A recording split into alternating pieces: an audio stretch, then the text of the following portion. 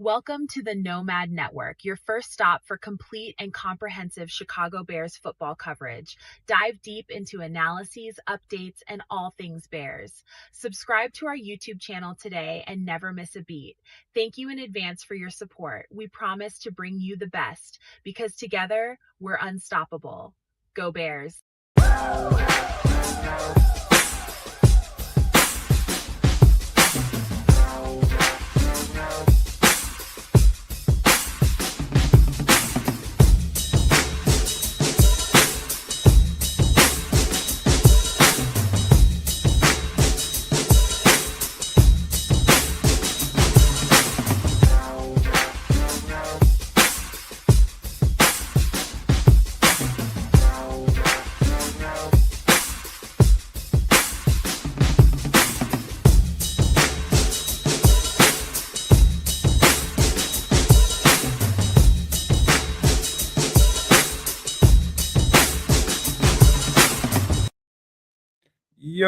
Yo, No Maniacs. Welcome into this special edition of Nomad at Night.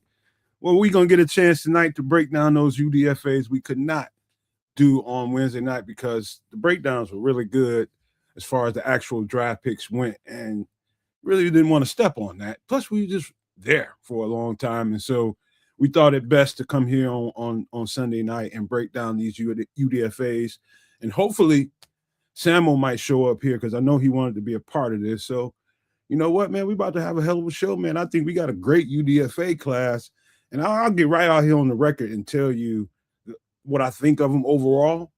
I do think the Bears are going to try to clear out some of the bottom rung of that roster with some of these guys that have been here a couple years at least. I think this is really an opportunity for them to kind of flip the roster the best way they can. And some of these guys, I'd say about 7 or 8 of these guys, I think, have a very strong chance to make this roster. And we'll specify which of these guys I think have a good chance to make this roster. I like them all. You know, they all have their own unique traits to them, but we're going to break it down the right way on the channel, let you know exactly what you need to know about these players, man. But without further ado, let me pass it on over to Canada, a bounce pass, because I bet your kids ate too much and can't jump.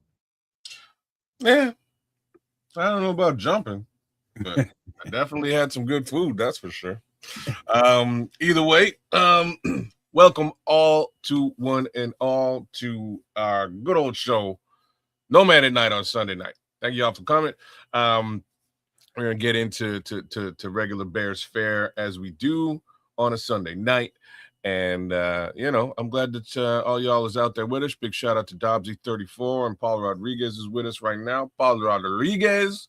In any event, things are pretty status quo for your boy. Regular, slow weekend. Bought myself a freezer. Yeah. What size? What size, he says. You're interested in the freezer. I was just throwing that in there because it was who gives a shit about my freezer? We always talking about this stuff on Extra Sauce about things to go and purchase. It's a great purchase. I just wanted to see what size freezer you got. I didn't go crazy. I got a 7-inch freezer.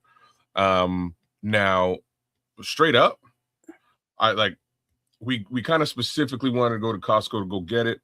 And we had a bunch of a couple years worth of coupons from, you know what I mean? Like if you have the executive membership, you get some money back, right? They get a little cash back.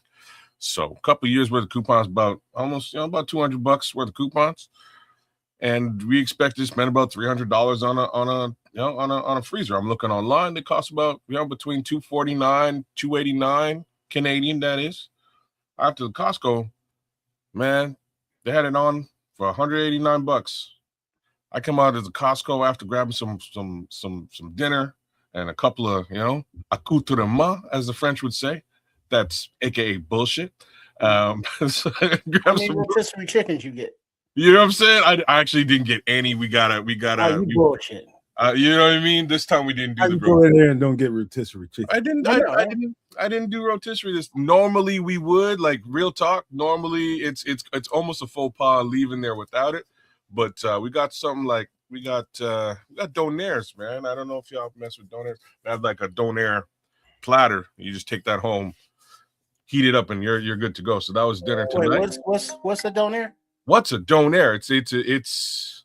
It's like it's a euro. Oh, y'all get those in platters basically over here in Costco? Yeah. So y'all kind of ethnic up there then, huh? Only thing is that it's a multicultural country. Like it kind of sound white, but like you know what I mean? Like I'm just saying. Their favorite donair is like a chicken gyro. No, this was beef. It was beef. Mm-hmm. Oh wow. Oh, sorry, my bad. It was lamb. Like my bad. Oh, so that's the gyro, man. It's not a donair.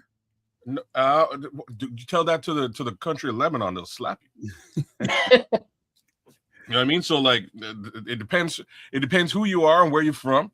If you are from Greece, you're gonna call it a euro or a gyro, whatever you want to call it. If you're from Lebanon, a little bit further down, same damn thing. Gyro. But they call it a donair.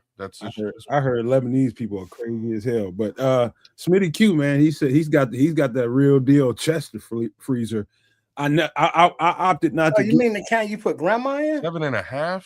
Yeah, that's the big boy. That's the big boy. Body pack freezer. Like that's a couple grandmas. When you like to bag deers and shit, that's the kind of freezer you need. Damn. Well, I bet that thing ain't no punk on the light bill. All in my garage. So I used to have one of them when I was a kid, man. And like, anyways, yeah, I didn't want one of those. Like that's a little bit large for all intents and purposes. Man, you know what I mean? Man, you remember back in the day when people be throwing away their old refrigerators and freezers, and they have to tell the kids not to play in them because little Jimmy up the block get caught in them and suffocate. Brother, my sister got caught. I like purposefully like avoided this story. Then you went right down that lane. So like my sister got stuck in one. Oh, and like it wasn't really an like my room was in the basement. She was messing around and wound up in the freezer. And I just heard, I was like, what the hell's going on? Oh man, what are you doing? And you know what I mean? Like, got her out the freezer. So she wasn't in there long enough to freak out. No, well, you get in stuck in there, you're freaking out. So she banged on it. I'm like, you know what I mean? I'm like a stone's throw away. I'm in the basement right there, right by the freezer. So I hear her banging on it. I let her out. No big thing, but that was the immediate memory that came to mind. Well, Smitty, I went and got 3 of what Keds has got. I didn't buy them all at the same time. You went and got 3 of them? Not at the same time. I got 3 of them now, but I didn't get them at the same time. I accumulated them. Oh, I see. All right, I see. And it's about $600 worth of freezer at that. Okay. You got them all in different circuits, right? Yeah. Oh, okay. Mm-hmm. Yeah. Well, 2 of them is on one circuit. 2 of them's on one circuit, and the other one's on another one. I was very pleased with the purchase price. It was hilarious, man, because like 2 weeks before I'd gone to the Costco with one of them coupons. Wife was like, here, take this and go and get whatever you're getting. I was like, all right. You know what I mean? I don't have to, I can just pay the difference. Cool. I got to the Costco and they're like, sir, you need to have her membership in order to utilize these coupons, sir.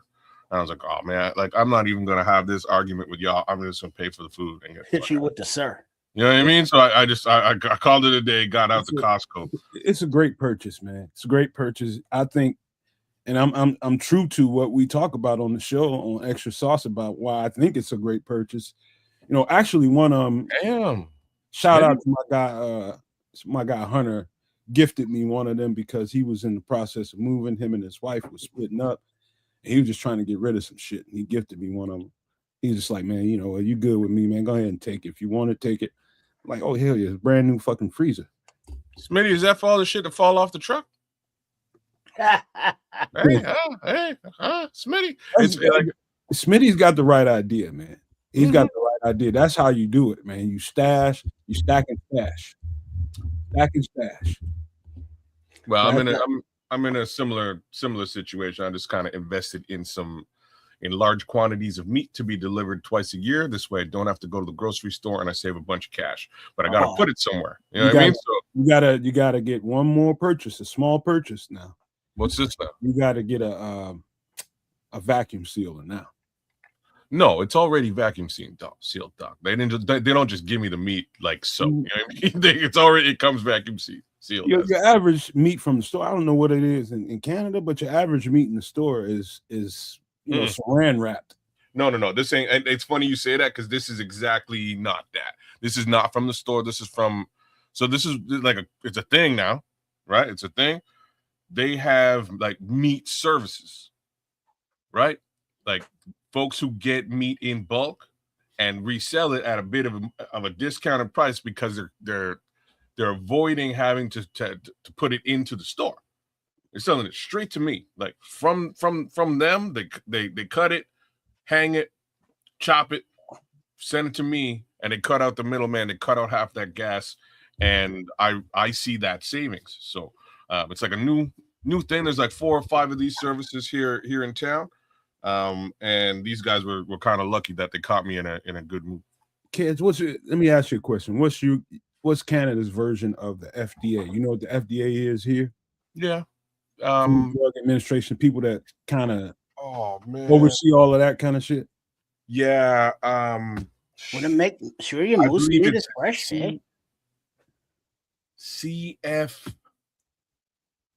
CFIA, Canadian Food Inspections Agency. That's what it is. So these guys get to kind of skip past them? No. Okay, that's good.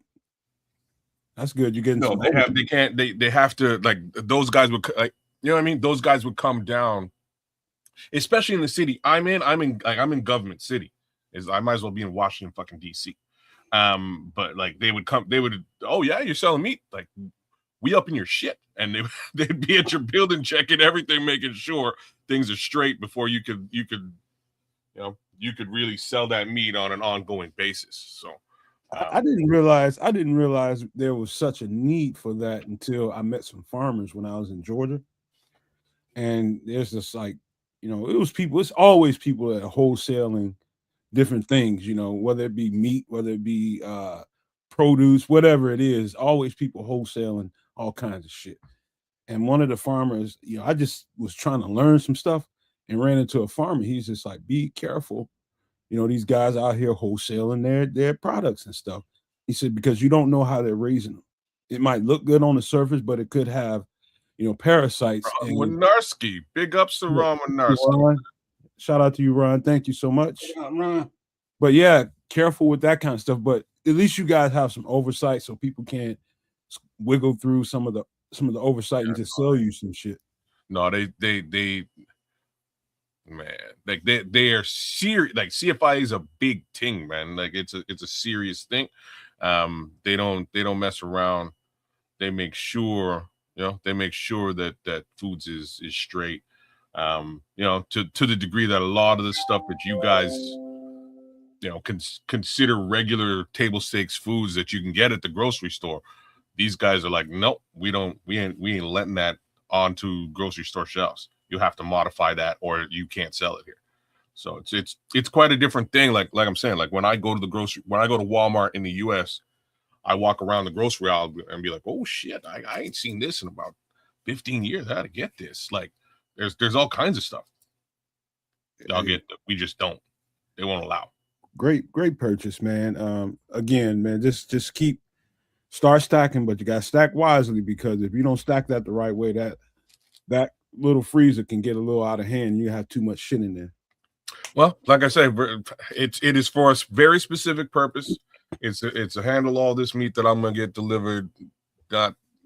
This coming Friday, so it should be enough. I should be straight once it's all done, and it's meat is being delivered on Friday. Where's the pause in that? All that meat, all kind of pause in all there. that BBC being delivered. What's on your brain, Doc? Hey, you the one that ordered all the meat. Hey man, it's me. That's what it is. I can't. What am I supposed to call it? Oh, man. I don't know any other way to say it. I don't. Hey, listen to Ryan. He said he saw some TikTok videos of fake food, so be careful. Yeah, okay. Yeah. All right. 3D printed. That's what I'm trying to, like. It's funny you say that, Ron. That's what I'm trying to avoid. Is a fake food there's fake food at the grocery store now, because I don't know if this is in the U.S., but definitely here. I can only assume it's in the U.S. Canada is here.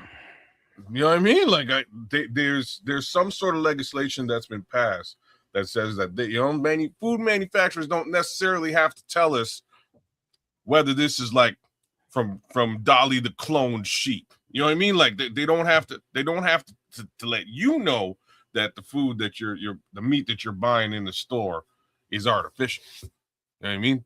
They don't. That I gotta stay away from that kind of. I know it's there, but I just gotta keep it out of my mind, man, because I'm gonna get overly critical.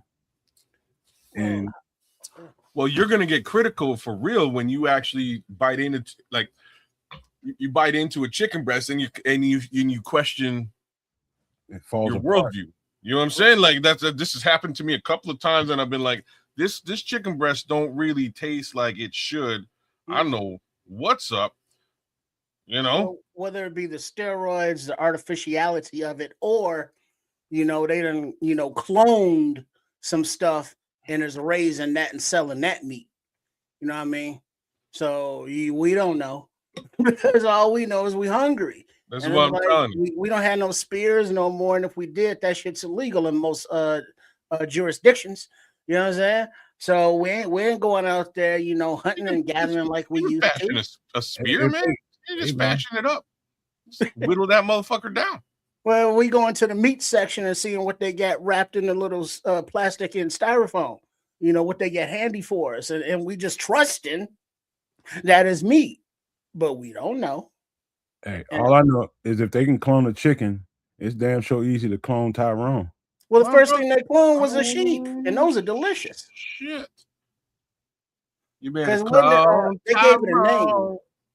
Said on my fire, but it was a sheep. They gave it a name and shit, and it's like, man, lamb chops. This is a cloned a chop of lamb, but it's that's not good for the human body. Hence all these different cancers and such. But happy Sunday, and it's Sunday, and Nomad at night, and not some extra sauce. So with all these fancy fruity ass drinks Nomad be coming up with, I made my own concoction. You got this V8 Energy orange and pineapple. You pour that in a glass with some ice. Wait. Slow down. What is it? A V8 Energy? Yeah, V8 Energy orange and pineapple. Never heard of that one. And then you throw it in a glass with some ice, and I got some strawberries. Then I cut those in half and let them soak in some water or some stevia overnight. And you put that in there, with a couple fingers, of a little something, and you got a nice little cocktail. And you ain't got to do no mixing and no nothing. Oh, so what's the heavy flavor in that V8? Fruit. Oh, so nothing really sticks out. It's Dolly the sheep. Thanks, Pilgrim. No, I mean pineapple. She was called Dolly.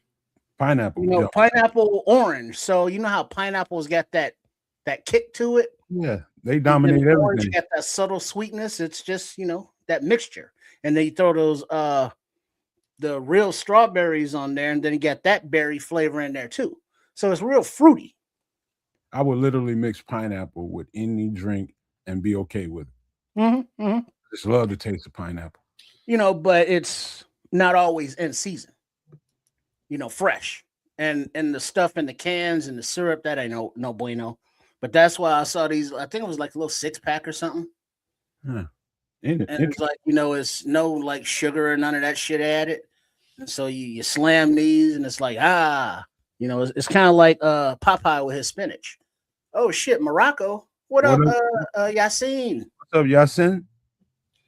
Yasin's out there, man. Hey, I had some crazy drink this week. Like, since y'all talking about drink, I had a crazy drink this weekend. Actually, it was I had some food last night. Shout out to my boy Roberto, man. Went over to my homeboy's house. He lives a little bit further out, like out in the sticks. But he's got a nice little place. So we went out there. Bunch of the homies watch the Celtics game last night versus Philly. Anyhow, two things went down last night. So he had this bottle of, and I'm like, I hope somebody else has seen this out there in the world, because I don't know what it's called. It's called Oak something. But this was a whiskey, scotch, and bourbon mix. It was freaking delicious. Great flavor, man. So I was pounding that back last night, that and a little bit of tequila. Wait, did you say a whiskey, scotch, bourbon mix? Yeah. What kind of? I know. I think I know what brand he's talking about. I think it's Japanese. I think it's from Japan, or the guy who produces it. It could be smooth, but with a little burn and sweetness. It was so it didn't have the bourbon sweetness. It was more of like smoky. Man, it was smoky, bro. It was like the closest thing I could compare it to is Lafroig, which is it's a Gesundheit, which is it's a Lafroig is it's a high-end whiskey, man. High-end scotch. And it kind of has that smoky, leathery taste to it. So it had that smoky leather, but it was smooth, man. It was a real nice. Straight or mixed? I took it on the rocks. I hit it on like I told y'all, like, you know me, if it's a good whiskey, I'm gonna hit it on the rocks. And I looked at this bottle, I'm like, oh, this looks like shit. And then I read it and I was like, yeah, I gotta test this out. You know what I mean, for what it's worth. So I threw it on the rocks. It was delicious. I got to figure out what the name is. Oak something, man. But I think it's like Oak Street. I think Oak Street Beach. Oak Street got good wine out. They got some good wine. Oak Street. Oak something. I've had some of that wine. It was sometimes you can get some of those Fireblaze barreled, whiskeys and scotches and bourbon, and sometimes it's done just right where the smokiness doesn't dominate what you're drinking. Like some of it's so strong in the smoke category, I was like, it's a little too strong for me. I don't like the taste of it. Man, this was I don't like bourbon. So like when I just took a little touch of it first, pounded that back, and I was like, yo, this don't taste like bourbon at all. This is a nice drink. So I enjoyed that. Then the homie started breaking out steaks. I'm like, what are you doing? It was like 10 o'clock at night. What are you doing with the steaks? He's like, yo, I'm making y'all I'm making my famous steaks for y'all. So my boy went crazy and fired up his his coal grill out in the back and fired that baby up, man. Got it red hot. But then he took the steaks and put them in the oven on the rack and let them drip into like a couple of pans, so like no mess. But he put the steaks on the rack and cooked them to rare. Meanwhile, he's got these coals fired up. So he takes the steaks and literally puts them right on the coals, no grill. Puts them right on the coals, 30 seconds, flip, 30 seconds, off. Let me tell you, man, I had probably the best steak I've ever had in my life last night. It was ridiculous. It was crispy and charred on the outside, but the inside was rare.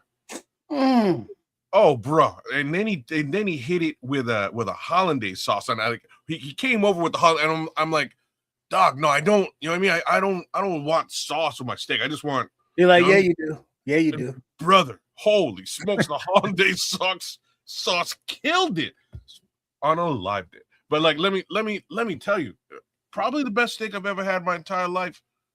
Just saying. So shout out. Was it one of those Wagyu beefs? What kind of beef was it? See, that was the only problem, and we all kind of said it. It was like the only thing we could like that would make this steak better is if it was like a Wagyu or even a ribeye or something like that. It was like it was just top sirloin cut. But these are big. Quick shout out, kids, real quick. Dante Purify, shout out to him. Just busted up in here, of course. Dante. Oh, what's up, Dante? Paul Rodriguez, I don't know. Collins too. Shout out earlier. Sierra and Collins, thank y'all for jumping up in here. But carry on, bro. Yeah, man. Trust me. I'm just saying that was the only slight. It's like if there's something if you could improve this meal, it would just be with the cut of the steak. That's the only way you could improve this. But my boy had a process. The process took. We didn't sit down to eat until probably 11 o'clock. but he had about a half hour to 45-minute process that he was going through. And we're like, yo, like we could have been 7 minutes, like 4 minutes aside, bro. We could have been eating. Calm your ass down. You know what I mean? 5 and 6 times over. But it was well worth it. My boy kept saying, man, he's like, yo, just at this point, just it's gonna be breakfast. So you might as well just start cooking eggs too, man. We'll have steak and eggs. Forget about it. And I'm laughing. But in the end, bro, holy cow, did I ever have one hell of a steak last night. Nice. It was wild. It was crazy. Chris, what's going on with you this week, man? Hey, I re-upped, and this flavor is strawberry banana. So I didn't realize that they're different flavors of these little joints. So it's an energy drink, V8? Yeah, it's a fruit and veggie supplemental thing. Oh, his ass about to be tweaking. Hey, man, don't worry about it. I'm grown. I ain't got to drive nowhere. See? Okay, yeah, that's right there. Yeah, I'm gonna look for that in the grocery store, man. That looks because I don't mess with energy drinks like that at all, man. I'm too worried I'm just gonna drop. You know what I mean? And that's sugar. No, it's not like a Monster, you know what I mean? That kind of energy. It's more of a fruits and vegetables kind of energy. That's what I'm trying to be about. So like that's what I'm saying. I'll go look for that in the grocery store and I'll give it a taste because I could use much more fruits and vegetables in my life. Wait a minute. Yeah, I'll send you the link right now. I'll just say there's a black cherry V8 energy that he likes. Yeah. Okay. The blacker the cherry, the sweeter the juice. Wait, what'd you say? He said there's a black cherry flavored V8 energy drink. Oh yeah. Yeah, and I said the blacker the cherry, the sweeter the juice. So yeah, it tracks. Did y'all see this? Smitty says, all right, boys, 136 gallons. Talking about for his truck. $880. Look. Wow. Man, you 136 gallons for $880. How much was, let's say, 136 gallons a month ago? We got to put it in context. Well, here's the context. I know he's smiling and swiping the corporate card on this one. You know what I mean? You know what I'm saying? Like, like if he ain't swiping the corporate card, he's going to expense all that back and get that 880 back at some point. No way he's not swiping the corporate card. Ain't nobody doing that shit on there. The hell no. What are you talking about? Unless he's got his own trucks he's running. Well, you gotta have some kind of write-offs. Even if you got your own truck, you're expensing, like, he's a trucker. He's expensing that. Tolls, gas, maintenance, a month ago. All right, so 5 and some change. So that's at least 300 plus. Wow. $300 plus for one goddamn tank. Oh, kiss my ass. So I'll drink to that, but not in a good way. You're not necessarily in the city right now, like I'm not.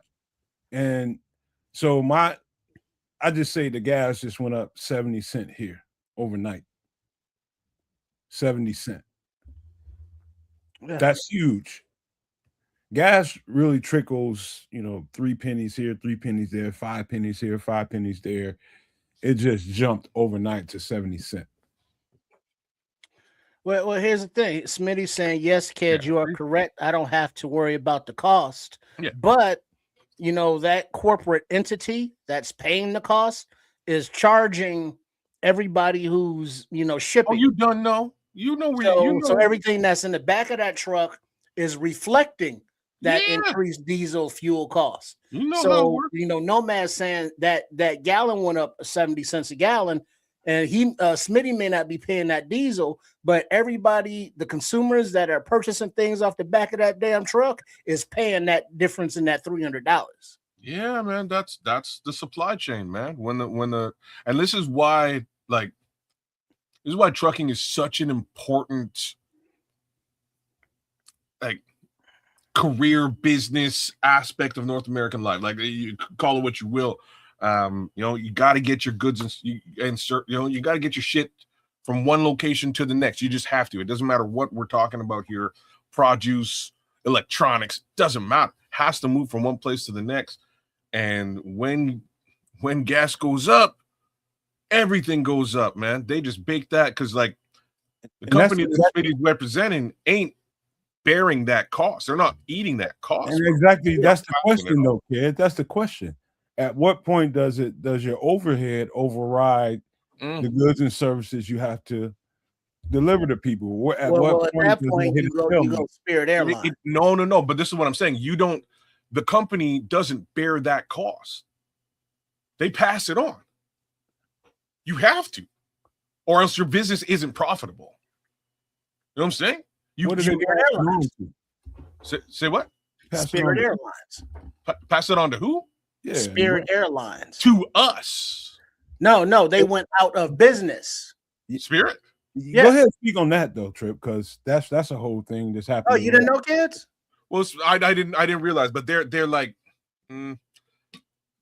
Well, no, they are history right now. Is what they are. When did they go out? Everybody flew Spirit Airlines like 2 days ago, a day ago. Okay, so I mean, they were huge in like Florida, back and forth to the Caribbean, and a low cost alternative. They were big because it's like, oh yeah, low cost, but then they charge you for like everything. So it was an alternative to like United, American, the big carriers, but their business model wasn't conducive of profits. No. And then so they had been operating on a razor's edge of margins for a while, but the recent fuel costs surged since this whole Iranian war shit. It just pushed them over the brink, and so 17,000 employees were laid off, and the passengers that booked flights, would be automatic renewals, but there is no customer service, there is no nothing because they are no more. So, a business that had been around for over 3 decades, was pushed to the brink, and now there are a lot of thousands of more unemployed people, that are, what are they going to do now? Where are they going?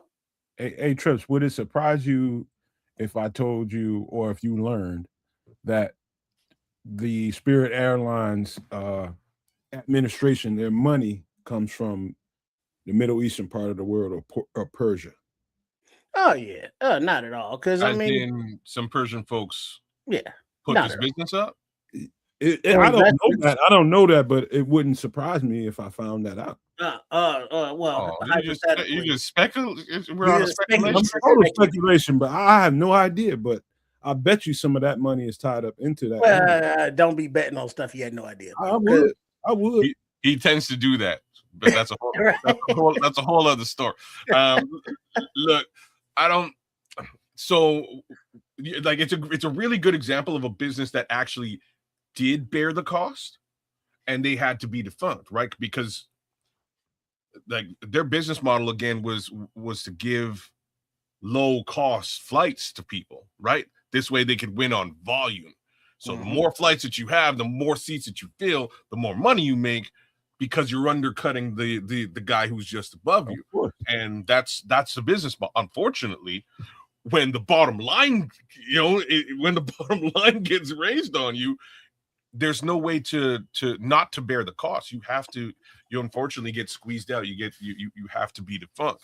In the case of just supply chain, and this is where, like, if Spirit Airlines was moving products, they might be able to offset that cost, right? We're making money on supply chain. We're not making money on passenger flights. We're making money on passenger flights, and we're trying to be at the low end of this. Oh boy, the low end just got razor thin margins. Crazy. I think Bellissimo just posted where the money people are. Institutional investors include Alliance Bernstein LP Limited Partnership, 8.41%, Pacific Investment Management Company LLC, 4.92%, and Citadel Multi-Asset Manager Master Fund Limited, 4.53%. So 3 entities we have no idea about. Well, one of them don't sound like they're coming from Persia. I'll just put it that way. I ain't gonna say where they're from. I mean, they don't have to sound Persian. They sound Persian for some Persian money to be in there. The I'm just, Bernstein Bears. yeah, the Bernstein Bears.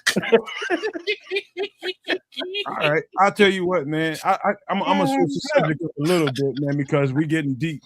Wait, but before we go, check out well, what up, Barlissimo? But look at what Smitty says he hauls. Yeah, he's hauling golf carts, man. I deliver golf carts. These folks got money. Yeah, so some of those trucks where you see on the highway, you going, give me two, keep it double nickels, Smokey up the road, golf carts. Hey, for bro, the man, golf carts. Hey, man, that's where all the real business is being done at the golf club. So they need carts. They ain't walking that motherfucker. Look at Barlissimo with the goddamn receipts on your ass.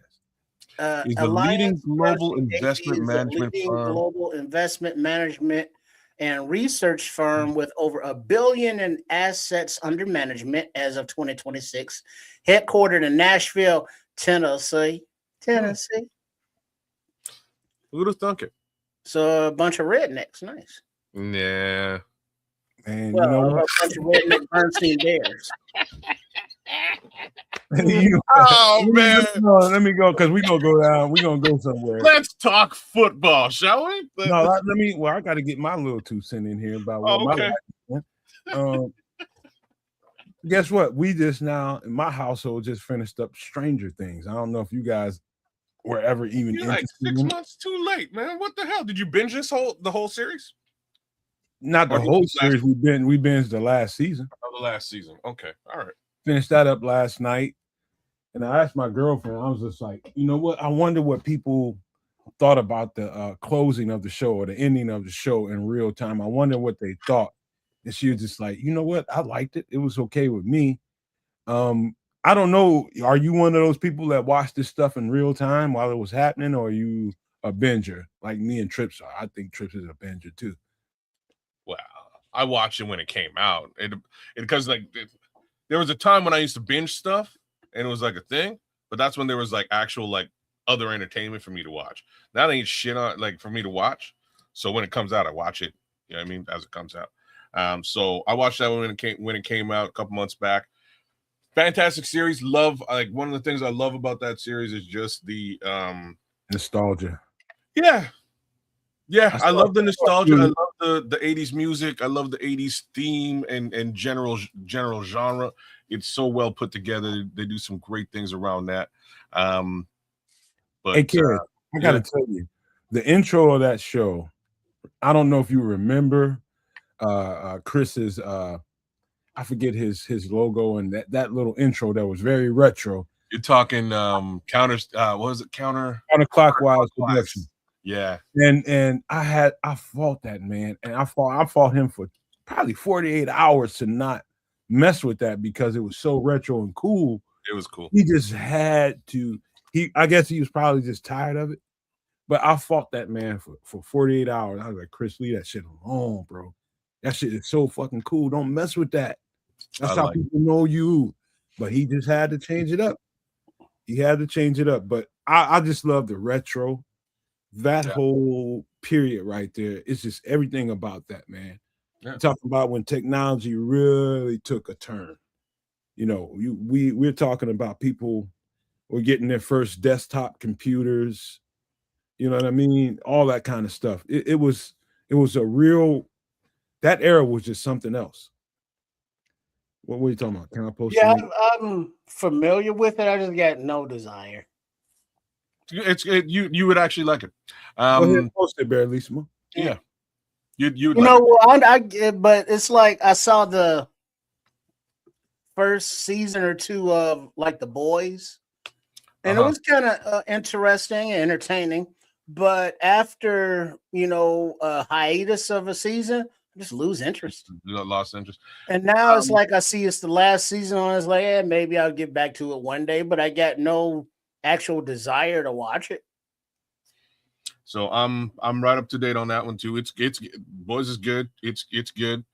Again, if you have the desire to watch it, it's good. I can see where they're going with it, and it should be a fun, end to a season. The other one I don't think either one of you are watching that is super dope is Invincible. Is what? Never mind. I thought you was gonna say something like that, but go ahead. No, Invincible. Invincible is super. It's on Amazon Prime. It's a cartoon. It's like a comic book type thing. Super dope, man. Super good. And to be honest with you, I was like, oh, the first season was kind of like blah, and I'm wrong. I totally forgot what happened in the first season. The first season's dope. First season ends on some dopeness. Second season's blah. Third and fourth seasons knock it out the park. It's really well done. I think those of you guys who ain't watching it should give it a shot. Really, really well done. Some really good shows out there. I'd say right now, one of the best shows I've seen is The Pit right about now. But my favorite show to watch right now, I'm waiting for it to come to its completion for the year so that we can binge it, is From. From? Yes. Yes, sir.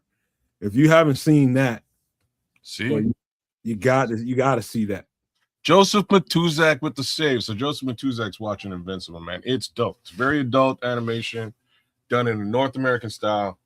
Like bang on. That's exactly what it is. But it's very adult, but it ain't like The Boys adult. The Boys is a bit of a different, you know what I mean? It's a bit of a different thing. They take things a little bit too far. Jailblazers. What's that, Smitty? See, I'm more of a Jack Reacher, or what's the other one? Jack Ryan. Jack Ryan. Or John Reacher. Reacher. You probably gonna love the new Man on Fire, ain't you? I don't know. It's kind of irritating when it's just remakes. Yeah. And it's like, well, the Denzel Man on Fire was a remake, but it kind of went out where, it's kind of like that was a decent end to, a tumultuous life. But now it's coming back as a series, so it's kind of like, can we just let something go? That's because Hollywood is completely devoid of creativity at this point. But they're just I'm gonna watch it, of course. Just like Denzel and his new later in life action series, Equalizer. Yeah, that's a remake. That's why I didn't watch it. That's just cool. But my grandma used to watch that. My grandma used to watch Equalizer back in the day. Yeah, with Michael Caine. And I'm like, the Jaguar. Why am I like? I'm not watching this. So I that's why I didn't do Equalizer. I know. And then they did the Queen Latifah TV remake. And then there was the Queen Latifah, and I was like, I'm not doing this. No, even if it's Denzel, I'm not doing it. I'm sorry. Well, but the Denzel is a lot more not for TV friendly. So it's more let's get it. Hey Trips, what the Equalizer reminds me of? You ever see that old ass? I got Me TV, right? So I get to see some of that old ass shit. And there's a series called Kung Fu where a guy named Kane, slow ass karate. Kane, Grasshopper. You're talking with slow as dirt, but fucking everybody. David Carradine. Yeah, David Carradine and his son. That's what Denzel and the Equalizer is like to me. But minus the Kung Fu, clearly. Well, no, he's using Kung Fu and everything else. Oh, okay, all right. But it's more of a calculated, timed out, choreographed in his head before reality kicks in, and he's timed it in his head like in 10 seconds I'm a woo woo woo, and they like ha ha ha, and then in 10 seconds he woo woo woos, and they show him doing it, and it's like, oh shit, and just the smoothness of movement, slow is smooth is fast, and he personifies this in different scenarios with a storyline that has an arc to it that is realistic in real time, but it's organic the way that it comes about, with the character and the story that's happening at the time. So the way they rewrote it and then have it go on to other parts, it's like, oh, okay. They're more believable, even though it's still, a remake. Okay, Joseph. Joseph, I'm gonna watch both these things. Save Joseph. I looked at Journey's End and I was like, oh, maybe I'll check that out. And I just didn't do it. The Ninja Kamui, I was gonna do as well, and I just, just haven't come. Like, I'm kind of finicky with anime most of the time, so I'm gonna do that and give it a shot. Just because you said, I'm gonna mention something to you guys, and I'm gonna pop out for a second because I gotta relieve myself before we get deep into these breakdowns. But there's been a show I've been waiting on. I've been waiting on the show for a couple of years, guys. I don't know if you guys have heard of it, but it's called Arya Stark. And Arya Stark is from your favorite show, kids. What are you talking about? What's my favorite show? Arya Stark. Think about it. Stark. Tony? Oh, Tony Stark. The Starks. Who are the Starks famous in? It's either Tony Stark or it's Game of Thrones. Game of Thrones. So Arya Stark is one of the characters in there. Remember her? You're talking Arya Stark. Arya Stark. So I said Arya. She might be my favorite character on the show. Is she supposed to be? There's supposed to be a series coming. They're gonna give her a series. Dog, look it up. I'll be right back, but look that up, bro. If she might be my favorite. She might be my favorite character on that show, bro, man. It's because I have a daughter and shit too, and it's like, you watch this little girl growing up, all hell breaks loose, and she's out in the wilderness basically by herself, and somehow, man, she turns into a fucking ninja. Like, it's basically how it turns out. Gangster as all get out, man, and you just watch this girl grow up, go through the worst of the worst things that could happen to anybody. But turns out, yeah, man, Berlisa was like, Arya's a badass. She is a badass, though. Probably my favorite character in the show. Right. And there's lots of great character development. Yeah, see, I get it, but still no interest. Really? None whatsoever. If I told you like her just her alone, her story. No, I mean I understand. I've seen like the Game of Thrones, like it's been on and I've watched it. It's like it just doesn't. I'll stay and watch like a violent scene, because that's who I am, and like that cool. And then I'll change the channel. No interest whatsoever to find out or character arcs or none of that. And it's just, The only reason I watched that one Dragon movie was because the two dudes was in it. The all right guy and Christian Bale. Oh, that one, yeah, that thing. That's a decent film, but it's well, but I mean that was as far as I went with dragons. That's where you're going with the dragons. Like Dragon Slayer is like, yeah, that shit was lame. Yeah, no, man. The different character arcs in this series. I forget Dragon. I don't give a shit about dragons at all. But the different character arcs in this series, you kind of go through and you're like, yo, all right, like you see what's going on. But her arc out of everybody's might be the best arc, man. Because again, she's like, when things start out, I think she might be 8 years old. And she's doing, and her whole life gets torn asunder. She can't go home. She's booted out of her castle. She's out in the world, basically about to be raped, and a dude saves her. And the dude who saves her is like, is he a sensei? No, he's an asshole. He's like the worst, like probably in the show. He's like number 2 worst guy in the show, but he has his own redemption arc as this is going down. Right at the time when he saves her, he's just saving a girl from being raped in a weird situation. But he's not a good guy. Just say graped or something. Sorry, YouTube. You know what I mean? But like, you know what I mean? So like, it was a situation. He saves her. He has his own redemption arc. That's part and parcel to this. But as it goes on, she just gets in worse and worse and worse problems. To the point where, like, he's taking her to see her aunt. He's like, I'm going to drop you off with your aunt because your aunt got money. I'm going to get some money. and be out of here and just drop you over there. And he finally goes over to see the aunt, and the aunt is dead. He gets over there and she just starts laughing. She's like, of course she's dead. Like, of course she is. Nothing good could possibly happen to me in this situation.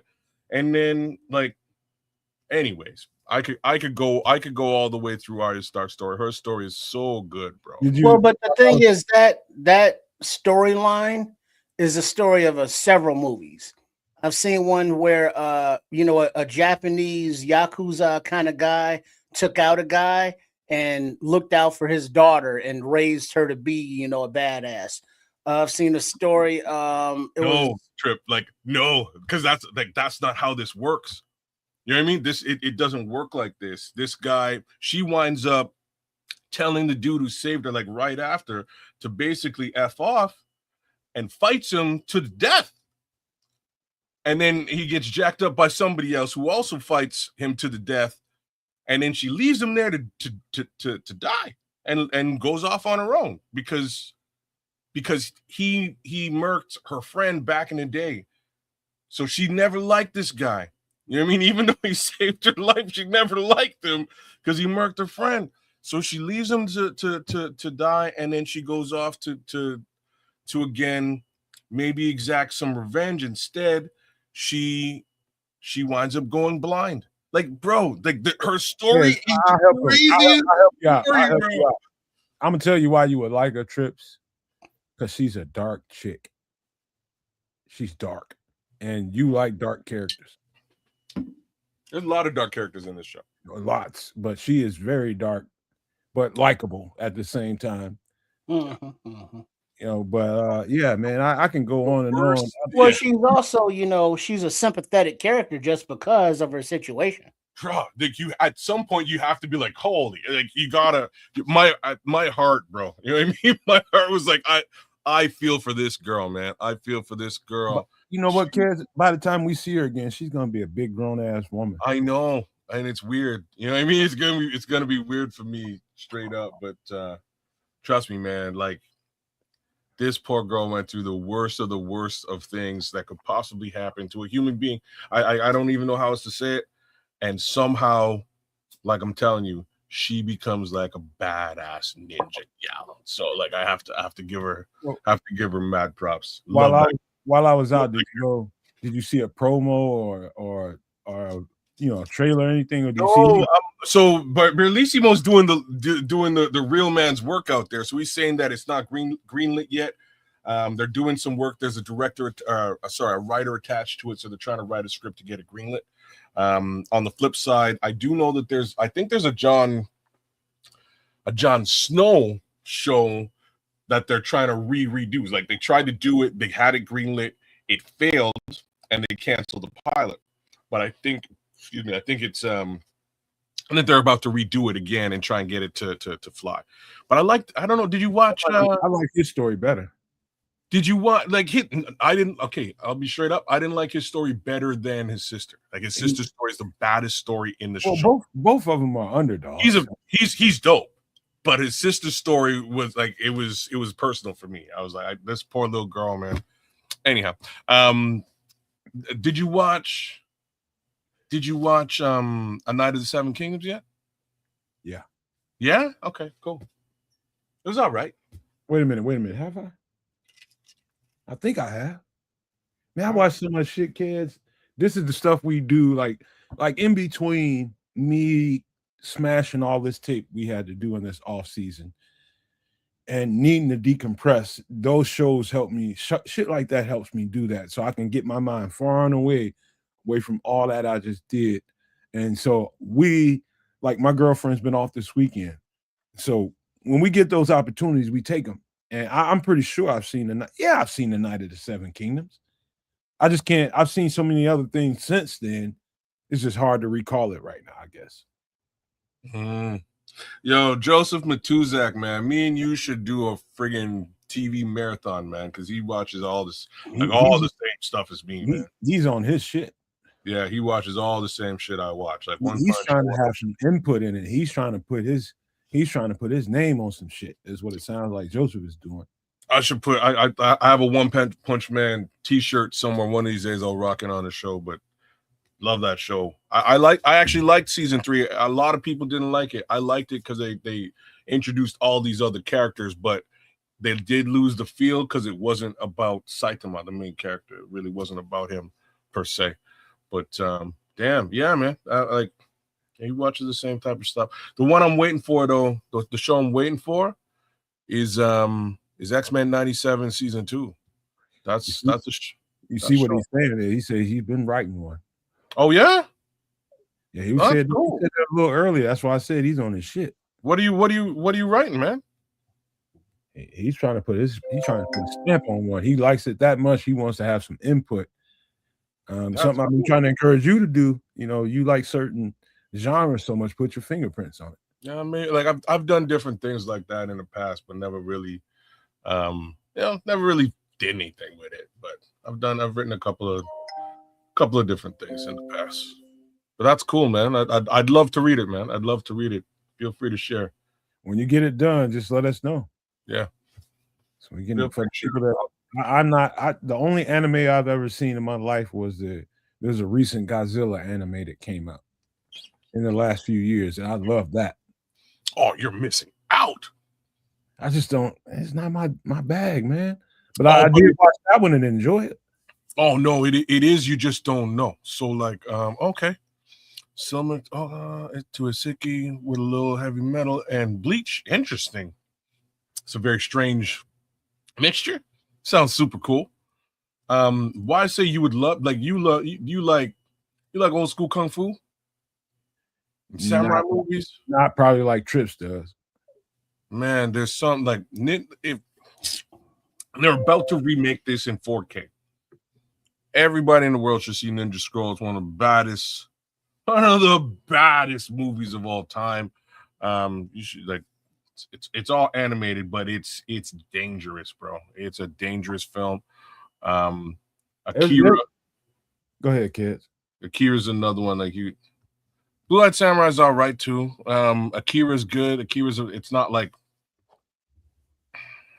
Akira's different. It's like a different thing. It's like motorcycles and government conspiracy stuff. It's a dope ass movie. Hey, but there's some good old anime out there that you can catch up into. This ain't anime what I'm about to tell you about, but there's one of my uncles made me watch it with him when I was in trouble. I was on punishment. And he's like, he kept on talking about it, and it was something from Samurai Sunday on old ass Samurai Sunday. It was called The 5 Deadly Venoms. Oh, you can't. Okay. You know that's what the Wu-Tang Clan is based on. Off the show The 5 Deadly Venoms? Off that movie. Yeah. Yeah. Really? Yes. I thought the shit was pretty dope. Bro, it's one of the dopest like concepts. Like they sampled the hell out of that movie. Clan ain't nothing to fuck with. They sampled the hell out of that movie. I knew that, but you're right. Now that Trips just did that. Tiger style. Tiger style. Yeah, like they sampled the hell out of that movie. But that's where the concept came from. They were watching that movie and they're like, yo, what if we kind of like, you know what I mean? And that's how the Wu-Tang Clan kind of came to be. All right. I'll tell you what, man, because we can go on and turn this into some extra sauce, but we have reached the hour mark pretty much. A couple minutes before the hour mark, but we got to break down some football players because that's what people came here to see. Let's do it. I mean, let me shift the focus a little bit. And let's go from let's just get this. Yeah, UDFAs, man. Let's just get this out of the way. And I'm not going to trivialize it because I'm used to doing that. But this is kicker Gabriel Placencia out of San Diego State. Left-footed kicker, UDFA. Let me just tell you, I didn't watch like I would watch a regular prospects tape. I didn't go through game after game after game. You know, I went to he was doing a private workout, and I think he was doing a pro workout. And let me just tell you, he's got the leg of Thor. He's got the leg of Thor, he says. He's got a hammer on him, man. He's got a hammer. That's what I said about my son when he was born. God. Wait a second. Pause. But he's got a very strong leg. And let me just say, in one of those workouts, I don't remember if it was a private one or it was a pro workout for a team or something like that, or he's doing his pro day. I can't remember. But I know I watched that guy in sequence smash a 61-yarder and a 64-yarder in sequence. Bam. Oh, Sproles, man. What are you like? I gotta come out. I gotta go to West Coast and kick it with you, man. Because your brain is the same as mine. We share a brain. Stop, man. Let's just do the breakdown, man. I'm sorry.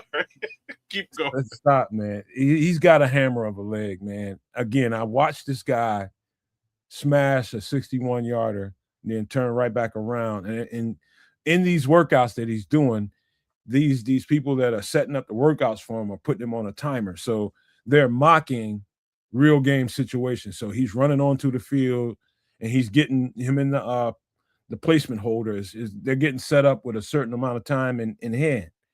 And he's smashing a 61 and a 64-yarder back to back.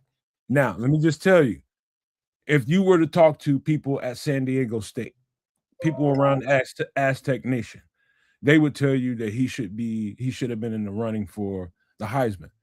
The guy, I don't know how common this is, and I'm gonna give it to you anyway. The guy smashed 25 straight field goals, not extra points, but 25 straight field goals. I would just lead with saying I don't know if that's very common for a college place kicker. 25 straight field goals. I don't know what down distance all of them was, but 25 straight field goals is a feat, especially for a college kicker. Huh. Yeah, that's impressive. That's wild. So, like, Scrolls is actually saying he's super accurate, but what about his long distance capability? I just said 61. 61 and 64. Oh, 61 and 64. Well, that's and it wasn't even. And it Cairo wasn't. Santos. Oh, Scrolls is watching him live. Scrolls is out there. He is out there. Okay. What up, Cornelius? Everybody just Patrick. Everybody just jumped up in here. All I know is he's a left-footed kicker, which is not common, and he's got a hammer of a leg. And Scrolls seems to think he's accurate, but not at long distances. I haven't watched enough of his tape. I just wasn't gonna go to game after game after game after game. I thought he had a hammer on him. He was smashing those things in those workouts. He was just smashing them. And so, either way, he's here to put the ultimate goal for the Bears is to get good competition at every level, and that includes kicker. And that's what this guy, Gabriel Placencia, is here to do. Provide some great competition, because we all know that our kicker has a limitation that is distance. Yeah, that's the word. You nailed it. I was waiting for it. He's consistent, but The last thing I want to do, I'm so with you, don't know, man. I'm glad you actually spent some time looking at this kid kick the football. The last thing I want to do is kick a competition again and really give kickers a lot of my personal time, energy, and effort. So there's that. But we do know Cairo ain't really doing it past 55. Like if we get to 55, it's a questionable Sunday. You know what I mean? Things are questionable. So, but there's the other side of it, and Joseph is actually killing it, hitting it here. Sorry. Kicking in Chicago is a bit of a different thing with all that wind, right? Swirling around. That's one of the things that went through my head as I was watching him play it. I mean, as I was watching him kick, I'm like, oh, he's doing it in comfortable conditions in California. That definitely went through my head. However, I don't want to overlook a guy that's kicking in comfortable conditions in California. Just outright say, oh, he can't handle kicking in Chicago. I don't know that. And I think there's no way that the Bears are going to know that unless they crunch the tape and say, okay, when San Diego State went and played Wyoming out there in the open and it was swirling wind, how well did his kicks go? Things like that. I just did not go. I'm just being honest with you. I didn't go that deep on his tape to know that. I probably should have, but I just don't know. Well, will be interesting also, as far as Palencia and/or Santos and/or the future of Santos, since that's where we at. He's 35 years old. For a kicker, he makes, a decent amount of the cap space.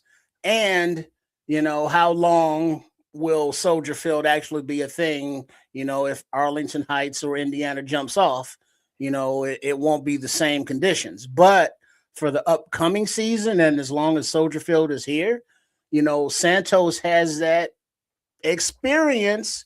But how many points are being left on the field because of his lack of distance? So if they, kind of factor that in, and it's like if Gabriel here had that consistency, whether it be in sunny Southern California, that's still pressure. I mean, because you got to think that some of those had to be game on the line kind of situations or whatever. So, if he can bring that into, the NFL, and he has the leg and the consistency, I mean, push Cairo or push him out the door, whichever, just put the best dude on the field.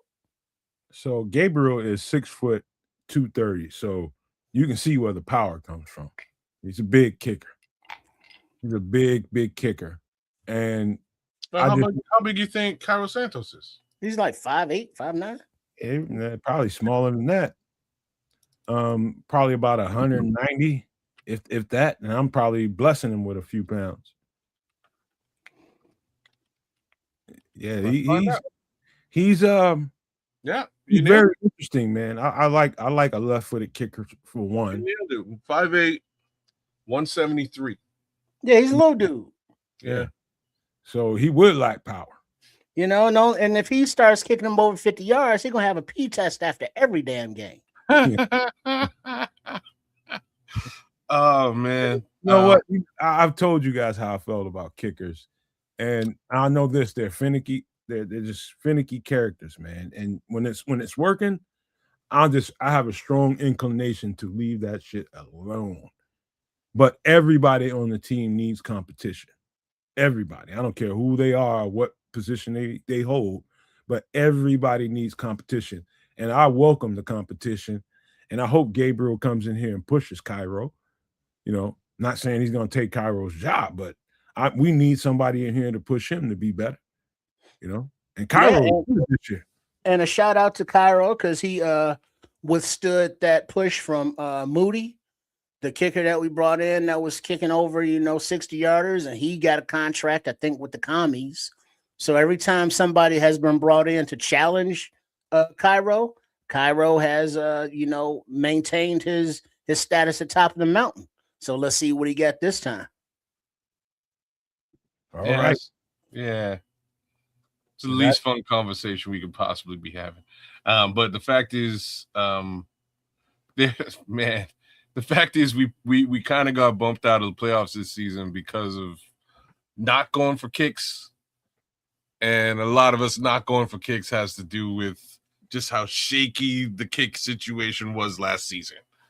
So, if you actually have somebody who can nail a 65, I doubt you're correct here. I think we just have an aggressive offensive coordinator. Yeah, I don't think there's no two ways about that one. Well, right? Ben Johnson, I don't think he passed on kicks because he didn't have faith in Santos.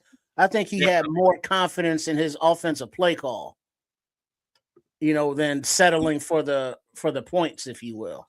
There's definitely I'm not so sure that was the case in the final game, but there's definitely after Cairo missed those first couple of field goals this season, game plan shifted to let's just go for it and see what happened. And it kind of worked. The confidence has been lost. Well, it came back after he started nailing some kicks a little bit later on. But then again, when you get to the depth, once if you're past the 55, we're going for it because we well know that that's just not in the man's wheelhouse. He will not be making that kick. I think it depends on the conditions. Well, not for Cairo. Cairo ain't making a 55-yard kick. Like in perfect conditions. I think he can make one. If it's warm and there's humidity, I think he can smash one. But beyond that, in the cold, where it's a little bit chilly or something like that, I think he stands less than average chance to hit that kick.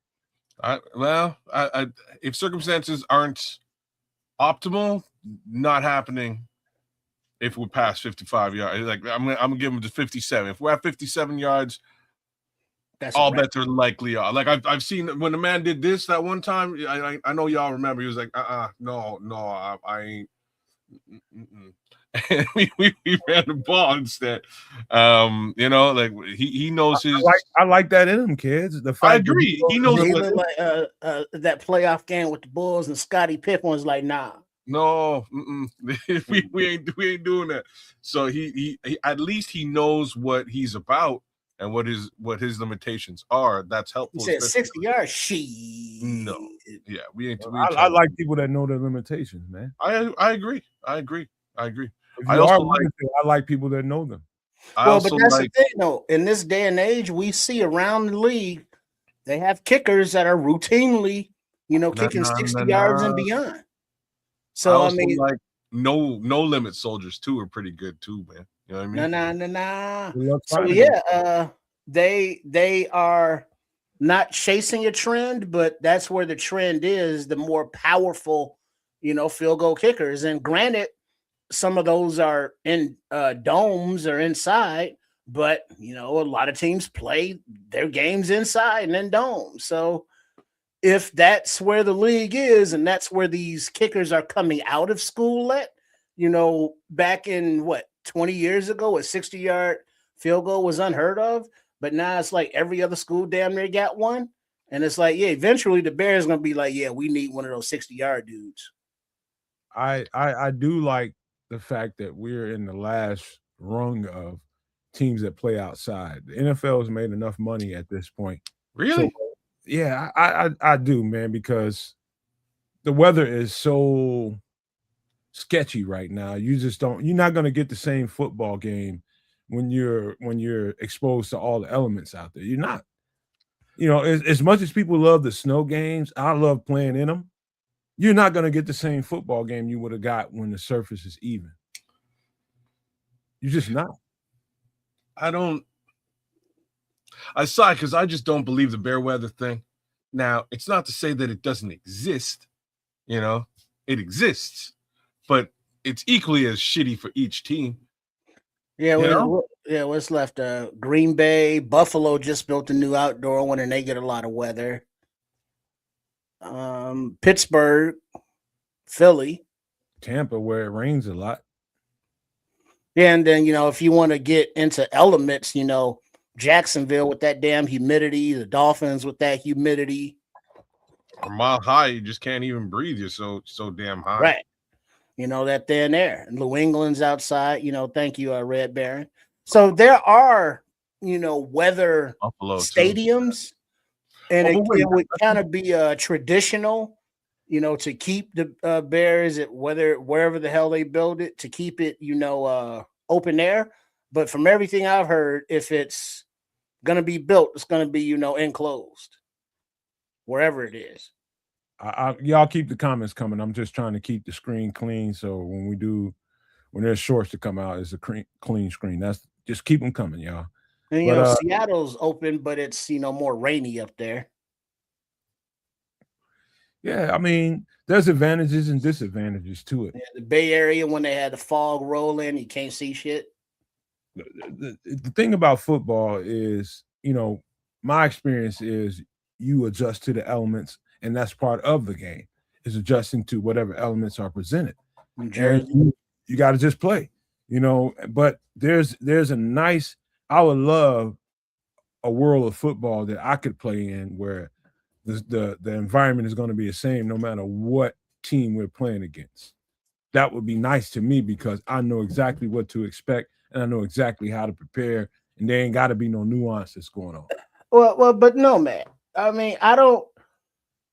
When you travel to different away games, obviously different conditions, different surfaces, different turfs. There are far too many times we have seen these professional football players just look at the team of the Bears, go to different stadiums, and they're sliding all over the goddamn field like they're in the ice capades. And Mhm. it's like, well, pregame, is there not a equipment guy or somebody that's like, we need this length of cleat? The surfaces and their shoe choices are like questionable at best. What's up with that from your perspective as a player who's had to play on different surfaces and maybe adjust your cleats? I'll take you back to high school when I was playing a playoff game and we were in the first round of the playoffs. And I'm not going to say the specific team because it's really true. We go up there to play them, and it's a normal fair day outside. It's a fall day, and it's got normal temperatures. We probably would play the game at about 45 degrees, 50 degrees, or something like that. No rain the night before or the night before that. All of a sudden, we get there and the freaking field is just soaked. You know why? Sprinklers. Because we had one of the fastest teams in the state of Illinois, and they wanted to slow us down. And so Grass. you can imagine how some coach and administrator, field coordinator could use that to their advantage. You got an extremely fast team against one that's not so fast. You can take advantage of that in that way. I lived through that. It didn't stop us from getting a dub, but I'm just like, ain't this a bitch? Yeah, okay. Now grass length. The other day I was walking through a field that I normally walk through, and it's not a manicured or like a mold thing. So the grass gets up like knee length. And so walking through it, you got to pick the knees up a little bit higher. You got the resistance, going through the grass. So it's a struggle. You know what I mean? But the other day I had noticed that a double dually truck had gone through and beat down the surface. And it was just walking on a flat surface because everything was flattened. So when the grass is higher, I get it, but a lot of these places is turf, and it's like it's icy, but it's not icy. They don't have the right length, or the pellets are kicking up, and the NFL Players Association can't get their surfaces all uniform, whatever. But the footwear is a thing, and it's just it was a noticeable thing this past season. I think more so than I've noticed in previous seasons. Oh yeah, you got that factor. I'm glad you brought that up too, because we run into a team that did that too.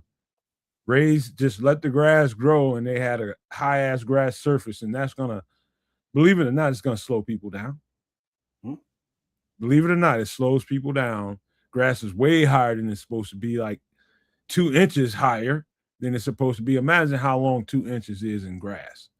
I mean, that's like the difference in playing on a natural grass surface, playing on astroturf. And it's ridiculous the amount of ways that people can tree a field surface to try to benefit themselves. Home field advantage. That's what they call it. That very reason right there, because you can treat that whole scenario to benefit yourself. But in both times that I had that situation happen to me, it turned around on them because we bust that ass anyway. Well, but looking at bring it back to Mr. Gabriel here before we move on. Just think, if you have a left-footed field goal kicker, you can tell your grounds crew to make sure that left hash, is a little bit lower, than the right hash. Little ball head over there. Yep. Little stuff like that. You hitting it right on the nose, man. You're hitting it right on the nose. And that's where, this is where regular conditions, outside conditions, can come back and bite you, because people come up with any way they can come up with to try to beat you when they know you have a superior team. Only people that know they have a subpar team or less than superior team go to those lengths. You know, make your team better. How about that? Instead of all that bullshit. Mm-hmm. You know, but hey, this is Gabriel Placencia. I like his tape. I thought he's got a hammer of a leg, and I welcome the competition in Chicago. Let's see what happens. Let's see what happens. Well, let's get on right back to the top, man, and let's get on this guy right here. I know you guys got an idea who he is. Y'all want to talk first because I can go on about him. Kids? Nope, not particularly. Go ahead. Yeah, he was it's odd because in this day and age, transfers and quarterbacks, we see him here in the Louisville uniform, but I'm only familiar with his name because he was Caleb Williams' backup and heir apparent out there at USC. So it's like, oh, okay. And so it's like, are we bringing him in as a favorite of Caleb? Are we bringing him in because we like his talent as a quarterback? What are we doing? I'm not sure. I don't know how he fits in, behind T-Bag and Case Keenum. But is he a practice squad guy? I'm not familiar with his game whatsoever.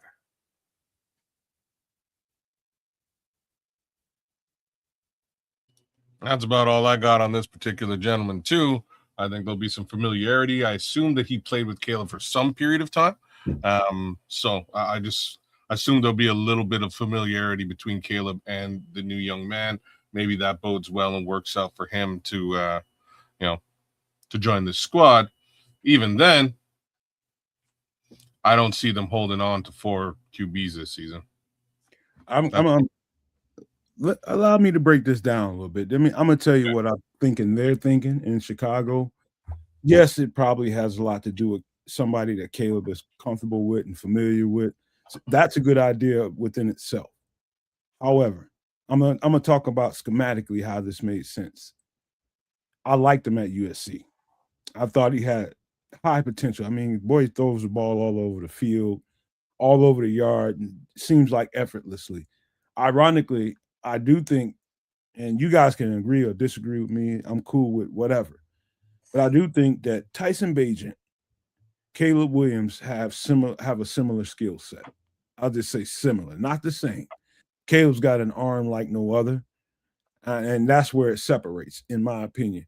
But in between the hashes and numbers, regular quarterback play, I think they're similar in that way. Stature, mobility, and things like that.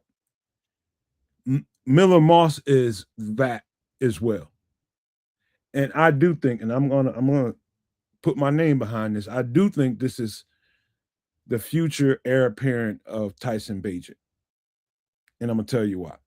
He went to USC. Now they ran more of a college style offense where you go look at the sidelines, you get the calls in, and you go from there and you just run. It's basically a fast-paced run and shoot offense, in my opinion. That's what college offenses more times than not are. He went and transferred to Louisville, who runs more of a pro style set. And in fact, I was watching more and more of his tape, and they run almost, I'm talking about in sequence of how many times you see Caleb in shotgun, how many times you see him get under center. In sequence, it's almost exactly mirrored to what Chicago is doing, which is why I think Ben Johnson had the attraction outside of Caleb Williams. Getting under the center, running a pro-style offense definitely is a great move for Miller Moss to be more attractive to pro scouts. And I think it's going to translate well. He's fairly accurate. He had probably about a 65% accuracy rate. And I think that's one of those numbers like sacks that are kind of misleading, because unless you can throw the ball and catch it yourself, you ain't in control of what your percentage is, right? And so I think this is a great pickup. And the more and more you watch his tape and see his accuracy, from about 35 yards, 40 yards out and in, very accurate. They find a way to put the ball in the playmaker's hands. They had an extremely fast offense like we're about to have. had playmakers all over the field, so they didn't make it complicated. They blocked it up, put the ball in the short area, and let these guys run. And he was very accurate doing it, which is why I think Ben Johnson is attracted to this guy.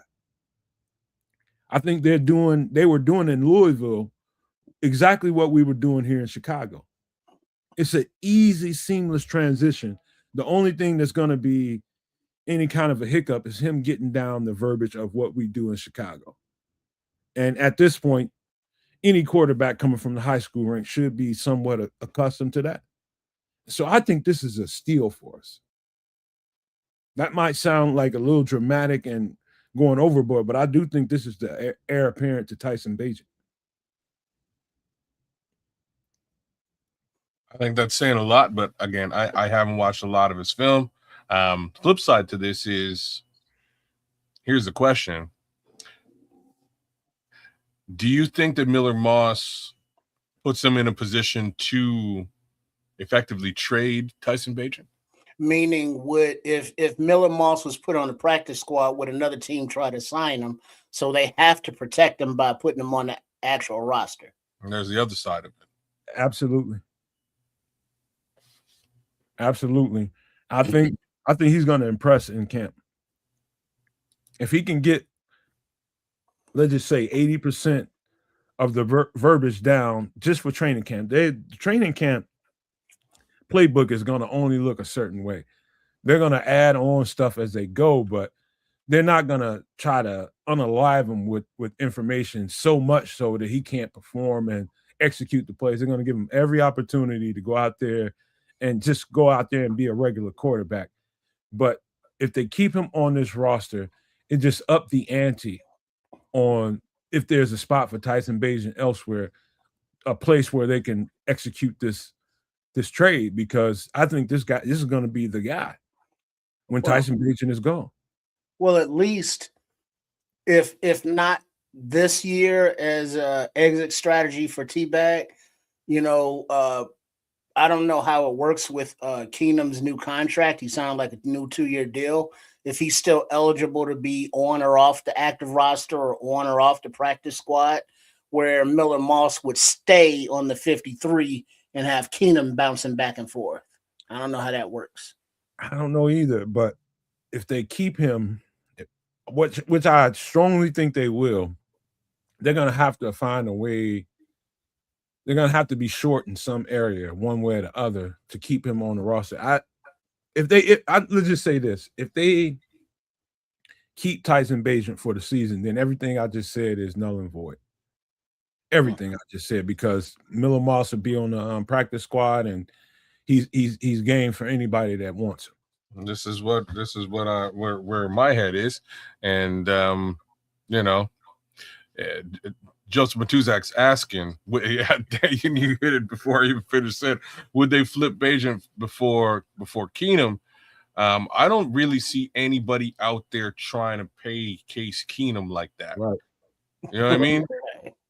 Case Keenum's he's at a different plateau in his career. He's truly a card carrying QB coach who hasn't quite taken on a QB coach role in the NFL. At some point, he probably will.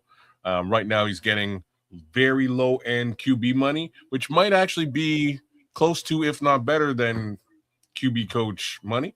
So he's doing. Plus, he's getting a time on task in the NFL towards his retirement.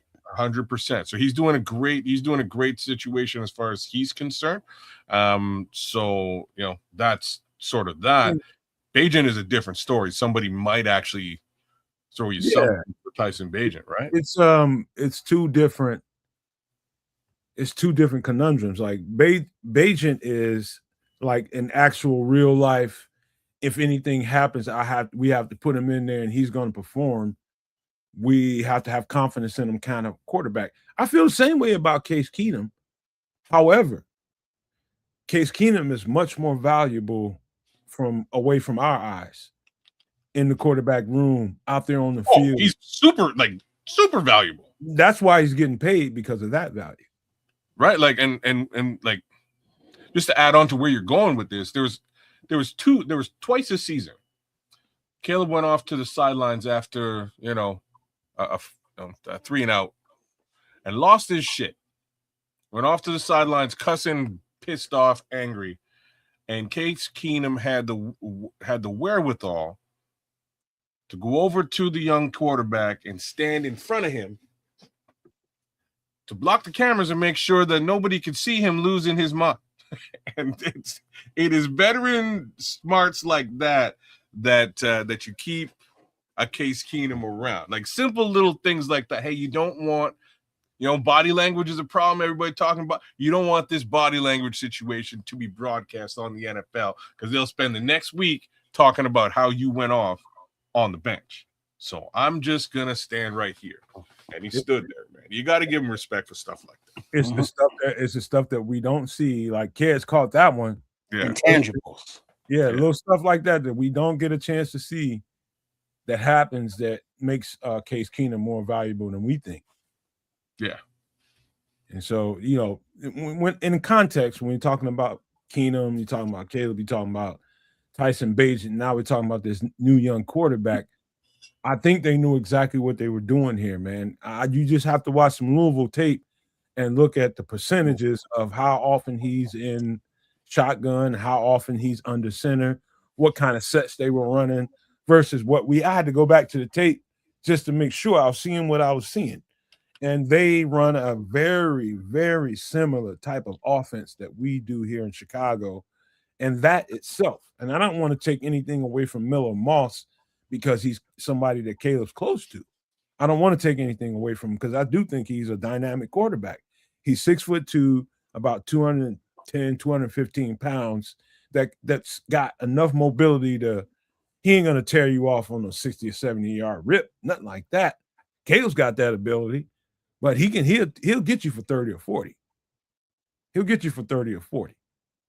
And so I think I like the skill set when he was at USC, but now at Louisville, now playing in a pro style offense, I liked him even more because he multiplied himself by going there and having that kind of dynamic be added to his game.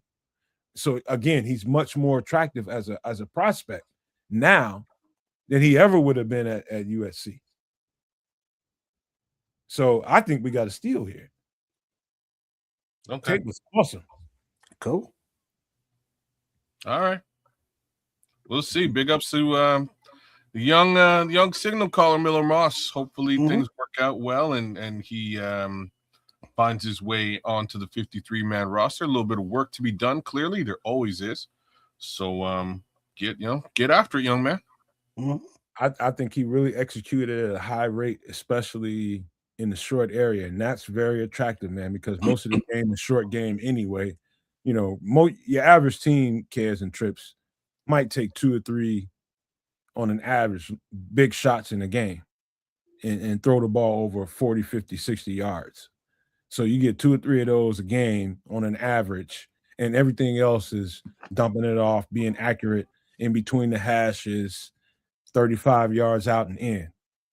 And so in that area, man, the guy was, to me, pretty lightning accurate. He ran to a couple of teams that chased him around a little bit and got him off balance, and he wasn't as accurate as you would want him to be, and that's any quarterback. But I think his skill set is high, extremely high, and I think they're going to love this cat. Cool. All right, let's get to the next guy, and I'll let you guys have anything you got to say. I know y'all. First of all, why does Mama name him Squirrel? And I can give you a probability, kids. The way this young man moves about is like those little hyper ass squirrels, like they're right there, and they say they're over there now, and now they're over there. Then they stop and look at you. It's like, hey, what's up? Then they're over there. Then they're up there because his movement on the field, from the snap of the ball, very quick feet, very quick hips, good turn, and he has good separation because he runs like a 4-2. So he can run deep. He has a nice route tree, short. He was this picture here. What is that? Florida State? Because didn't I see? Wasn't he Tennessee? It's Tennessee's got the best tape. Okay, yeah, all right. Because I remember Tennessee, and I just want to make sure it's the right kid. But they switching schools now, so I can't keep up. But he was a ball player on that field. He was a big third down, got to get a first down, go-to kind of guy. He blocks, and saw something where he had a play and he did halfback pass. And I was like, oh shit, this is like a Xavier Thomas light, as well, with the return ability as well. So I could see him, definitely making the practice squad, at the very minimum. Another kid with some juice. I like it. Wow. Kids, while you want to go, you can. I was gonna give you a little interference while you're looking at shit. No, go ahead. I'm actually not. I'm not doing that right now. I looked at Squirrel. Squirrel can run some routes, man. He's got some. Trip kind of covered it. He's got some really nice hips. He swivels really well. But I'm just wondering when does this guy see the field, man? Is really my question. I did not expect them to really be looking at the wide receiver position for UDFA. That's my little 2 cents. I think the wide receiver position looks real good right now with what we have, right down to Jade Walker. But this guy is just in case somebody, gets hurt over the season, and he won't be a bad guy to pull up. I look at it this way. You guys got to remember this, and I'm talking about everybody in the chat, everybody watching the show, listening to it. Listen, think about it this way. These players had a chance to sign anywhere, and all the competition that that's in front of him, kids. Guess what? That guy chose to sign here anyway. And what would that reason be? Question is, it's either the Bears are doing a hell of a job selling. They're doing a hell of a job selling and making this guy feel like you're going to have ample opportunity to get yourself a spot on this roster. Maybe even the practice squad, whatever. Whatever they're selling him. I know this. And you're talking about we've got 3 receivers now all of a sudden that we didn't have last year. We didn't have. We had Olamide Zaccheaus, we had Devin Duvernay. Devin Duvernay never really saw the field unless somebody got hurt. Olamide Zaccheaus was our primary slot receiver. And he started to get phased out once Luther got to where he needed to be, and they started moving Luther and DJ around in there, and they started playing the game like that. Squirrel White, think about if Xavier Thomas he's not as quick to the playbook as you would like him to be. Squirrel White's your insurance. Look at it that way. Yeah. And also, kids, look at it from the perspective of, yes, I was about to say Kirby Puckett, but Khalif Raymond, I don't know, Kirby Puckett, Khalif Raymond, go figure. Huh? But we signed Khalif Raymond for 1 year and, gave him his money and everything. But, Squirrel White, Xavier Thomas, if they can show that, hey, he's now expendable, let the kids play, kind of like what they've done with Bradbury, Logan Jones, and a couple of other UDFAs we're going to talk about. So they have a contingency plan with a 1 year free agent older guy. Then they got a rookie, that they're probably counting on as a starter. Then they got a backup to that. And so Squirrel White looks to be the backup to Xavier Thomas, who's like the backup pusher of Khalif Raymond. I'm with it now. So now you kind of made things make sense. Khalif Puckett. Scroll. Anyways, I think you did make it make sense, right? So if Xavier Thomas is more or less going to push out Khalif Raymond and also add that special teams value as well, and maybe some gadget,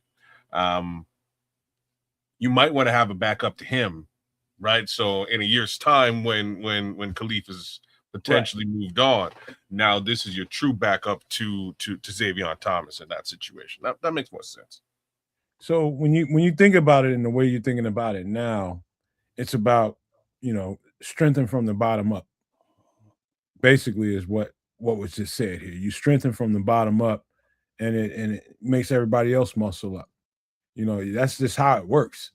And you're creating a great dynamic here by making sure that you got some depth at that position, some guys that can kind of do the same kinds of things and letting that fight take its place. You know, I don't think a UDFA is the same as a UDFA 5-10 years ago. I think the UDFAs are more valuable now for a whole bunch of different reasons because it's just not enough draft picks, number one. Number two, it's about trying to squeeze a guy or two or three onto your roster that you don't want to get plucked. You want to be in that uncomfortable position as a team. You want to be in that situation where you got to find a way where a Squirrel White that you liked and you loved him in camp, but how am I going to get him on the 53 where he won't get stolen? And some of what Paul is saying here is giving them players snaps in preseason is a selling point too. And so they're raising their value, but you don't want them to raise their value so much that, oh God, now what are we going to do with this guy here? Are we just going to have to leave him to the wind? It's too many. I don't want to see that happen, but when you got a good enough team, that's going to happen. How about this? Let me put this in your grinder so you can break it down, roll it up, and smoke it. Let's say they in camp because Xavier Williams in high school, if I'm correct, he was a running back. Yeah, and then they shifted. You got that. You can name Xavier as a running back and squeeze Squirrel. Right. So yeah, that's what I was gonna say. Like you don't like force feed him the ball like that, but you keep Xavier, a Monangai, and maybe Swift or whoever, but you get Xavier listed as a running back, and then you list Squirrel as a receiver, and now you somehow get them both on the field at the same time. So you got this 4-2 guy coming out of the backfield, and you got this other 4-2 guy out in the slot or wherever he's deployed. And now you got Ben Johnson figuring out how to get these two kids the ball. Do you think Ben Johnson is in his basement right now going through these scenarios? Of course he is, man. He's probably just not in the basement, but yes, he's going through these scenarios. He's in some basement. Or he's in wherever his space. Fortress of Solitude is. His man cave. His man I don't cave. think he has. I think he just runs through these scenarios at all times, 24/7 when he's sleeping. You know what I mean? Like he's like that meme. It's like he's laying in bed and his wife is looking at him like, I bet he's dreaming about other women. And in his mind, he's like, the 12 goes this way, and then you flex out against the blitz. That's when he's eating breakfast. You name it. That's what's going on with Ben Johnson. He's driving down the street. He's playing golf. It's like, all right, Xavier Thomas, Colston Loveland, and Squirrel White. How are we gonna do this? Then throw in a little Luther Burton with that. That's all right. Let me break Squirrel down a little bit because we did a whole bunch of talking around the perimeter. Squirrel is about 5'10", 170. Very, very fast, very, very squirrely, let's just say. And that's not squirrely. I'm serious. He like in the offense that, if you were to go and look at his tape, look at the FSU tape and look at the Tennessee tape, he was at Tennessee a year before this. And the Tennessee tape is a little bit more revealing because they ran a more Squirrel White friendly offense where they threw the ball all the goddamn on time. They ran a quick sugar huddle, get to the line of scrimmage, a tempo offense, and the ball was thrown a lot. And Squirrel, what I love about him more than anything else, and I noticed these things, like a guy his size is supposed to duck and run for cover. And that means as soon as you get the ball on those little screens, get your fastest path to the sideline as possible before you get smoked out there. No, Squirrel, what you will see time and time again. I'm not saying that he didn't run some balls out of bounds, some screens or whatever it was out of bounds. He did a few here and there, but more times than not, Squirrel will run that thing right through the teeth of the defense. He putting his shoulder down going forward. He has heart. I mean, big heart, huge heart. I mean, he's got a lion heart.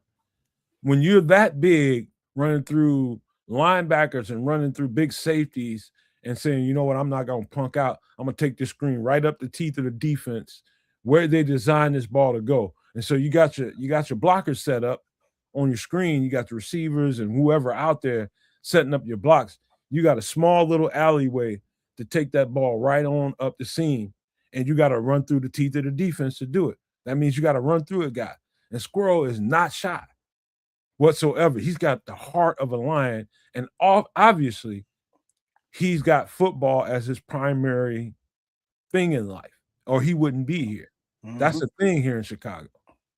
And so this guy's got his name is Squirrel, but man, that doesn't describe his heart. His heart is tremendous. What's the expression though, man? When it's time to get north and south, Squirrel gets north and south. Man, ain't no east and west. But guess what? He can go east and west. He can. But he goes north and south like very well. Very good. That's the thing that stood out to me. You know, he's gonna get his regular rigmarole plays for a receiver. Hit circle and shit, woo. Yeah. But then his toughness is definitely what's shown through the tape for me. Is those opportunities you getting those screen passes to him, and the defense is responding to you, and you got to run through them to get into some open daylight. And he had no problem at his size. And he got up. He's like Allen Iverson. He just keeps getting up. Even when he's laboring with a shoulder because he probably ran into it a little bit too hard, his ass got up and went right back to the huddle and next play. He's got heart, bro. Squirrel White is a tough little dude, man. And I love that about him. Mm-hmm. Kez, you muted, bro. Damn, Squirrel. Look, y'all pretty hype about the Squirrel. He looks decent. I can see his role on the team. And once again, Ben Johnson is somewhere in America just scheming some shit up right now as we speak. So I can't wait to see A, how they utilize him. B, it's going to be a bit of a battle there because I think we're slipping on JP Richardson, who did really well last season. White chocolate. You know what I mean? Watch out now. So there's some real interesting weapons on this team, and I can't wait till they're unleashed on the world. Wait, man. I know. I prefer to be talking about a Luther Burden, a Roma Doomsday, a Jade Walker, a White Chocolate JP Richardson, a Xavion Thomas, Khalif Raymond, a Squirrel White over a Byron Pringle or Chase Claypool. You know what I mean? Equanimous Saint motherfucking Brown. Hey, Trip, here's another thing to think about. And maybe we haven't touched on this at all, but one of the goals for the offseason, even on the offensive side of the ball, was to get faster. Speed on the lives. All those people you got through talking about, speed wasn't their particular strong suit. This team is getting extremely fast, extremely quick. Extremely athletic, extremely smart. And as we have seen, the DNA of the Ryan Poles players, no matter what coach is choosing them, is, he's all about the RAS scores and want to be great at football. Now the positional needs as far as the coaches and scheme, that's their criteria. But as long as they got that green ass RAS and they want to be great at football and they got high character, they pass Ryan Poles' muster. The actual positional values on the coaches, and they determine that from there. But the writing's on the wall. We know what Ryan Poles likes, what type of fella. And Squirrel White exemplifies all of Ryan Poles' criteria. And being that Ben Johnson signed off on him, we have to assume his as well. I just love the player. I'm an FSU fan, just for the record, y'all. And if he wasn't at FSU, I'd feel the same way about Squirrel. He was one of those guys I've been looking at didn't get a chance to do a breakdown on because we don't get that much time in the offseason to break down all these players. But that guy was definitely on my radar. I mean, just so dependable, durable. He can catch some punts and kicks too. He can do all that kind of stuff. So he's got value. He's got a pathway to get on the team if they can find a way to get him there. Again, I've been saying this and I'll say it again. There's some guys that have been on this roster for a couple of years that's just been hanging out. And I'm not saying hanging out. They've been doing their jobs, but in the process of trying to turn over this roster and make it look more like you in the mirror, Ben Johnson and Dennis Allen, some of these guys have to go. You know what I mean? So we're in a unique opportunity to make that kind of happen here. And if he can bring something to the table, and I think his path is special teams. Squirrel can get on this team somehow.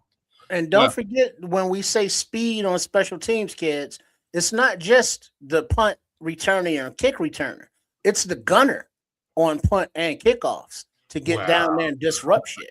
How big is this young man?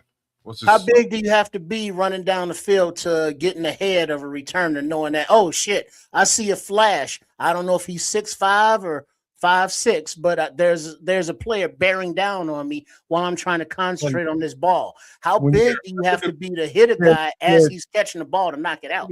It's when you have a guy with a heart like this, I mean, he's got a squirrel name, but he's got the heart of a lion. Seriously, man. A guy like that, you're going to try to find a way to keep around your team. Man, how many times have you seen a video when a squirrel runs up some dude's leg and he goes running around like he don't know what to do because the squirrel's all up through his pants and around his back? You know, they don't want the squirrel to bite his hoo-ha. And as a returner, that's what you got to worry about. You're not returning, not looking for your lane, but you got to worry about squirrel getting up in your hoo-ha. You gotta love football height and weight sometimes, because I don't know how true to life this is, but they say he's about 5'10". If he's 5'10", I can live with that.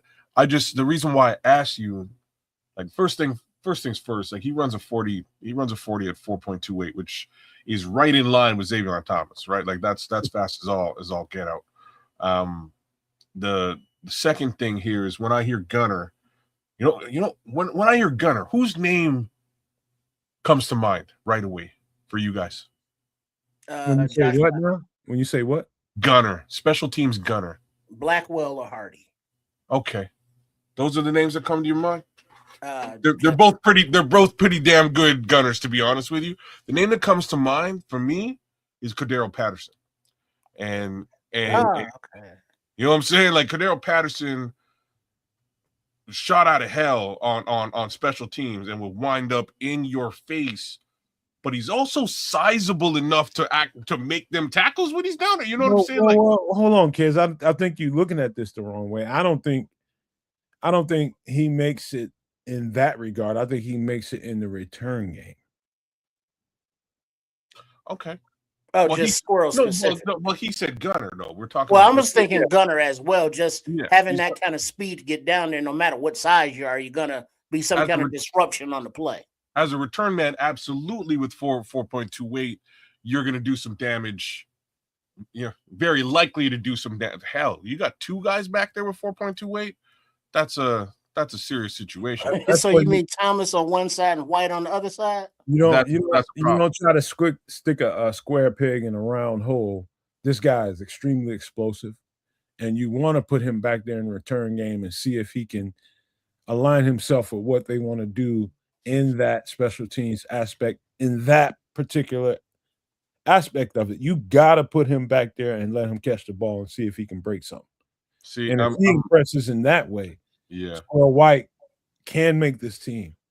I'm more with you with that than I am with him as a gunner, to be frank here. At five, like, don't get me wrong, at 5'10", he can probably. I don't think he's turning his nose up to that. I don't think he's turning his nose up to that because he's that tough. But I think if he makes it, it's going to be by way of the return. I think I'm just saying at that particular size, I think he could I think he could potentially do some damage as a special teams gunner. Like I do. How big is Josh Blackwell? He's not that much bigger. He's about a buck 80, 85. This is Buck kind of. 80. I'll give him about a buck 80. I don't think he's all. You know what I mean? I don't.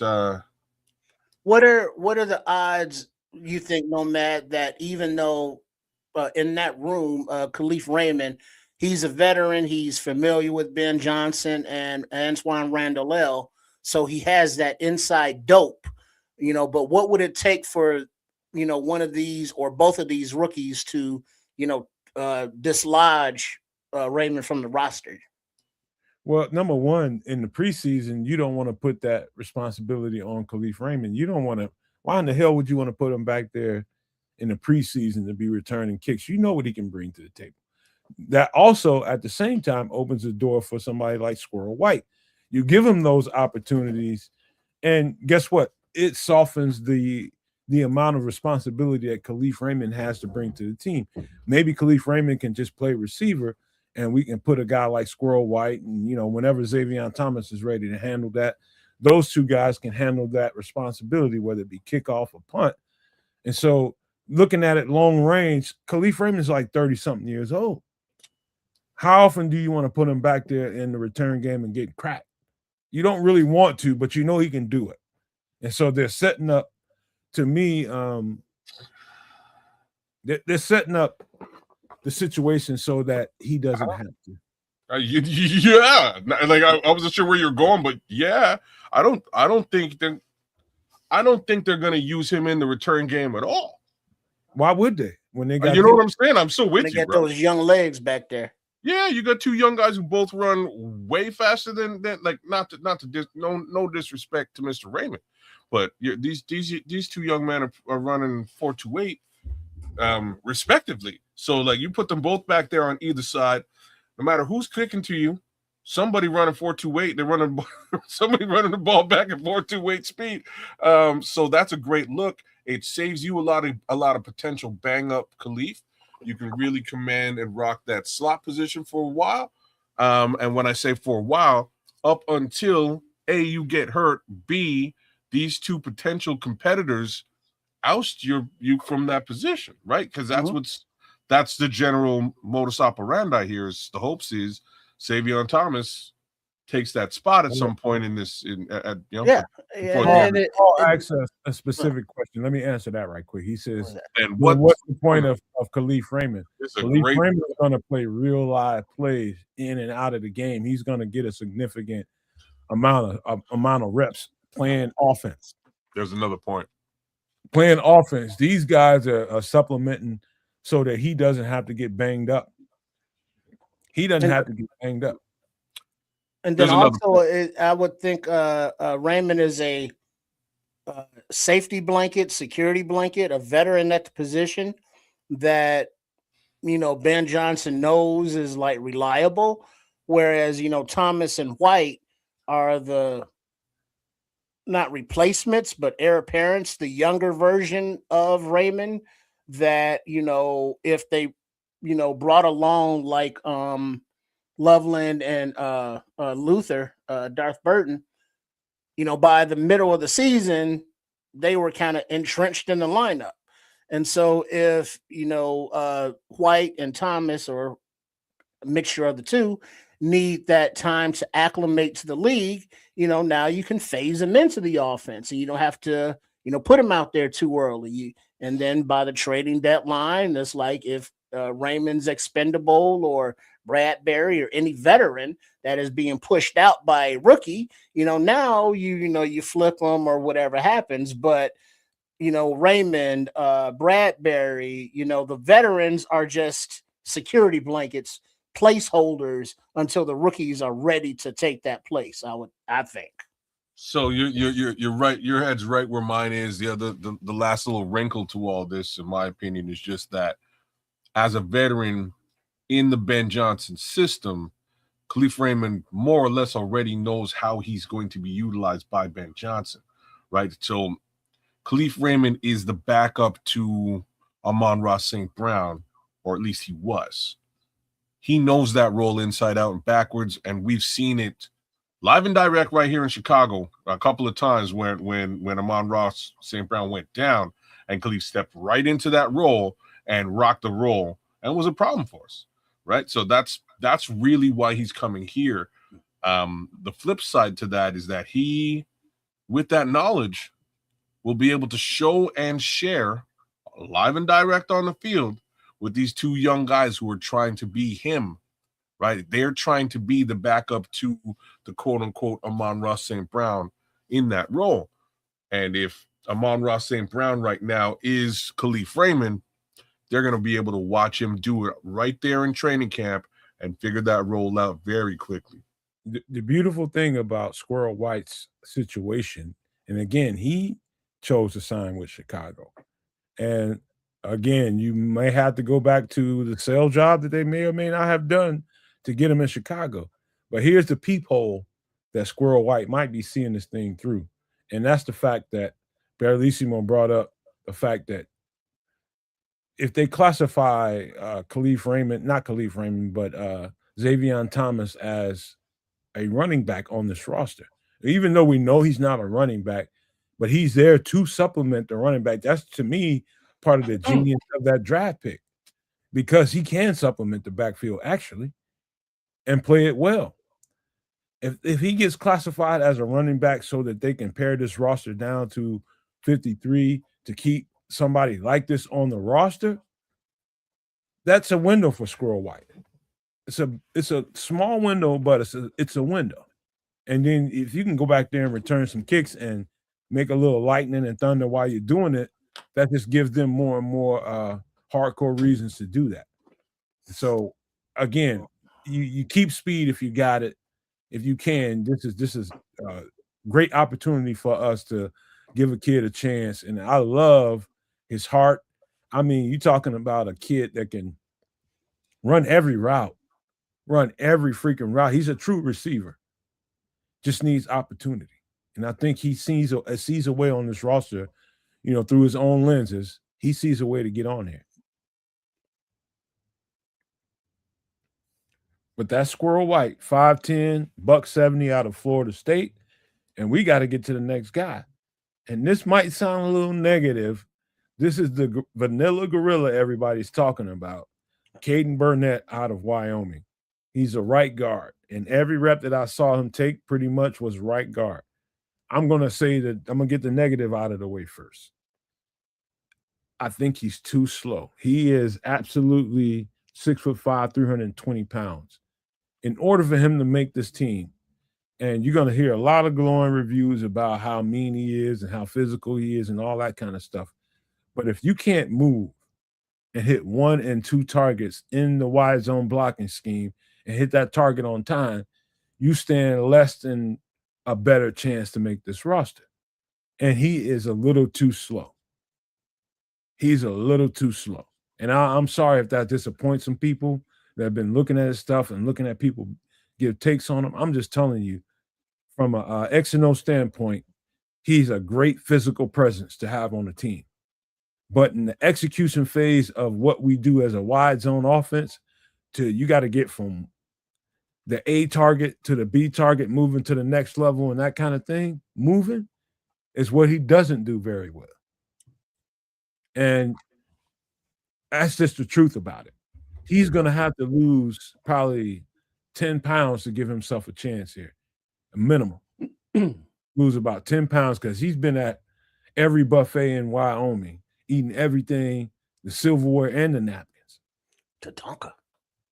And so that's, to me, he's one of the guys that I say he's got a really steep uphill battle to make this team. But I do like the reason. I think the physicality is the reason why they brought him here, so he can compete.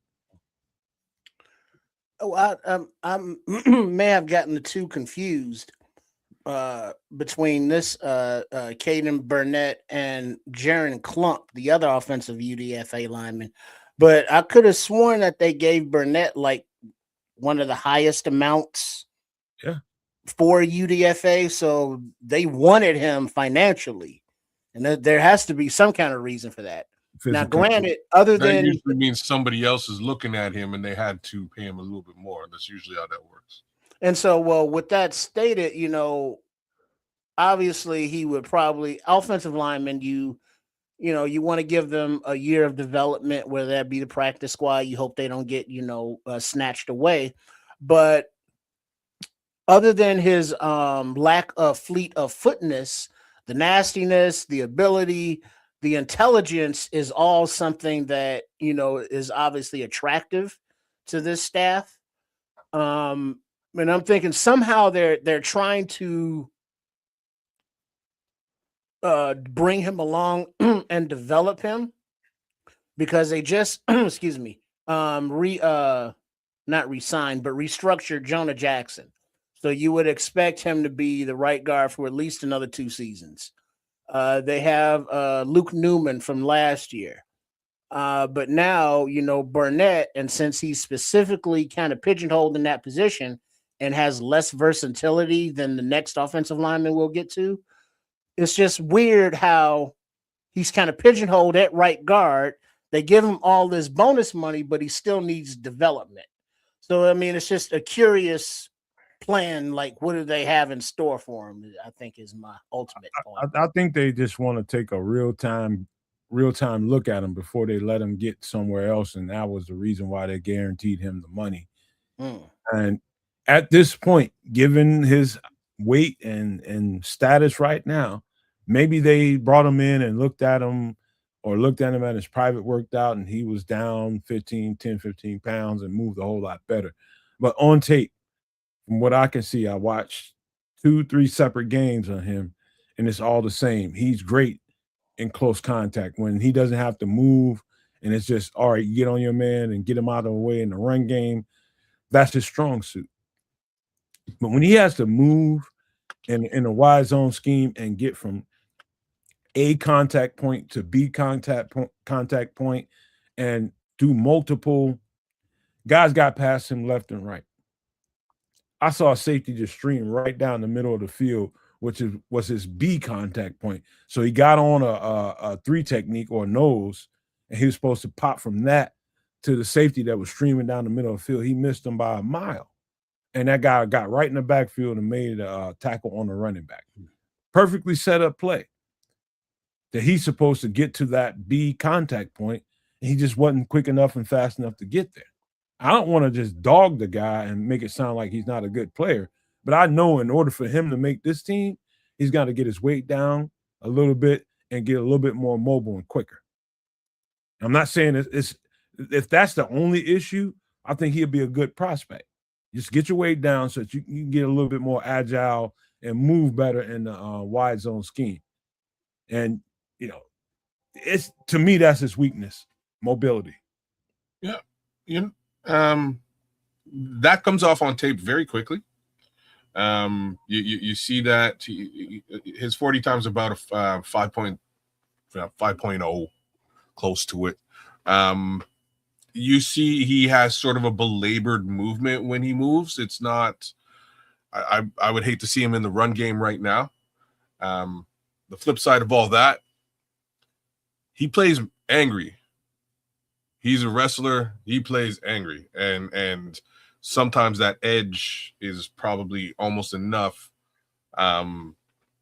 He also has good hands too. Like the anger in the hands are two things that you kind of want from that guard on the inside. So I can't argue with them bringing him in. Again, if they paid him bigger money, probably because somebody else had interest and they had to negotiate their way around it to really get a look. Here's the thing though, y'all. Not Jonah Jackson, but Joe Thuney, right? Joe Thuney is only signed up to do this thing for a set amount of time. So they're going to want to see if they can get, mentorship out of Joe Thuney for some of these guys back there, Ham, Luke Newman, etc. If they can get some mentorship from Joe Thuney, then potentially they can allow Joe to move off, and perhaps they have an in-house replacement in that respect without having to pay big money or put big capital into it. Long story short, you get that mentorship from the veteran, have those skills transferred down to these young guys, and you replace the position when you have to replace the position. I so hate that you brought Joe Tooney into this, because when you do the player comparison, we're talking about the tortoise and the hare. Oh, you missed me, man. No, I definitely hear what you're talking about. No, you didn't. I'm not making a player comparison at all. You're not, but you did bring those two in the conversation. No, I'm saying that you want to utilize the veteran to train the young man and potentially get him up to speed to become the Joe Tooney of the future. And I'm not saying that he's anywhere near remotely Joe Tooney level today. Joe Tooney has I'm saying down the road. Joe Tooney has to get him out of Golden Corral. That's it. Well, that ain't Joe Tooney's job. That's somebody else's job, and give him a couple of years. But give all these offensive linemen the opportunity to stand there and observe Joe Tooney go about his business. Ask questions, let that veteran leadership, whether it be by example and or, vocally, let him get some of that, off of him, because he is a, legit Hall of Fame candidate offensive lineman. We don't see a lot of those guys. So anytime, a young offensive lineman has that opportunity, to just kind of rub shoulders with them, shower together, no Diddy, do that. Why'd you go there? Well, because they do that, they're in there, with the suds and stuff. It's like, hey, when the guy pulls and, they're talking about, a football play while, lathering up, just wherever the opportunity is there. Hey, Trips, you know how I get in the it was a little bit pause. You know what I mean? Trips, you know how I get when the guy pulls. Trips, you know how I get in a certain way when you guys bring up RAS scores and all these different statistics and all that kind of stuff, talking about some 40 time and all that. There's that. I do get, because it doesn't really matter to me. It's what I see on tape. And this is a particular time when the particular, those statistics show up on the field. Like, he is legitimately slow. And I think it has all to do with his weight. However, now here's the good part about it. Number one, he might be a couple sandwiches short of a picnic. I think he's crazy. And I want a little crazy. I want a little crazy. He went there. I watched him in his press conferences, man. He's a football nut. So that boy ain't right. He wants to be physical, and you want to prioritize having physical players around your roster. Guys that just love the physicality of the game. And he's that. I think the worst thing I could say about him is the easiest thing in the world is he probably is too heavy. It's easy to go and drop a couple 10, 12, 15 pounds. That's easy. He's probably already on his way to doing that right now, because easily on film, you could see that he's not mobile enough to really execute in the offense that we run. He's just not. But if that's the only problem, which is all I really see, he's a great run blocker. Pass protection, he's sufficient. Let's just say he loves to tussle and wrestle, so that fits into his category. I think if you can get the weight off of him and get him a little bit more, like you said, Trip, fleet of foot, you got you something here. You got you something. That's the only conundrum. Keep his ass out of Golden Corral. Keep his ass away from any buffet, and he'll be all right. I'm sorry. He's just doubled down on just buffets across the board. He's not allowed. He's eating every buffet go to any buffet in the United States. They can't even have a breakfast buffet at the Hampton Inn. He's eating everything and extinct buffalo up in Wyoming. Damn. My boy Burnett, man. Take it easy, man. Man, he's a big dude, man. But the physicality definitely sticks out. And that's, to me, the thing you circle if you were to ask me, what do I think Ben Johnson is looking at? It's that. He just pounds people and he chases you all over the field just to get to you. And that kind of crazy you need. You need that kind of to the echo of the whistle. There's a place for lunacy on the football field. Yeah, and you can always tell because it's like, well, oh yeah, you're painting your face. Yeah, you poser. But some of those dudes that paint their face is like, man, I don't want the locker next to that dude. All you gotta do is look at the eyes, man. You know everything you need to know. Yeah, his face paint situation is a little bit crazy. Yeah, but then he got the matching, like hawk and animal mohawk kind of thing going on. Damn. Oh, he's a psychopath. Legion of Doom. He's a psychopath, and you need a few of them around your team. Yeah, that's I ain't mad at it at all. That's what I'm saying. I just don't want to lock it next to him. You can't have nice guys on that O-line, man. You can't. Hold on, who you gonna doom and put next to the guy, man? If you don't want it, who's gonna want that? Joe Tooney. Yeah, you are now his locker mate, his on the travel mate on the plane and on the road trips. You are now his protege. I love watching physical football. This guy's tape is absolutely boring because all he does is he's just looking for contact and looking to be physical and use his advantage to really shine on tape. And he's got a definite physical advantage. He just wants it more. He wants the physicality more than the guy he's chasing all over the field. They just like, God damn, man. Hey, man, get off me. Did you hit a whistle? What's wrong with you? Right. He's that kind of dude. Like, hey, man, dude. And Red Baron just brought up a name, and that's that dude, John Randall.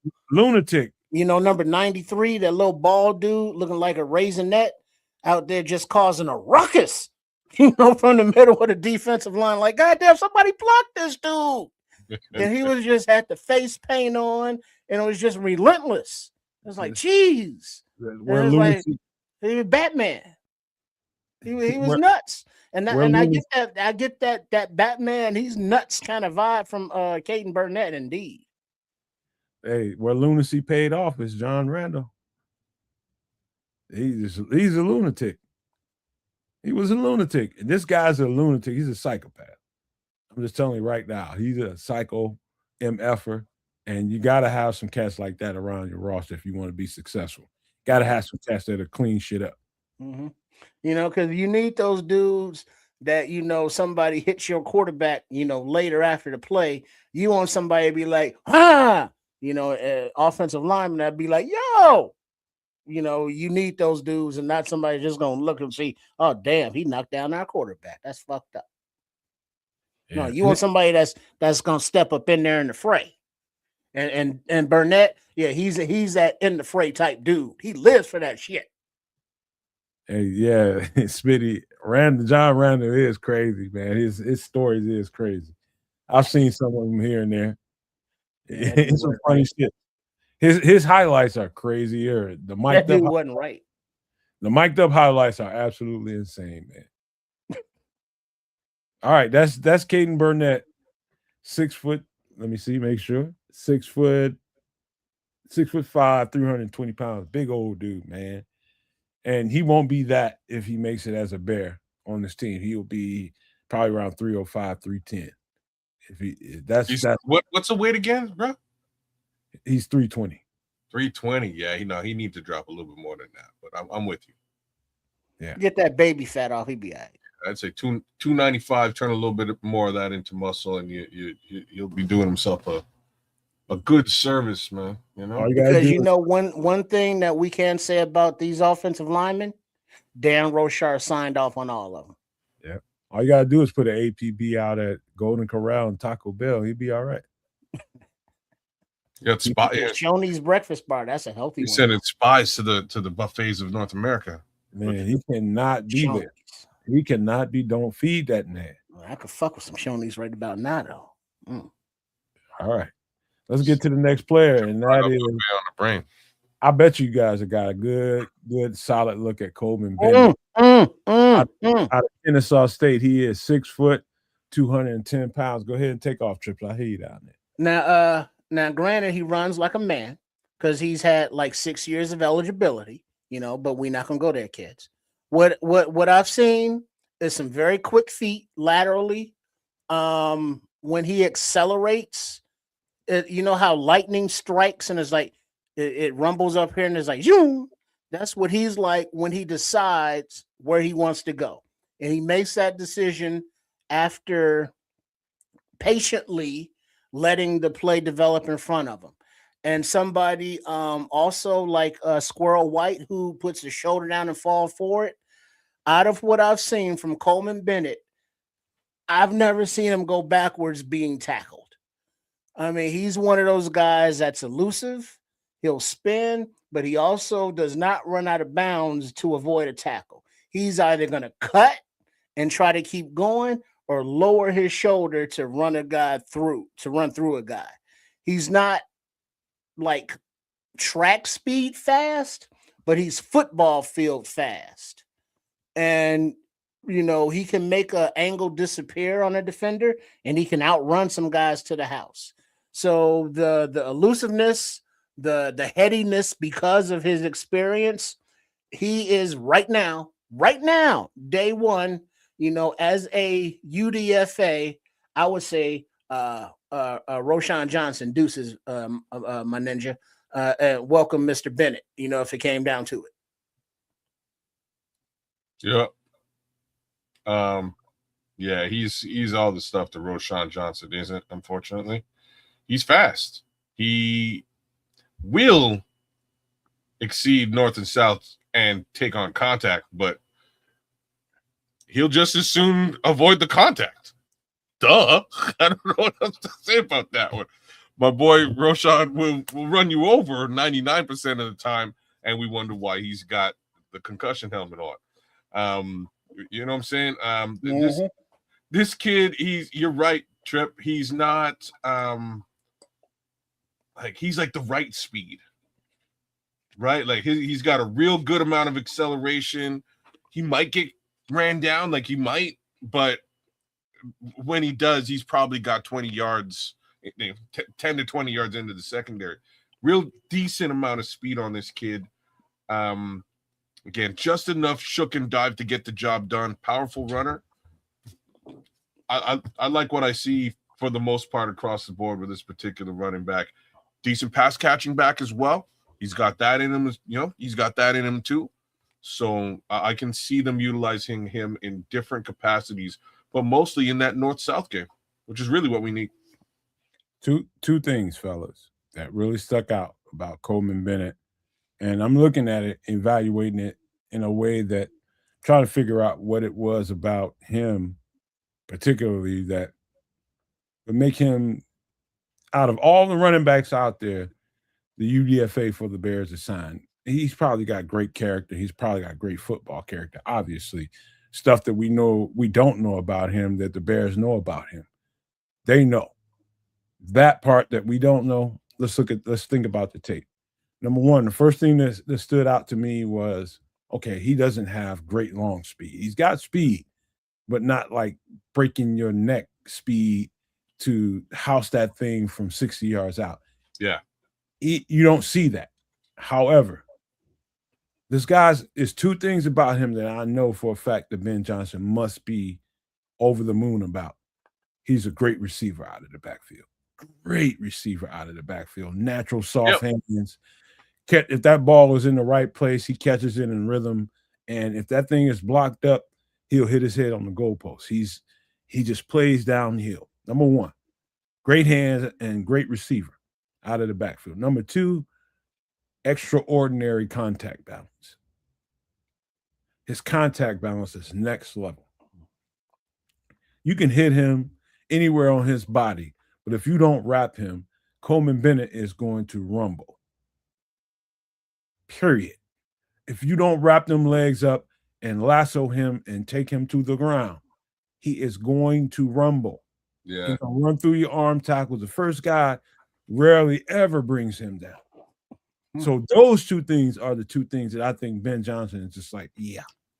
So he's got a little bit of that David Montgomery in him. I that's just a little bit. The other thing I liked about him is you're gonna catch him like you do with any running back on a east, on a sweep or coming around the corner. he has a tendency to hit the corner and find his way back into the center of the field. He's not trying to go out of bounds. He's trying to come back in and get some extra yardage. And I can appreciate the hell out of that. But yeah, I like Coleman, man. He's a prospect. When you guys get a chance, No Maniacs, and you two guys too, man, go back and look at the tape again and watch how many times he bounces off the guy that's initially trying to get him. Uh-huh. And I know he's at Kennesaw State. You know, take that for what you will. I'm talking about, I think that translates. And I think in Hallis Hall, they thought it translated. You don't lasso and buggy whip them legs and wrap him up and bring him down to the ground. He's going to rumble. You know, he can only, play the competition that's lined up against him. And those dudes that was lined up against him, he was like, get off me, little boy. Mm-hmm. And he was running through dudes, around dudes, making a miss. So his shiftiness was there. He may not be a 4.28 top end guy, but his football quickness is noticeable. That contact balance, and the receiving out of the backfield. I mean, he's such an easy hands catcher. Easy. I mean, it's just effortless. He looks like a receiver when he catches the ball. And those are the kind of guys you're looking for, guys that don't look like they need to be made into a receiver. Somebody that naturally catches the ball naturally and assumes the position of a running back once he gets it in his hands. And with that kind of contact balance, you know, most plays that running backs make, all you have to do is break one tackle, and you pretty much have the whole universe in front of you. And I think they see that in this cat, man. That's what I think they see. What is Joseph Matuzak, farm boy? You know, not that I'm telling anybody, kids, but like that dude, offensive lineman from Detroit that wore the overalls with the shorts. Yeah, I would fuck with that outfit.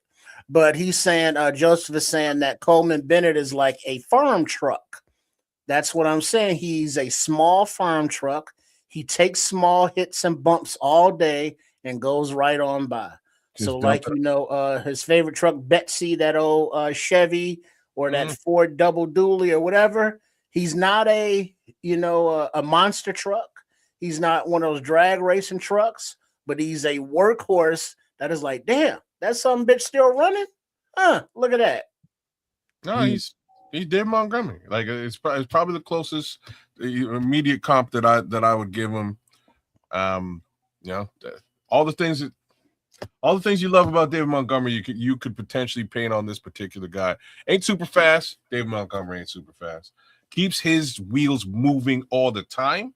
That lower trunk is moving, and that's part of the reason why it's so hard to get him down. His legs are moving. Falls forward, David Montgomery. The one thing that I said, pass catching back, David Montgomery. The one thing that I noticed again that was slightly different than David is that I'm on the corner, but yeah, you know what? I'm cutting back in. You know what I'm saying? I'm cutting back in. I'm gonna get some extra yardage if I can. I'll take the hit. So that's the one area that I found was a little bit different than Dave, but that's my immediate comp. He's tough, bro. Yeah. Like, I seen a linebacker from Southern. I think they were playing Southern, or it might not have been Southern, some blue and yellow team. And man, I seen a linebacker stream right down the middle, and it was that guy. He was the only thing in between him and the quarterback getting smoked. Man, he smoked this cat, man. Just flat out ran right through him. And so there's that component too. As a pass protector, he has no fear. None. And so the comparisons Joseph is putting in there about that farm truck, about he just works. That's a very accurate way of looking at Coleman Bennett. You just just tell him what he needs to do, and he does it. And Paul, is he better than Britton Brown? I think he's different than Britton Brown. Yeah, he's a different. You know, to stay with the analogy, if Coleman Bennett is a farm truck, Britton Brown is more of a like a 2-wheel drive truck, more for the beach or something. Britton Brown, I see is more as an outside guy, get to the edge and utilize speed, whereas he can run up the middle, but it's not really his thing, where Bennett looks more comfortable going through traffic. Does that make sense? My God, this guy is his physicality, and he's only 210 pounds, and that sounds like he's a light guy. He's not light, but his strength is, man. I'm like, hold on. I'm looking at plays where he's just carrying 2 and 3 cats down the field for about 6 or 7 extra yards on a regular on his tape. Not like, you've seen it here and there. No. He's regularly, you put that ball in his hands and as a couple of guys hit him, he's going to carry him. He's going to get you them dirty yards that you need. And you got that multiplicity of being a receiver out of the backfield, which is great.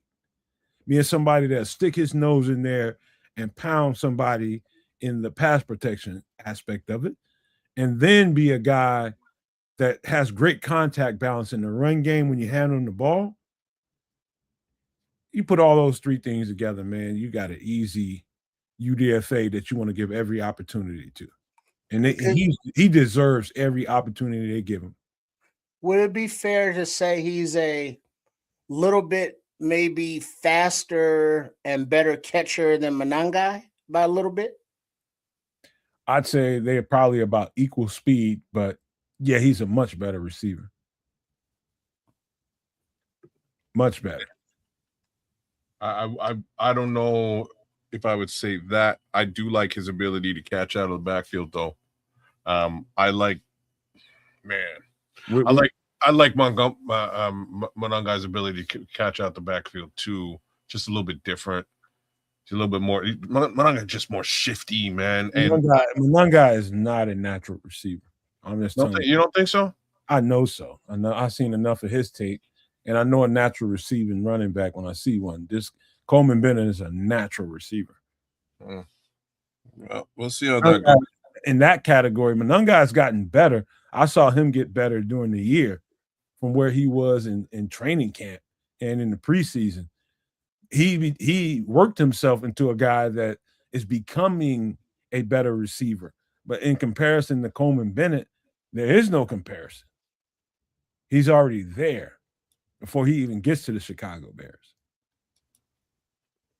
No, he's not a bad receiver. Getting better.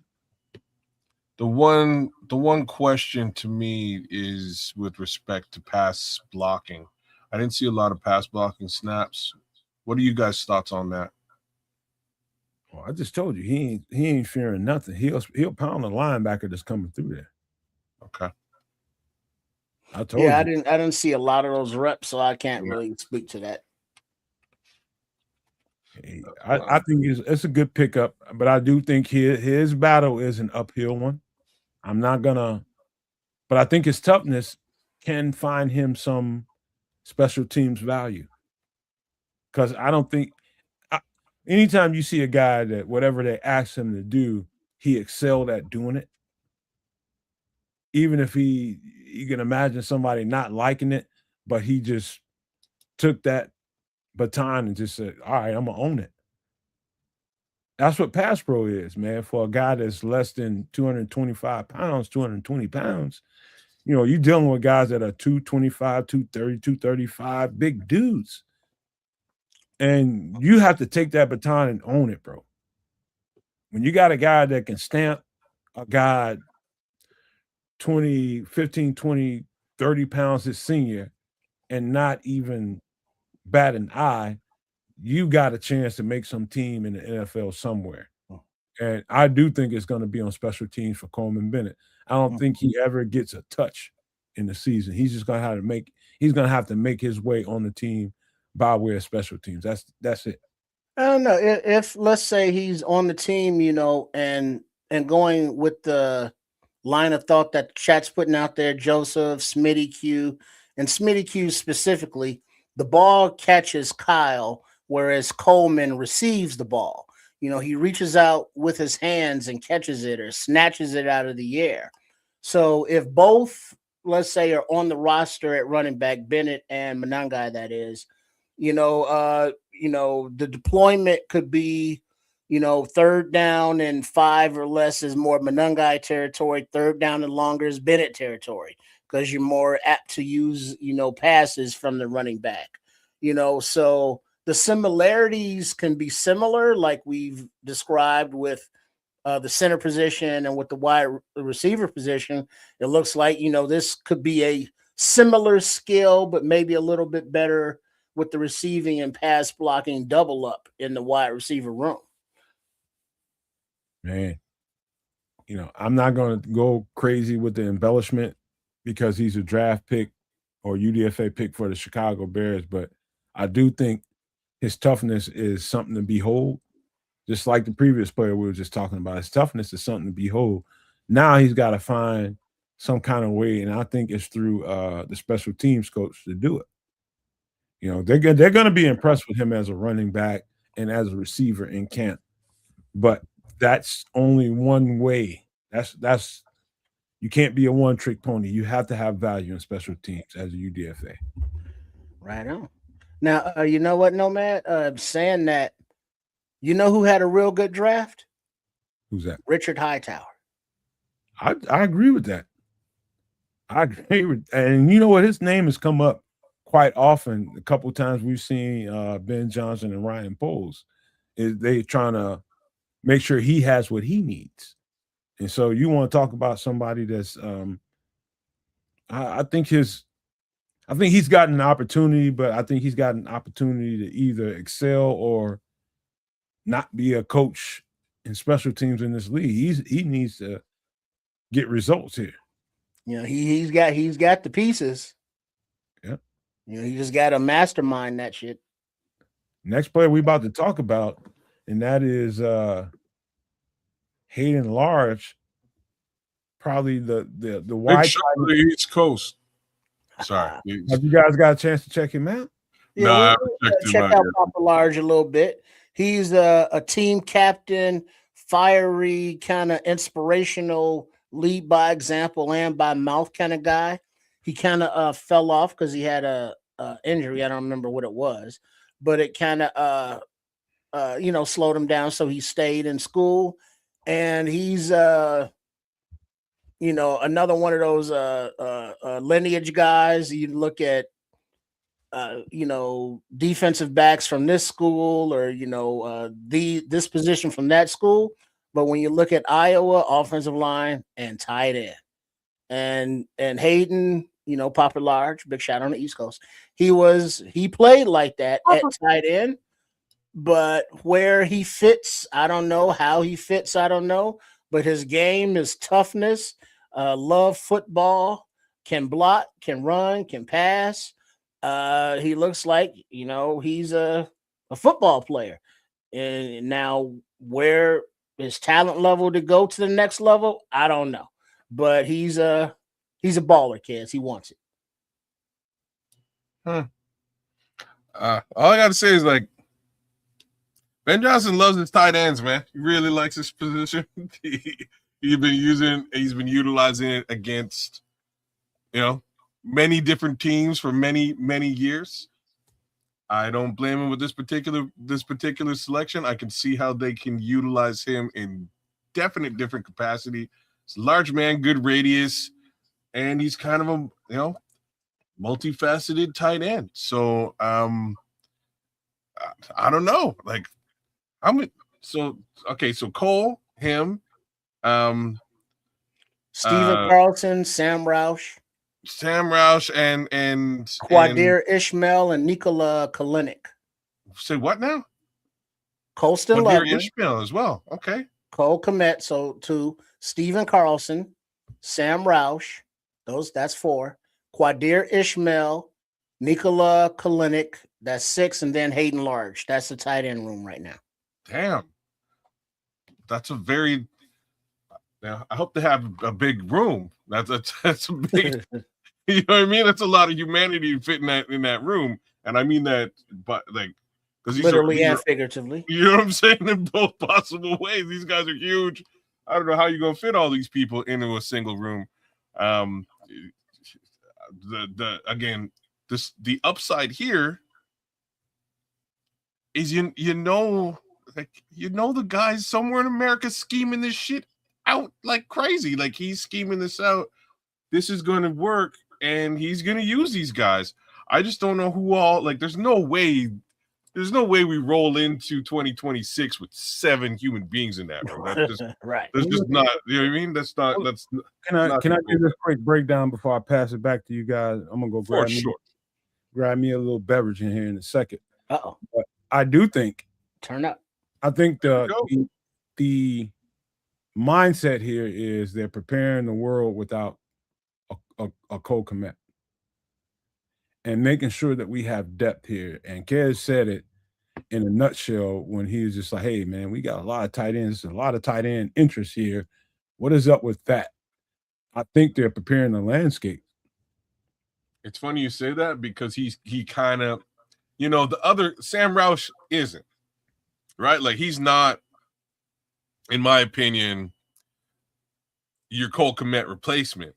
He is your he might be Kids. Dylan Smythe replacement. He's your Smythe replacement, right? Like that's how I see him.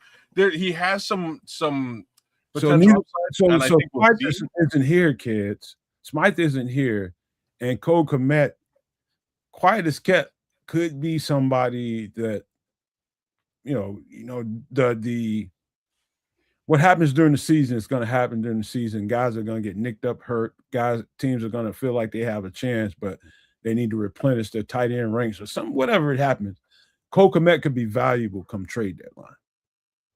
And I think in the bigger, I'm not saying that's a strong possibility, but I think they're playing, if you was 3D chess and making sure that a day without Cole Kmet ain't going to be a day that they have to fret because they have some depth here. Well, I think a lot of it, though, it would depend on how it plays out, kids. And Nomad, sorry to cut you off there. No. But if the offense, decides to, play the first half of games from the beginning of the season, not just the second half, and Kmet is a part of that offense, whether it be blocking or, whatever his role is. And he can be phased out, because I would think, on game days, you get four tight ends, because you got to have, your 13 personnel, and then you got to have a backup. And that backup is probably going to play special teams. So if, Carlson and Kmet can be phased out by Ishmael and Roush, okay, then maybe you trade a Kmet. But if the offense is rolling and the team is winning, I don't think he would be a piece that you got rid of if he's a contributor. You know what I mean? You don't want to disrupt the flow of the offense, especially when he's not going to walk, after the season anyway, because he's under contract for a couple of years. And because they restructured him, it's even more trade friendly if you go into the offseason as opposed to the trade deadline. So unless he is not contributing, I don't think he would be a piece that you tried to flip at the deadline because the position is just too valuable in this offense. Let me go ahead. Let me break it down real quick, man. He's 6'4". Hayden Large is 6'4", 250. He's a big tight end. Also, he's like the antithesis. I mean, he's absolutely a blue collar tight end. I watched Iowa in sequence in a few games. They might run 20, 25 plays before they even target this guy. So he knows his particular, and they run a pro style offense and use 2 tight ends on a regular basis. Hint, hint, what attracts Ben Johnson to a guy like him? He knows the role. He knows it's a thankless job. Know your role. And he's okay with that. He is okay with that. I know my job is to be an extra offensive lineman. And Hayden Large does that well. Very well. Just like the tight end that we got during the draft, Sam Roush. Equally as good and effective football players. He's just as much as an offensive lineman as the offensive lineman. They run the ball by way of Hayden Large often in Iowa. And so he might see 15, 17, 20 reps without a ball even being thought of thrown in his direction. And then all of a sudden they start thanking him during the game. Play action, roll out, boom, he's wide ass open. That's what play action brings to the table. And playing with multiple tight ends can bring you. You hide him, you hide him, you hide him. The next thing you know, boom, he's a live wire. Hard to deal with in a real defensive construct because you forget they're there. Let's go. Yeah. Oh, and also being a live wire, he's another one of those face painters playing to the echo of the whistle. Yeah, he's that kind of guy, man. And you're kind of like I can see him being your future Cole Kmet. Don't get me wrong. He has that type of skill set, which is why I can understand them actually bringing him in. I don't expect them to let go of Cole Kmet at the trade deadline just because of dollars and cents and how that shakes out.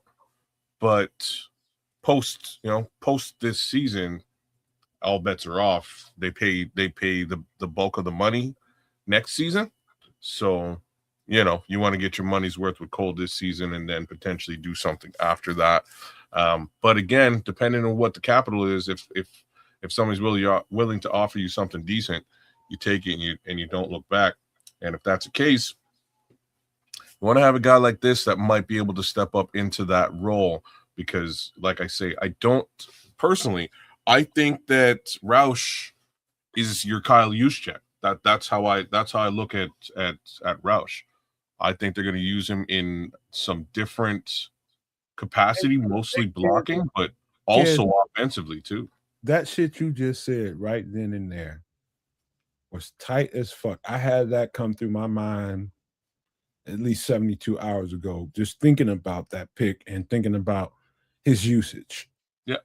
And Kyle Juszczyk is a perfect, like Kyle Juszczyk in his wildest wet ass dreams ain't as mobile and as fluid a mover as Sam Roush is, but we will not roster a fullback. No, we're not going to do that.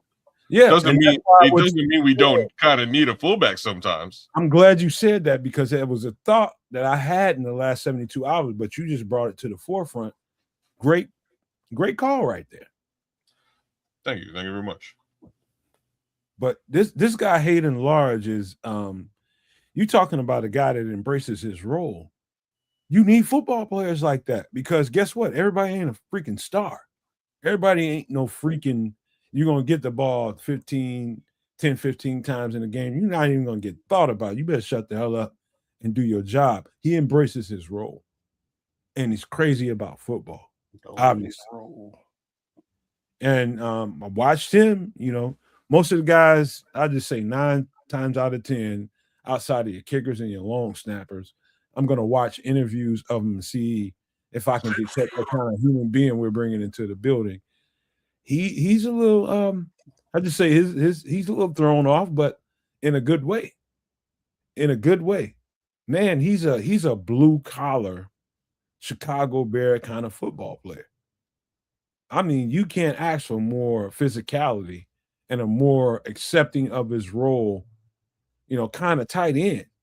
Yeah. They might ask him to, hell, we need you to go hold the snap for the kicker tomorrow so he can kick field goals. He'll jump out there and do it. Well, Cole Kmet does that right now too sometimes, right? He'll double. This kind of guy he is, man. Yeah, that's what I'm saying. This guy is kind of your more like for like Cole Kmet replacement. You want to give him every opportunity to sort of step up to the plate to do it. The other guy is not just your, don't get it twisted. He's not just your Smythe replacement. He's your fullback. He's your tight end. He's your Kyle Juszczyk. Hey, right? Kev, remember what I was just telling you earlier, and just look at what Joseph just said in that comment. You read it if you want to. Sure. A fear of an old linebacker friend of mine was a tight end that didn't get targeted for 30 plus plays, but wasn't pulled. Like, you're damn straight, man. In the back of his mind. Right? It's so true. That's the realest shit I ever heard, man. That's why they're dangerous, man. Well, and he's also like, you gotta love Ben, man. You gotta love what he's doing, because he's looking out. He's peeping on the more powerful offenses in the league, and how do they do the things that they do. Hey, I'm watching Kyle Shanahan, that is, right? I'm watching Kyle film, and like, he uses Kyle use check, that is, in those situations where like you don't expect him to leak out into the flat, and all of a sudden he's off for a couple of yards, just in a situation where you just didn't quite account for it, right? So you have to you have to applaud Ben and his creativity, general understanding of football. Can't wait to see it on the field now. You know what I mean? Like, now we just got to see it in action. Like kids, think about how many times he hid Durham Smythe during games, and all of a sudden, boom, he cracks you with Durham Smythe. He did and he didn't, right? I think there's, like, I'm just gonna say it flat out. I think there's a lot more of that coming. Is really what I'm trying to say, right? I think, yeah. Well, by design, yeah, as well as how many times did a play break down, and now what does Caleb look to? He looks to his tight end as a safety blanket. And what do the tight ends have in common that the Bears brought in this offseason in the name of Sam Roush and Hayden Large? They're excellent blockers, but they're very smart players, and they will leak out and become available to whichever direction Caleb is scrambling to, and they're fleet of foot enough and athletic enough to get open and catch the ball and, rumble and bumble on down the field for the first down if they can. Beautiful, right? This is shit we ain't never really experienced yet before, y'all. It's stuff that we watch. It's stuff we watch when we watch other football teams. So I'm kind of. You mean constant offensive threats? What is that? I've never seen that before. We play defense in Chicago. We don't know what offense is. You know what I mean? So look at it this way, fellas. When Cole Kmet, who hardly ever misses anything, when you have the kind of depth that you're comfortable with, and number one, the coach needs to be comfortable with you being there on the 53. Or you won't be there on the 53. You'll always be on the practice squad and be a liability to, basically your whole team, because we don't know if you're going to be here next week. If you get on that roster, on that 53, Durham Smythe remained on the 53. Never saw that I can remember, never saw the practice squad. And they were confident that this guy can bring something to the table every single week. And it wasn't a week that went by that if Cole Kmet went down or Colson Loveland was down, which he was, I was uncomfortable because how comfortable they were with Durham Smythe. And so we're building the kind of roster that you can be comfortable in these guys that Ben has brought onto the team. And so it's not going to be a letdown if one of these guys come up missing. They just a game plan around them. What's interesting, really, like, we're talking about, so we're talking about this, the visage of all of this from the 30,000 foot fan view, right? Like, this is how we see it and where we sit and what it looks like to us in preparation for a season upcoming. There's a different view, and the view to me is really the 500-foot view from the eyes of the quarterback.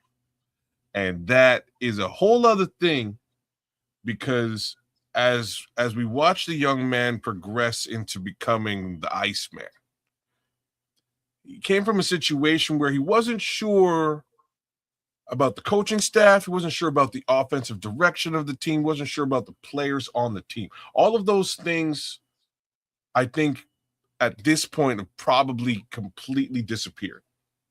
And in this season, He's confident in the guys he's got on the wings. He is. He's going to get confidence in these brand new talents as far as the wide receiver core is concerned. He's now going to have confidence in the offensive line that they're building around him once more. He's going to have some more confidence in the tight end group, which now, for the most part, includes 13 personnel with a potential, fullback / tight end who can also leak into action. Right, these are all weapons for Caleb Williams to utilize. And when you sit down and you talk about completion percentage, well, snap. Look at all the guys that he can potentially actually hit that he will have belief in. I'm super excited to see what that is going to look like in 2026. It's just a little bit more than that when a guy like Hayden Large.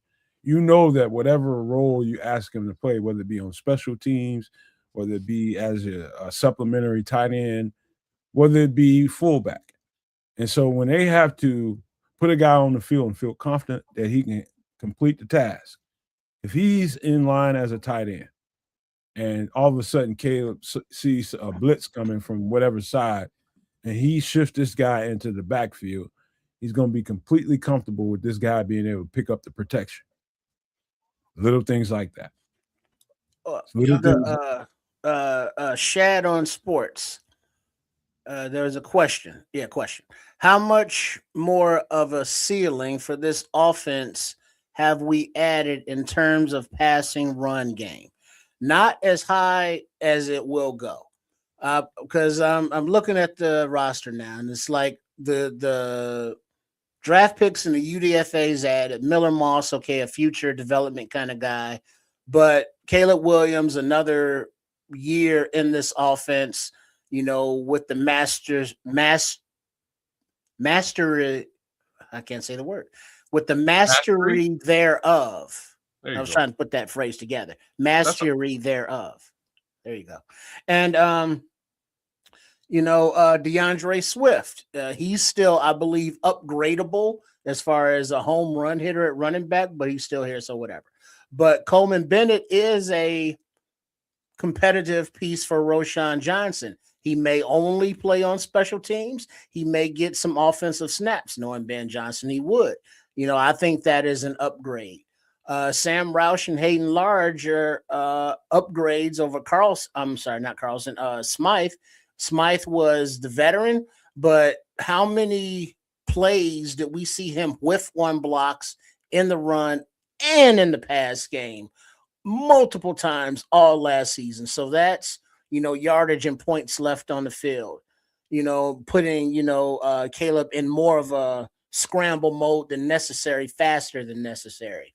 And speaking of those scramble modes, when we got frustrated that wide receivers would not come to the side that he's scrambling to, Ben Johnson specifically addressed that he was, speaking to wide receiver coach Antoine Randall to coach the wide receivers to come into the area that Caleb is with.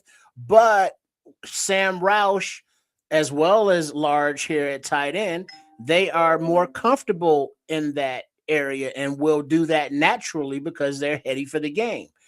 You look at the replacement of Alameda Zacchaeus and Devin Duvernay with the increased speed of a Xavier Thomas and Squirrel White, and Khalif Raymond. He's faster anyway, but he's an older guy. So that room is faster and more talented on receiver wise as well as return wise. Offensive line, you got young guys that are training. So in training and development coming up behind me if they make the team. But I think the long story short, TLDR, this offense will score more points than they did last season. They're going to play more of a complete game from start to finish than they did last season.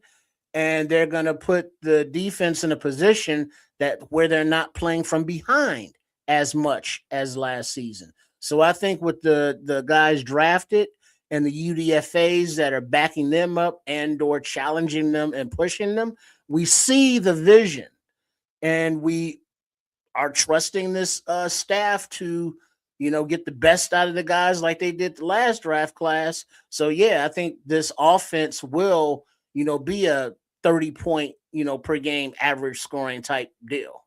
All right, real quickly, we just to focus on Hayden Large in particular, but not so much. I don't know if I seen a podcaster or somebody that does Bears coverage or Bears content that has put it this way, and I'm gonna put it this way to you two guys, Trips and Kids, so that you think about it, and the No Maniacs out there in the chat. I don't think this draft was about finding starters, particularly this year. I think this draft was about, and remember when I say this, one of the things I keep hearing from Ben Johnson and Ryan Poles was their self-scouting and their evaluation of what they had on the roster. Their self-scouting made them draft this draft in a certain way. I think we drafted for depth. If you look at this draft from top to bottom, I'm talking about the actual guys that were drafted during the draft, day 1 through day whatever. All those guys that were drafted and the UDFAs. If you can't, after we finish breaking this down tonight, if you can't come to the conclusion that they drafted for depth and they saw that their depth was a hamstring to the roster during the entire season last year, I don't think you're seeing the big picture. They know that their depth was a problem, and they went to address that in this draft.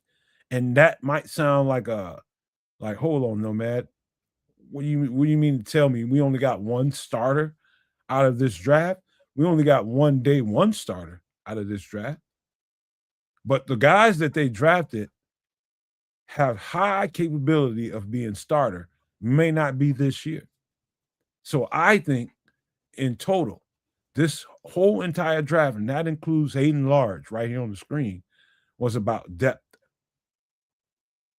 Depth and depth only. Well, look, you're probably right. I'm not sure if that's like, I don't know if that's like the right thing to do. It's proof is in the pudding on this one. That's all I can really say. There's areas of need that require support. It's like what's a viable analogy? It's like, if you're building a house, it's like you got you got 16 doors put up but no walls. You know what I mean? Like the doors are taken care of, but people could just walk through the house. It's weird. Now, going.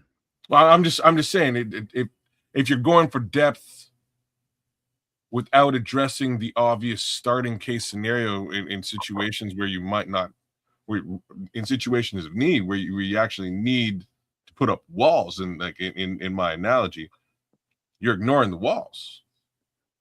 Well, kids, you're gonna go down a road where I already know where you're headed, and I'm just gonna take you there.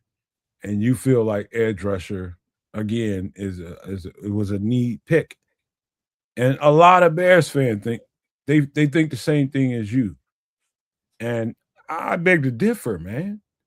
And it's for one reason and one reason only, and that's because of Austin Booker. And if you reach out there and you go and grab somebody that you think is a starter, you do that. What are you going to do with what you think Austin Booker is? And that is basically saying you have no confidence in him. But you know what the Bears told everybody? We have confidence in him. And that's just the bottom line. All I'm saying is we're going to see what this looks like in real time. And one of two things is going to happen. Let's just boil it down to the reality. Either this team's putting up 70 points on everybody while allowing teams to put up 40 points on them and winning football games, or the opposite is going to happen. And that means they're probably not going to put up quite as much as we're hoping that they will, but that sieve still exists, and that's where the issue is going to be. So it's one or the other, right? So we're going to see. I'm going to get his picture off the screen so we can have this conversation really quick. But I understand the trepidation. I understand how people think. I understand, the all the question marks. I understand them. But I know one thing we do around here is we needle down exactly what the mindset must be at Hallis Hall. And I think we've done a great job of breaking these players down in the draft and doing it the right way. And what we struggle with as fans is not seeing a particular position group being addressed and thinking that's the answer to all of our woes. No, it ain't. It ain't. One edge rusher in this draft is not going to push us over the top. I promise you that. I know, and not like a fucking one of them. Not we keep zeroing in on edge, but Patrick is probably actually addressed it a bit more smart. And at some point, if it isn't at the edge position, then it's like what to me might have been more important than rushing the passer. If you're going to go down the road that they went down, is stopping the run. Because that's where we are. Like the flip side, like, and here's where things get interesting now, right? So the flip side of this, and where Ben's head is, which is a super cool place to be. I just need to see it in real time. What I'm getting at is, like, if your defense ain't on the field and their offense ain't on the field, they're gonna have to pass the ball. If you got 21 plus points over top of the other team, they can't really run you down. So it's a really interesting strategy that he's employing here, in my opinion, that we've never seen. May just work crazy like a Fox type shit, but at the same time, like, you would think that you'd want to shore up if you could also prevent the run from happening. That'd be great. All right, then you don't have that as a problem. We got a few more players to deal with real quick, and we can have that conversation on the back end of this conversation. Yeah. Casey Eziomume out of Tulane by way of, I think, either Arkansas or Alabama State. I can't remember which tape I saw, but it's Arkansas or Alabama. He was at a smaller school, HBCU, and then he moved it up a class to compete there. Casey Eziomume is a cornerback out of Tulane who is 6'1", 198, maybe 200 pounds. Remember, every corner that we talk about here at this point is a press corner that is press man to man. Y'all got anything to talk about here? Go ahead.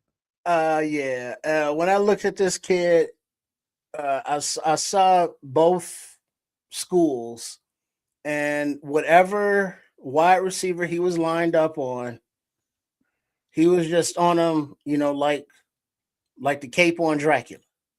Wherever they went, he was just there. Drag whatever route deep across the field, he was just there, ready to break it up. And then if there was a run play, he was more than willing to come up and make a tackle. His awareness is pretty good. His shadowing was just uncanny. How he was just in receivers' pockets. Go ahead, kids. I'm just what I said about the tight end room. The secondary looking a little bit crazy now too, right? How many corners do we have on this team? Trip. Let's see: Jalen Johnson, Kyler Gordon, Tyreek Stevenson, Zay Frazier, Cameron Lewis, Malik Muhammad, Dante Manning, Josh Blackwell, Terrell Smith, Dallas Flowers, Jalen Jones, and Casey Eziomume. Hey, kid, you asked the wrong question. Oh. The question to be asked is how many press man corners do we have on the roster? Not as many. Okay. So answer that then. All right. Jalen Johnson, Kyler Gordon, Zay Frazier, Cameron Lewis, Malik Muhammad, and maybe Jalen Jones and Casey Izamume. So I would say 7. I counted 8, but okay. I wouldn't even put Jalen in that conversation. Jalen Jones, and I like Jalen Jones and Josh Blackwell. So 7 out of 12 are press corners. Wow. Probably. You got maybe I'm talking about serious press corners. Yeah, I don't think you mentioned Terrell Smith and all that. And he's not a press corner. Yeah, no, that's why I didn't. Okay, all right. So we're looking at the bottom rung of the roster. I'd make sure I throw Tyreek in there. He's capable of doing that because he played at Miami. That's just what they did. And press corner is what they're epitomizing here, making sure that they bring in guys that excel at press corner. And so you have a that's a difference between a cornerback is not just a cornerback. You have cornerbacks that excel and play really, really well in space and in zone coverage, route recognition, and know how to break on routes and all that kind of stuff. That's great for teams that play that kind of defense. But you're looking for corners that really, really are confident in front of a receiver and saying, I'm taking this guy out of your options as a quarterback. You're not going to be able to throw to him.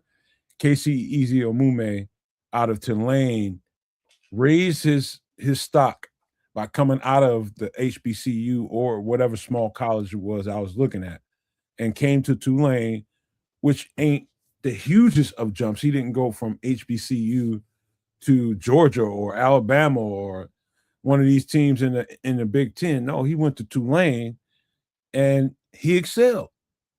He did. And I think his ceiling is high. He's got to work on really that footwork. And that's it. Just working on his transitions and being cleaner in his transitions and making sure that whatever the receiver does in front of him, he has an answer to it with his feet, because his feet will keep him in every play. I like this. Go ahead. I'm just saying, I like the way this kid plays. Trip, you're right. He's like a blanket. Mm-hmm. You know what I mean? He's all over these guys. He's one of those weighted comfort blankets. Yeah. You know who else is? Malik Muhammad, when they asked him to play man-to-man. Yeah, they're both very solid in press coverage here. I can see why they brought this young man in as a UDFA. End of the day, but I mean, he also was that exact. He looks like he could use a year in the weight room, and eating, from a professional nutritionist and chef and such. That would boost him physically. He's long, but he's got body weight. He's just got long limbs, and it makes him look skinnier than he actually is. He's strong. Any idea how tall he is? What's his measurables? Do you know? KC is 6'1", 6'2", about 198, 200 pounds. He's perfect. Yeah, he looks like a good size to me. Like, I'm gonna say something, but I'm gonna say something else. Like the one thing I don't see is a lot of takeaway from him. But what I do see is now you got me. I'm gonna say the thing. Like, he gets his hands on balls, man. Like, that's it. Mm-hmm. I've seen more breakups. I had to pause before the pause, but like, you know what I mean. But he actually does. He breaks up passes all the time because he's always around the ball. He's in a wide receiver's back pocket, and he's just knocking that thing out of the sky. So like, you got to appreciate that. Oh, there's a takeaway right there I watched him on he was on a podcast. It's one of draft prospects, and this is before he became a Chicago Bear. And one of the guy asked him, like, what do you think is your strong suit? What do you think you excel? And he said it right out, flat out front, what I just told you kids. I'm a press man corner. And that within itself, you circle that and know that that's what Dennis Allen is looking for with this guy. He wants guys that are confident in getting up in people's faces and really covering them tight and leaving the people that really are concerned about pass rush. Guess what? The best of Dennis Allen's defenses show nobody to throw the ball to on the backside. Nobody. And so the coverage sacks that I've been talking about happen because there's no freaking body to throw the ball to, because you're getting press man corners that are making the quarterback think twice about throwing a damn ball. He's looking for corners like that.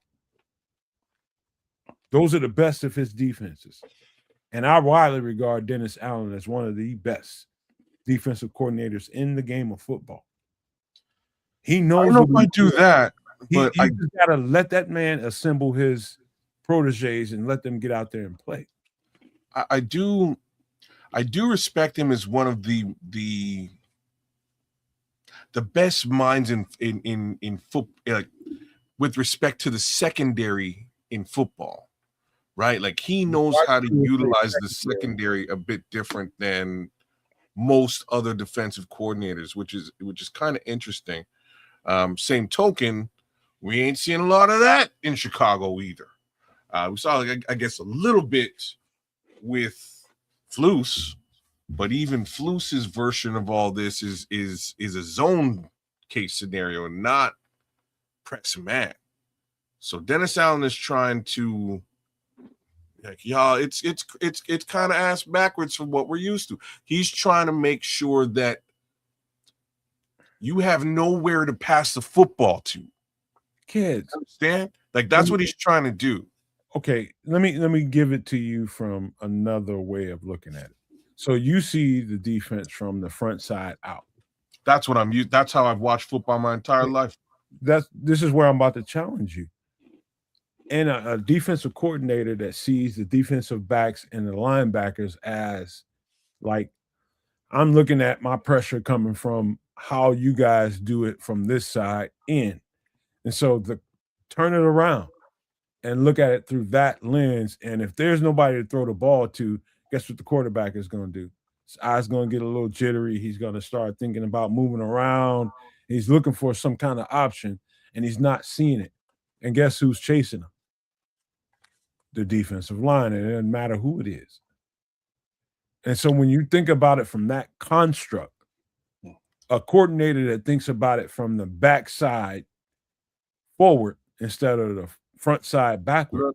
I get it, and I don't, like, fuck, I just don't know if I love it. I need to see it work, right? So, like, Joseph is saying what I would normally say, and I'm going to read it here. Joseph Matuzak is saying, but he needs some kind of freak up front, and it'll make a job 100% easier. That's what I'm used to in real time. Because, again, if you can get that quarterback to be a little bit jittery, get him off the spot, then if you really don't have anywhere to throw the ball to, it's a problem, and you're taking that ball away. Now, the flip side here, imagine this, Joseph, right? Because I'm just trying to bring my head into this new headspace. If there's nowhere for the ball to go, then even if you don't have a freak, it might just be coverage sack city all day anyways. Hey, kids. They count the same. Yeah, they're the same damn thing. It's just less pressure, but pressure caused by the secondary leaving there no place to. Well, hold on. No place rephrase that. Less pressure from one freak, but more consistent pressure from the front four, and confusion from the safety and or linebacker and or corner that could possibly be blitzed. See, I wouldn't call it pressure. Hold on, kids. It would result in sacks. Kids. You know what I'm saying? Confusion. Listen, let me explain something to you, man. If you and I'm telling this to everybody, If you want to see what Dennis Allen is capable of, take it all the way back to 2018. Take it back to 2018 when the Bucks were making their run. Take it back to the Bucks game against the New Orleans Saints. And you want to see what I'm talking about? When I tell you he's looking at this from the backside and forward, you will see exactly what I'm talking about. There was no particular freak of an edge rusher on either side of that ball. But what he had was pressure that came from the middle, it came from the edge, it came from the secondary, it came from all over the place. Linebackers, everybody got after him. You know why? Because he was assured that those guys on the back end of that defense could cover. And Tom Brady just lost his shit. He lost it because there was no answer for what Dennis Allen was doing. If you have nowhere to throw the ball, if they take the top off, if you can't throw the ball over the top, that's his last option. If there's nothing to throw to down the field, then you have nothing. They took away the short game. They took away the intermediate game, everything. When Dennis Allen's defense is humming, he has fast linebackers. He has great press man corners.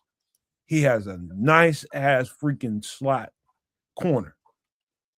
And he has pretty much everybody else up front who is – you had your Cam Jordans of the world.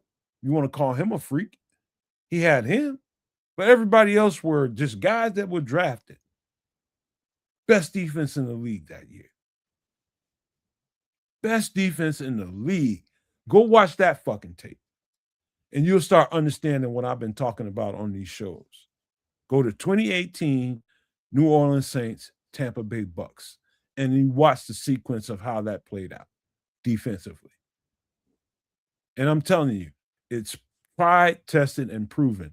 If your back end is tight and guys can cover man to man, you can freak this shit out any way you want to up front. And you don't have to have the top-notch edge rusher. You don't. You can have some guys that can really get down and play, and they will be sufficient. I've been trying to tell people that for the longest time, but you're going to have to see it play out before you believe it. No, that's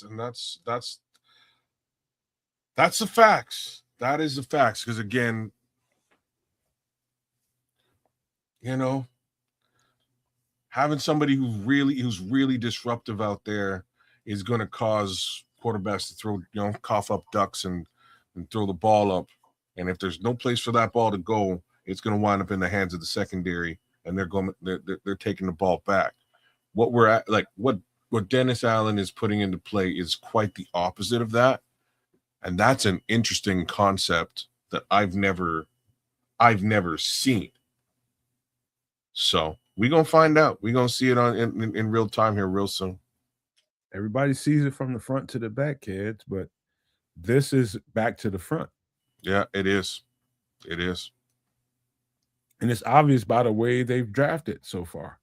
Yeah, they went the other way around. Mm-hmm. They went from the stink to the pink. Wow. One way of looking at it. But Casey Eziomume, you guys are right. When the first thing that you notice is he stick to you like flies on shit. Press man corner. We just added another one to the list of guys that we think can really, really cover man to man, and that's what he's going to need. Like, why this isn't? Like, fuck, I have to see this. I have to see this real time. Why this is kind of cool is like he's got guys in the secondary that he can blitz like mad that are probably faster than any edge rusher you're going to find anyways. 4 threes. Who needs an edge rusher when you can have linebackers, slot corners, safeties get all the sacks? Yeah. You know what I'm saying? You don't have to have that edge rusher. Oh, we don't have a guy above 5 sacks or 10 sacks. We don't have pass rush.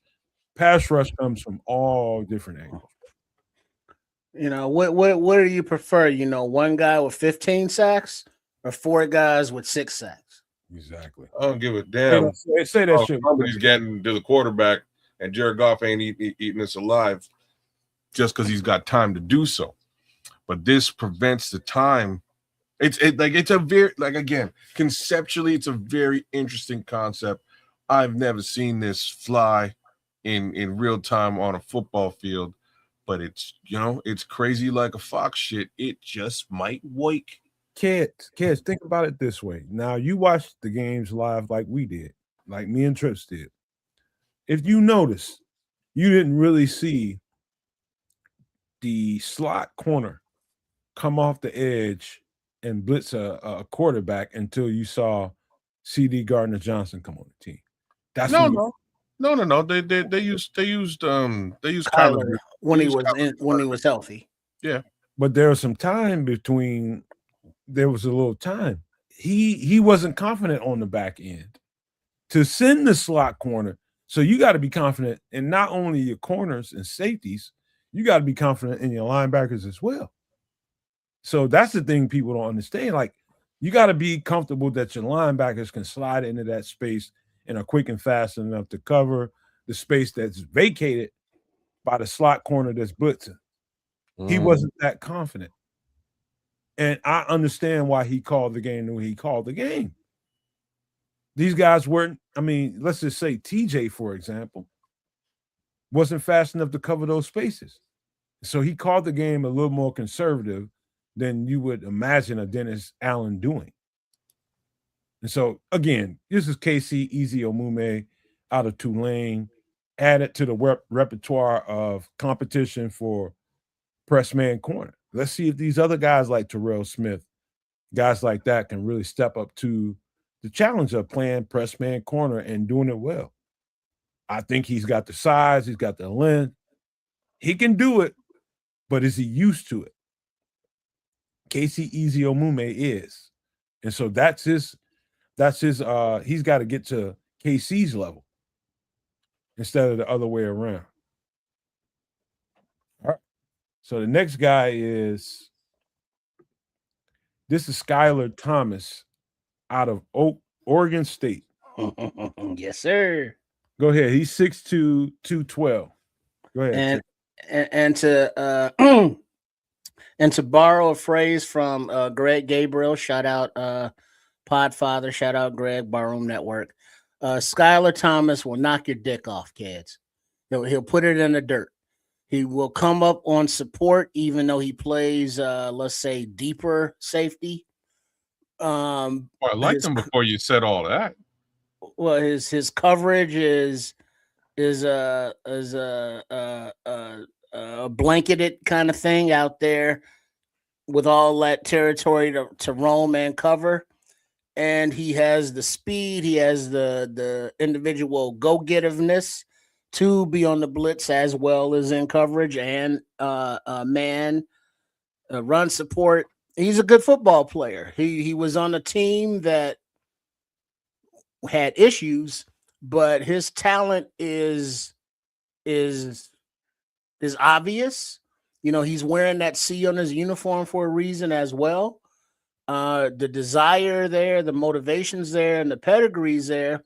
It's just his production in that defense didn't really show what he can do. I don't think. And as seen from the other players that we've talked about and will talk about, this coaching staff is looking for players of that certain DNA that they have.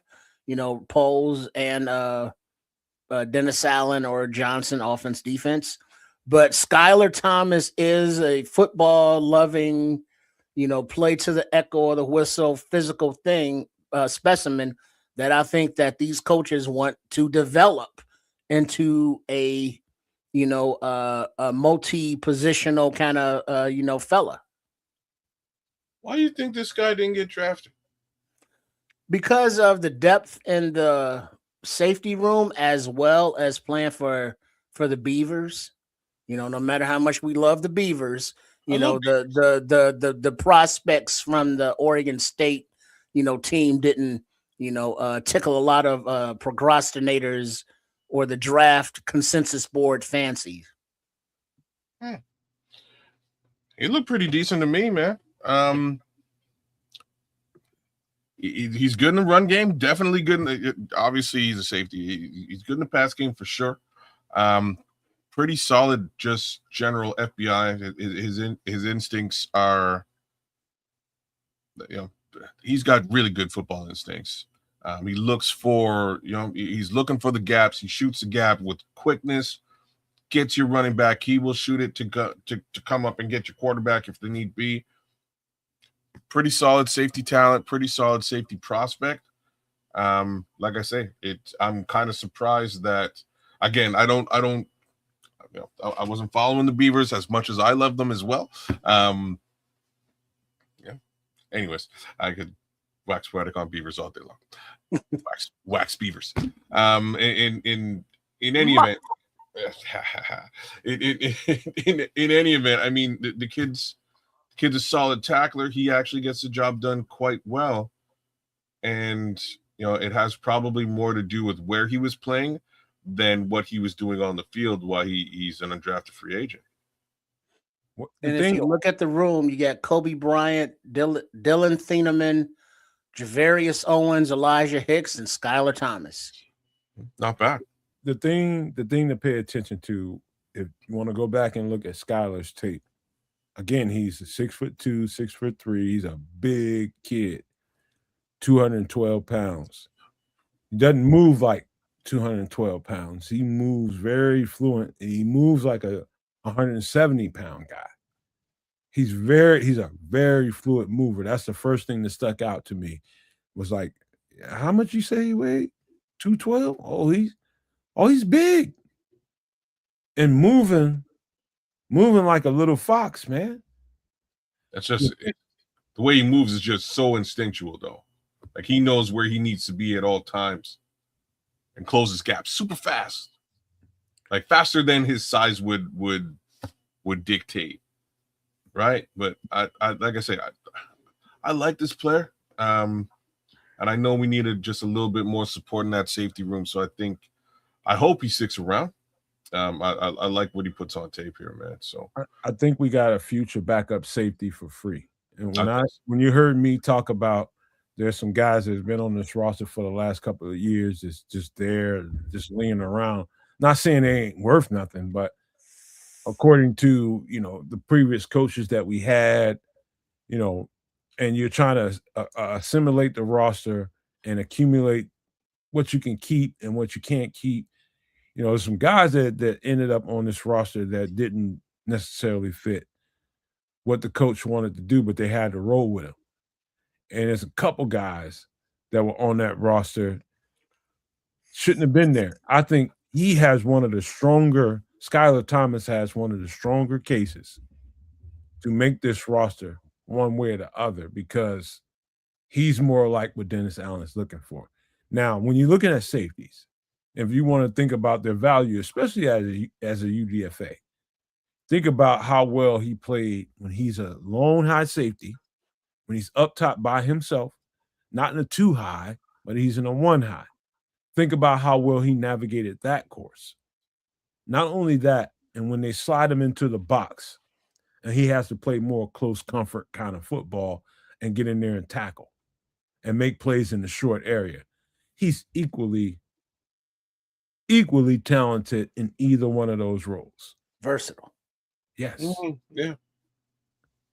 Equally. That made him particularly attractive to this team. He's comfortable in zone, comfortable in man.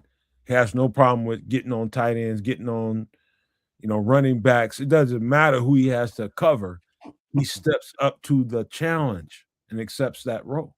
And also not only Skylar, but look at the DBs that we've talked about, KC, but look at what we talked about earlier with the tight ends.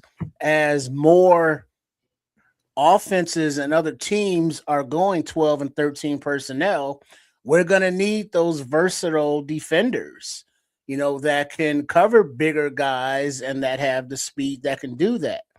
And lowest common denominators with the versatility pieces that we are bringing in at linebacker, at safety, and cornerback, they can do that.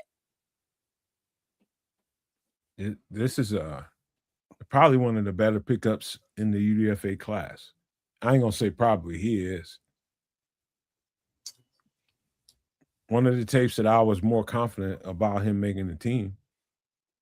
So he's one of that 7 or 8 guys that I think, unless he F's it up personally, he's gonna make the team. Excuse me. All right. Like I said, definitely like what I see.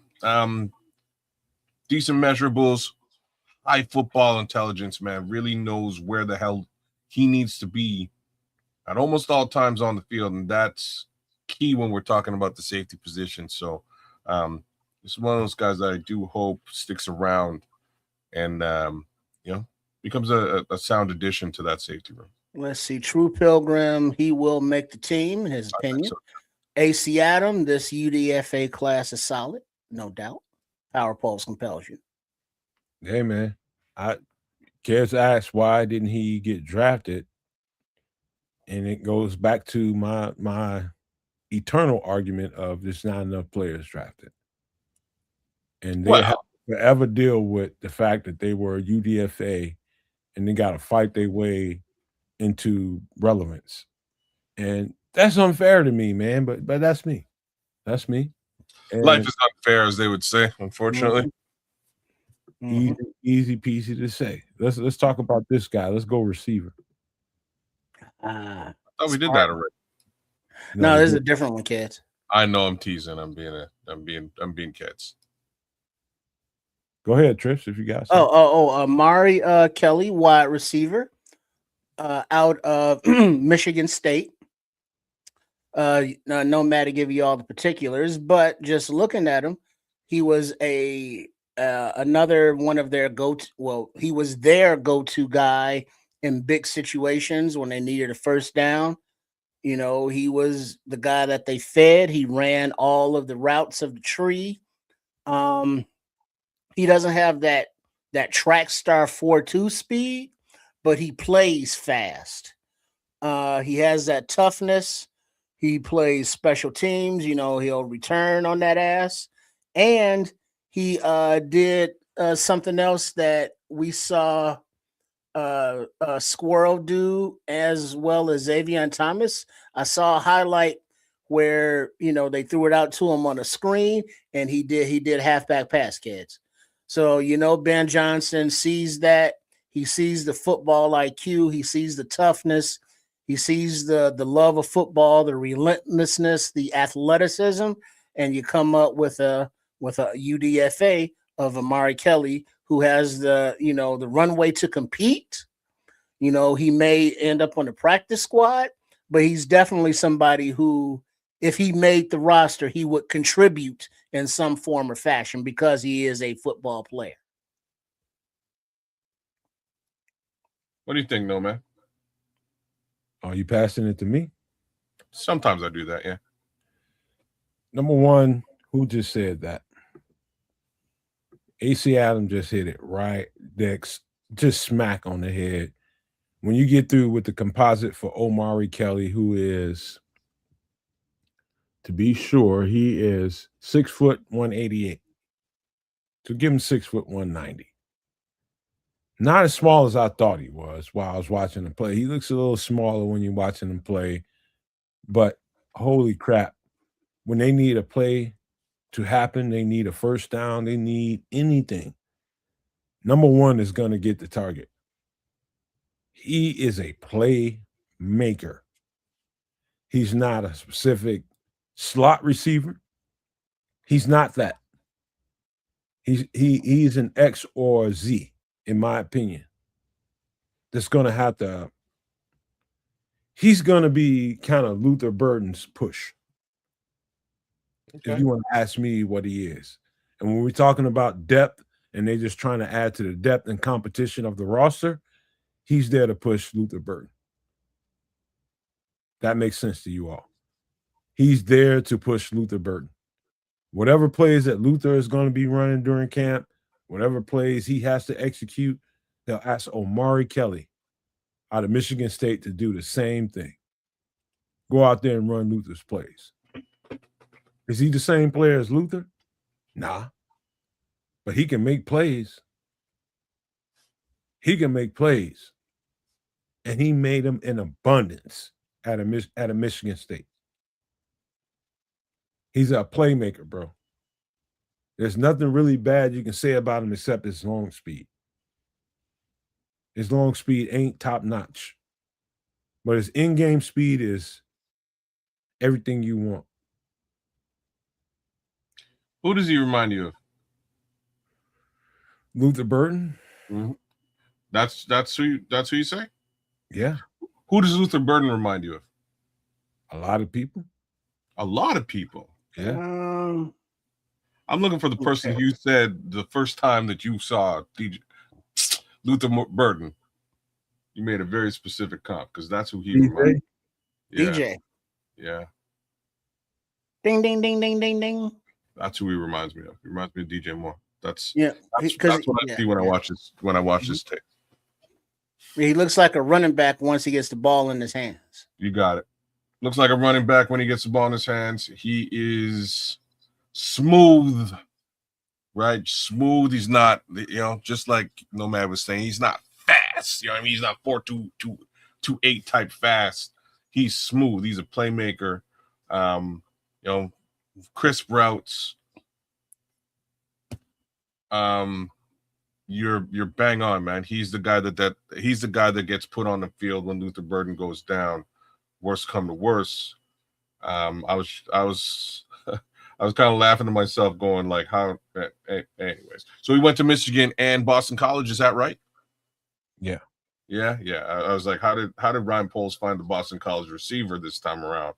He's really watching his old alma mater in a major way.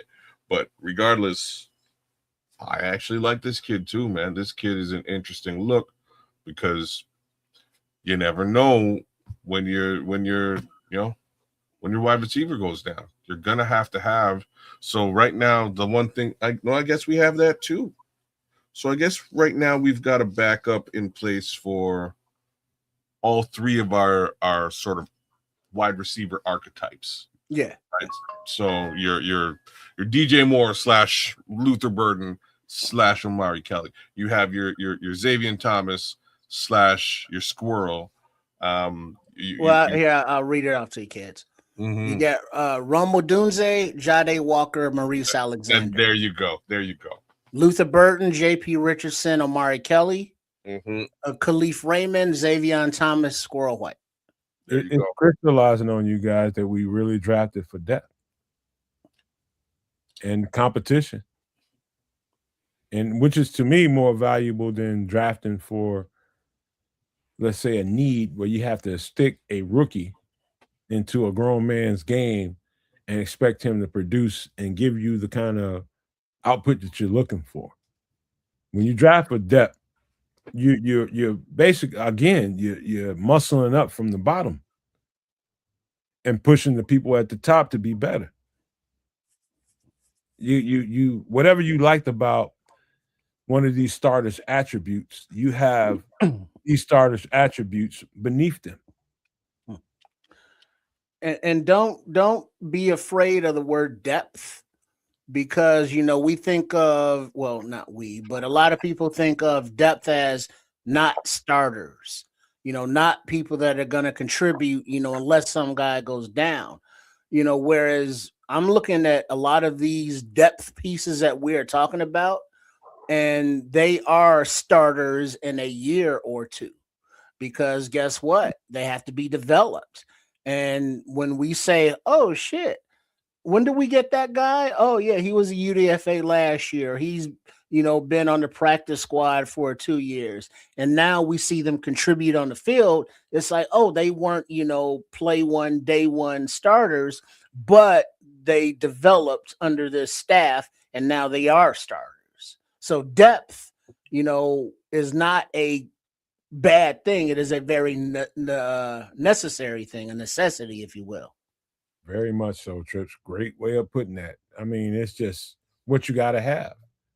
And this is Omari Kelly, 6 foot, 188, 190 out of Michigan State. That is everything you liked about Luther Burden, just to push Luther Burden. Hey, Luther, we love you. We love what you bring to the table, but guess what? Don't get fucking comfortable. I wouldn't go saying all that, but all right. Let me keep it going because you want to turn into another conversation. No. I'm just gonna say let's hope he stays healthy because this guy might take his job. You want to talk about depth? This is Jaron Kump, center out of Utah. Bigger kid, Jaron Kump. Let me see. Let me make sure. Jaron Kump is 6'6", 315 pounds. He's a bigger center. You can see that right there. Bigger center. But you talking about you ain't getting pressure my ass, sacks my ass. You ain't getting nothing past him. He's a wall. Mm-hmm. He is a wall. And so, okay, Nomad, they just drafted a center. What do we need with Jaron Kump? He's a center. You need your draft pick to be pushed. And that's what this is about. Pushing your draft pick. You think Logan Jones is going to be the future center of the Chicago Bears? Guess what? We just brought a guy in as a UDFA that's going to push him. And so we don't have to wait 3 years for Logan Jones to get up to par because we got a guy that doesn't give up sacks. He doesn't give up pressures, let alone sacks. Check his stats. Mm-hmm. This is what Jaron Kump is. He's a wall. He's the Great Wall of China in the United States, in Chicago, that doesn't give up pressure. He's a great pass protector. In the running game, a little bit, slightly less than better pass protector, but equally effective. That's what we just got. Slept on, bro. I don't know who it was, but it was one of the Knicks draft procrastinators. Those dudes that is like Jaron Kump should have been drafted in like the 5th round type guy. Most of his reps were at center, right? Or was he was a dedicated center, right? I looked at the center reps. I don't see him at anything but center. Right. So, yeah, because I was thinking, theoretically, if we are going to continue the team building experiment and what's going through the mind at Hallis Hall, because Dahlman retired out of the blue, they had to make an audible at that position. So they traded a 5th round of the 2027 draft for Bradbury. And then it's like, okay, so we solidified that position with a veteran who has a 1-year deal remaining. And so, all right, you reach up in the 2nd round for a center, Logan Jones. It's like that high, a center. We kind of like think that's starting territory for him. And you know what? He is a 6-year veteran. So he is going to legit, have the intelligence and the size to come in and compete. If he can secure that starting position, now you have this young man in Jared Kump who can, be the backup center, or put him on the practice squad, let him duke it out with Krutz's kid. But the vision of, all right, we got to call this audible. Let's draft Logan Jones. Let's see if he can start. If not, like at the beginning of camp and win that battle, at least by the middle of the year. Now we got Kump, this UDFA who fell to us, as our, backup center. If that's the way they kind of envisioned it, I can see that happening. Yeah. You starting to go ahead, kid. No. You go. No, I'll wait. Okay, so this kid played all 5 positions on the offensive line. That was some versatility there. You know what I'm saying? This is so I didn't see anything but center film, but he's played across the line, and that's an upside again, given that if you get the chance to see the center film, he's pretty dangerous, right? He really manhandles folks at the point of attack. Not a lot of people are getting by him. Run game pretty decent in the run game as well. I didn't, taking on double teams. he seems to swallow them up, which is kind of crazy to watch, but he just does. What were his measurables, Nomad? Did you catch that? 6'6", 315. Damn. Like I wonder what the arm length is. It's And like another guy with the C on his chest. I like that. Really, eh? Yeah. Well, his coaches love him. I'm not surprised that he has the C. Coaches, quote unquote, has come out and said that he's, in his 12 years of coaching, this kid has the highest football IQ of all the players he's ever coached, which is, that's a pretty decent compliment coming from a guy, again, who's been coaching football at the collegiate level for over 12 years. Take that for what it's worth. Sounds like the kid's smart. Look right? at his hands and fingers, how he swallows up that ball. Yeah. He also swallows up double teams the same way. Like I'll put that out there too. Right. So so yes, this will definitely be a depth push for Logan Jones in front of him. That's just factual, as well as the other centers that they brought onto this roster at this point.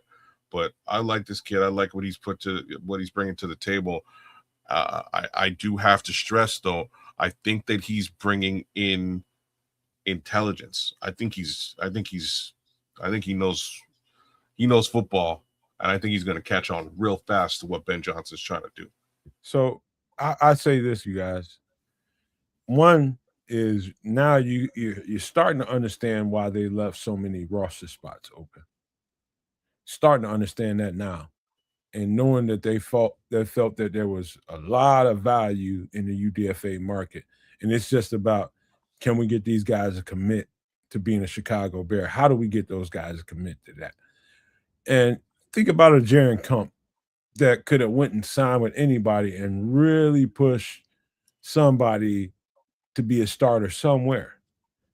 And they convinced him that, hey, we love Logan Jones and we love what he brings to the table, but he's just a little bit light.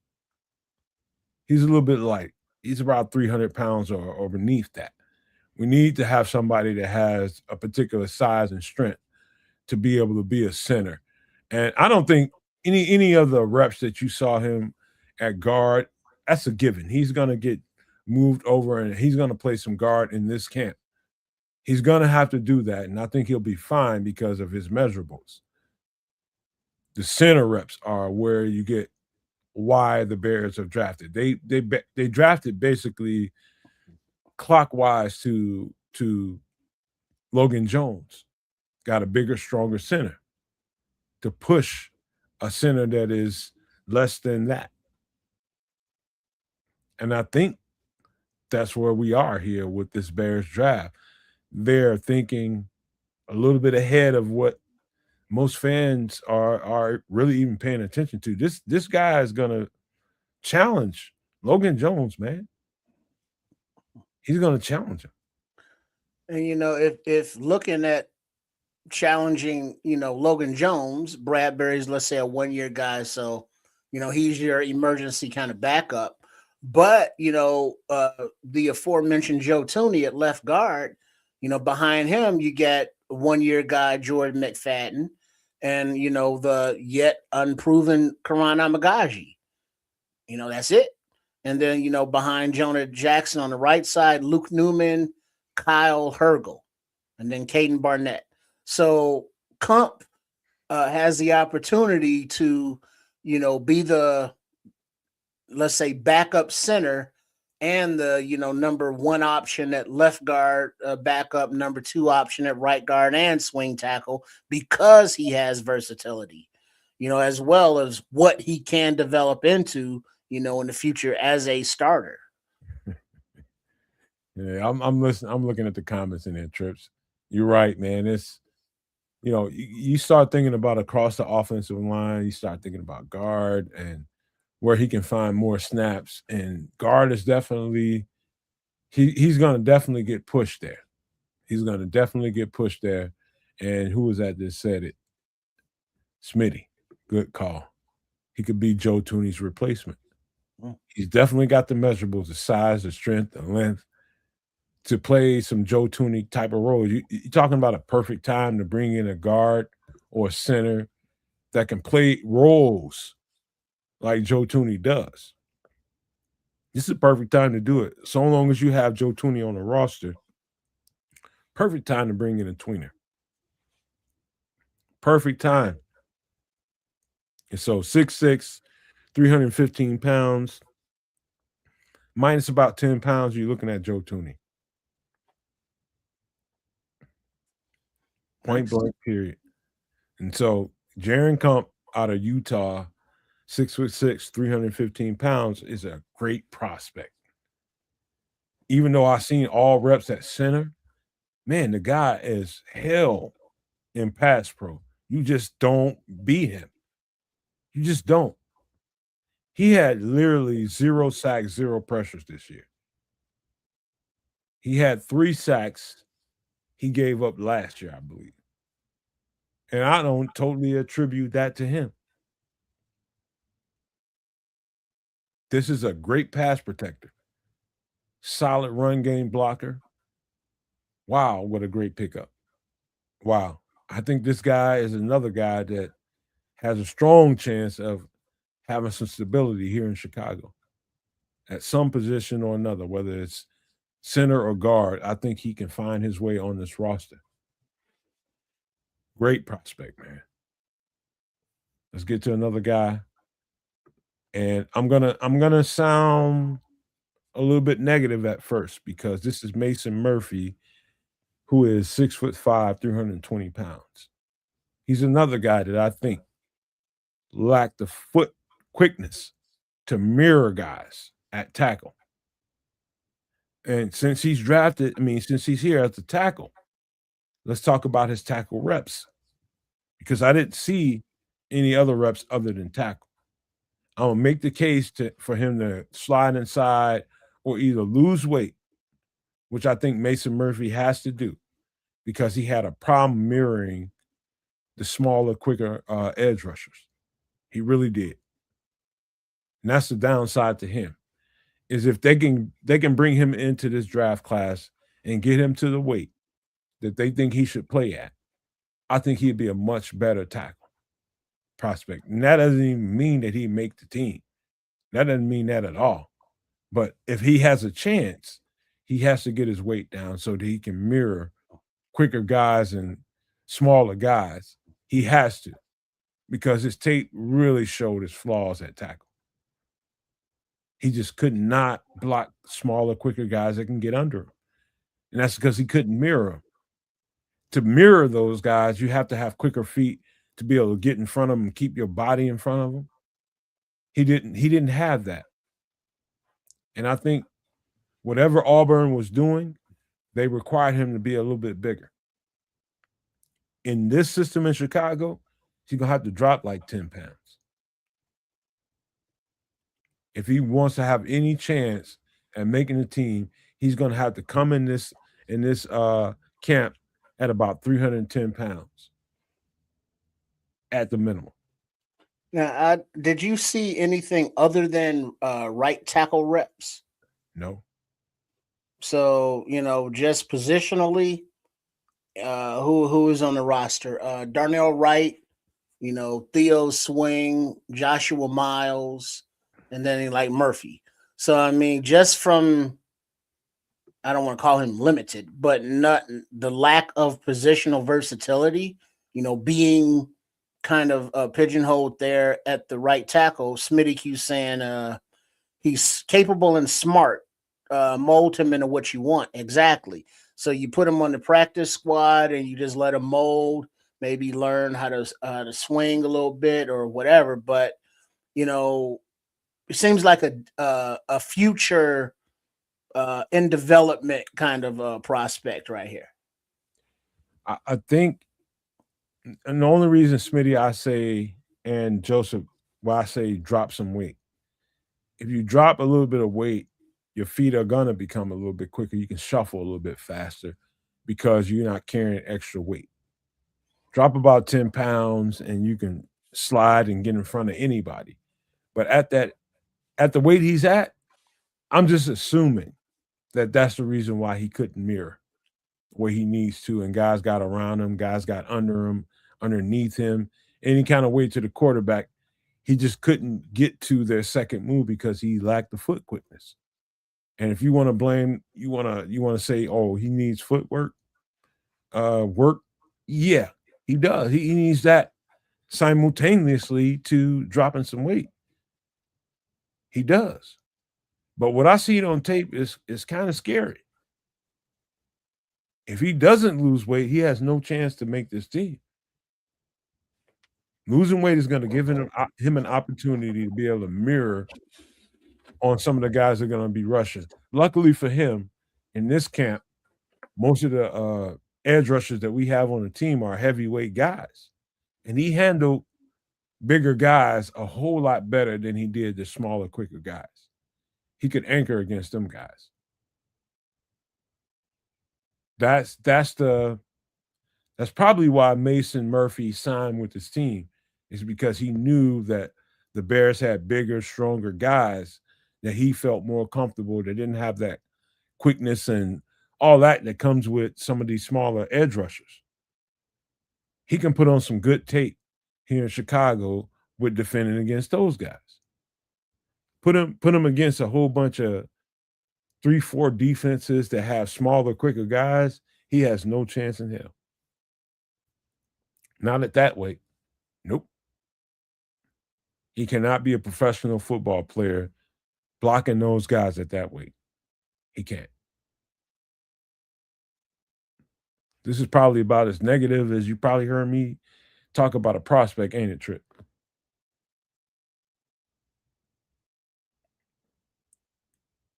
You my bad. I gotta. Just gonna hold say, on. All right, there we go. Yeah, I mean, it's not negative. It's just a review, a critique of.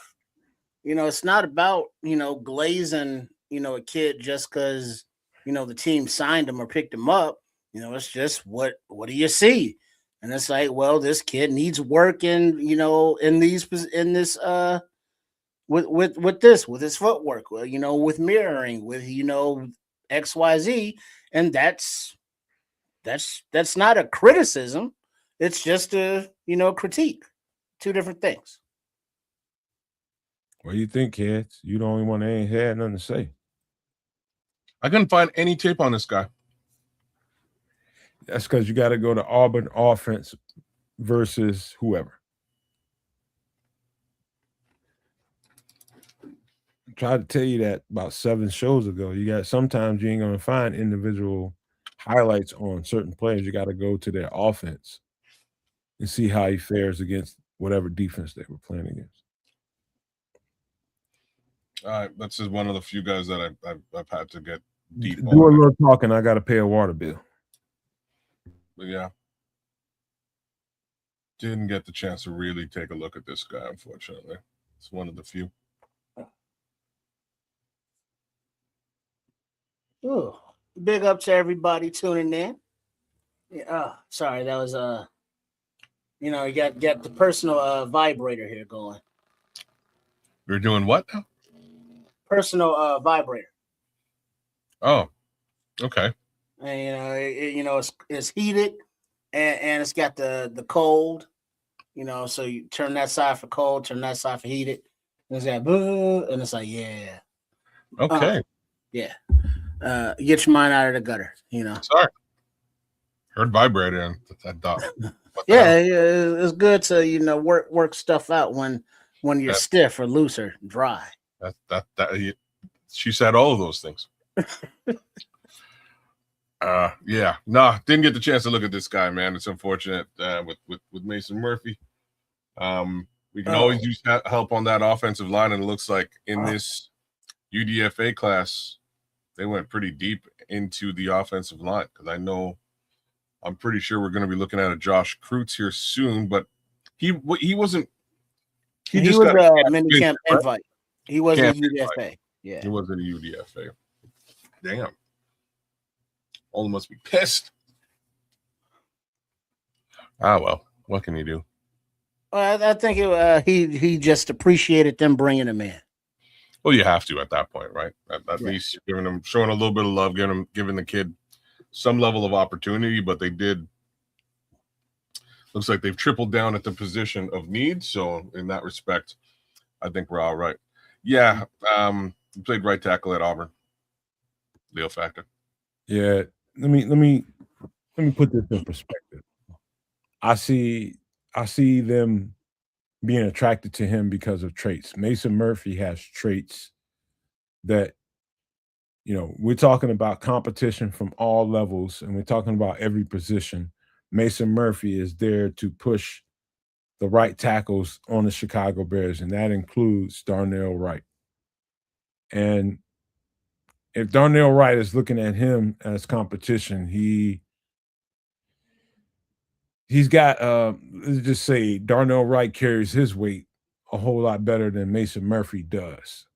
His foot quickness is a lot better than Mason Murphy's is. Mason Murphy can be a very good prospect if, in my opinion, he drops a couple of pounds.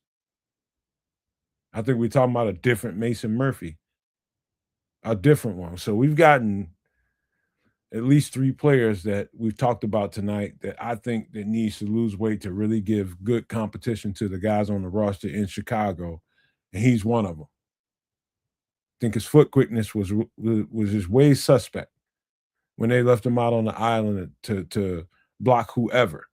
So long as it was a bigger guy that matched his size, he fared very well against the bigger edge rushers. Smaller guys, they can whip right around him.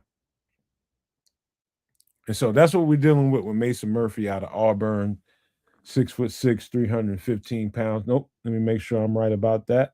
6'5", 320.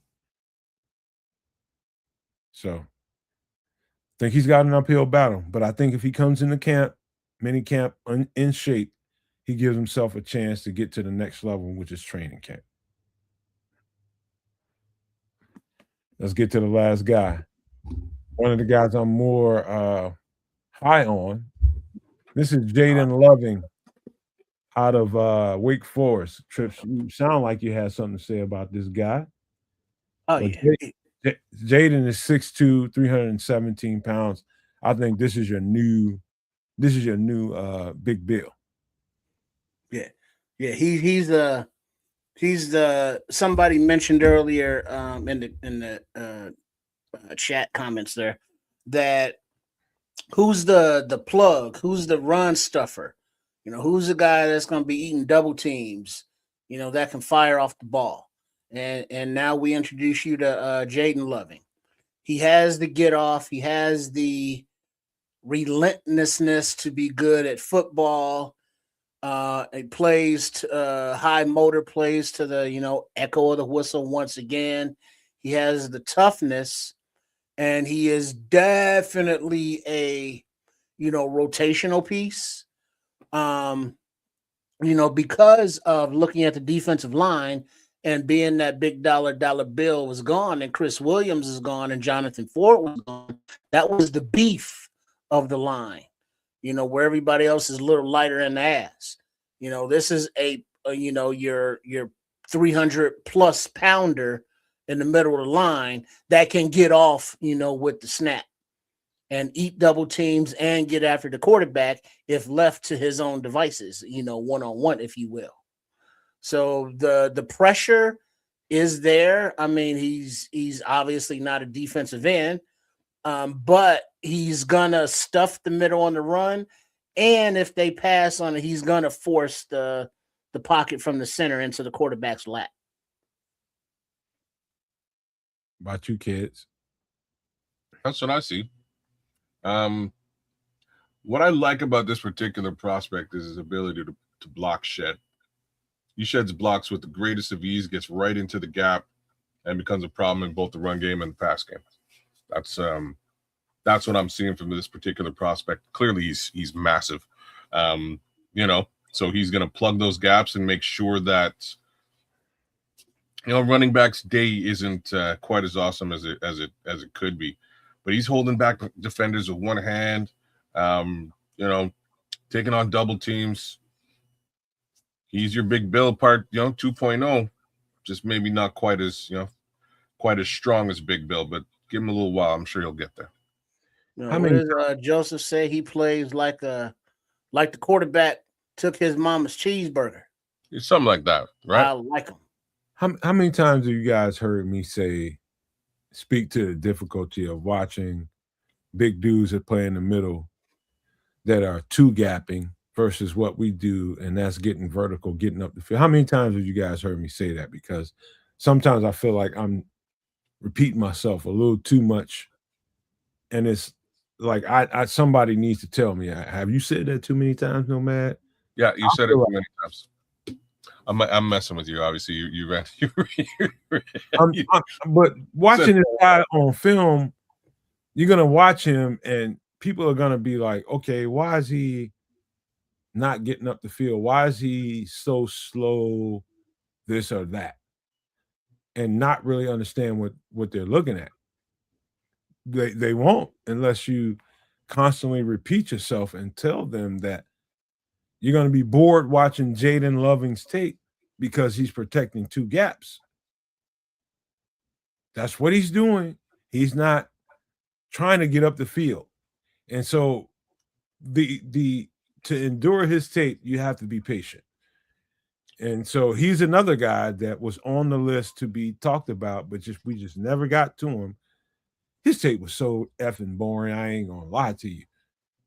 Until you seen the moments where they asked him to get vertical and nobody could block him, and you start talking about shedding blocks and getting off blocks and getting on upfield.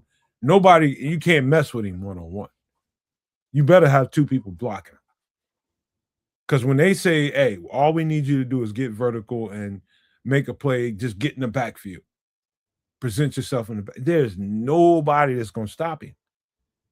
And that comes from his childhood.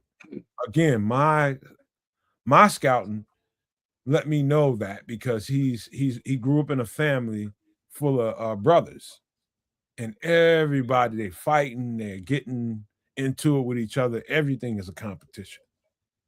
Hence what the Bears are looking for. They're looking for people that just love physicality, they love football, and guys that love to compete. He's a competitor. In fact, I think he did himself a disservice playing at Wake Forest in a two-gap scheme. Just flat out disservice. If he was anywhere in the country that got up the field, like say Miami, 4 down front, or say Iowa for that matter, that just really focused on the 4-man front, that your middle guy got up the field, he'd probably been drafted in the 5th or 6th round. But he fell undrafted because when you look at the tape, it's hard to translate what you're looking at on tape, him two gapping and trying to figure out what that looks like in a scheme, and seeing if you see, just imagine if you've seen enough reps that he got up the field and made a play in the backfield. Just wasn't a lot of that. But when you did see those flashes, holy shit, they can't hold him one-on-one. They cannot hold him one-on-one. He's going to get right off your block because his bottom level of his body is stronger than yours. He's just going to run right through you. And his hands are powerful as shit. I think this guy's going to make the roster, and I think he's going to supplement what Big Bill does. And let me just say this for the record. I don't think people should be thinking about Javon Dexter on this roster as a 3 technique. I think you should be looking at Grady Jarrett. I think Javon Dexter is more your nose guard. Mm-hmm. And so this guy is in here to challenge Javon Dexter in that regard. Yeah, that makes perfect sense.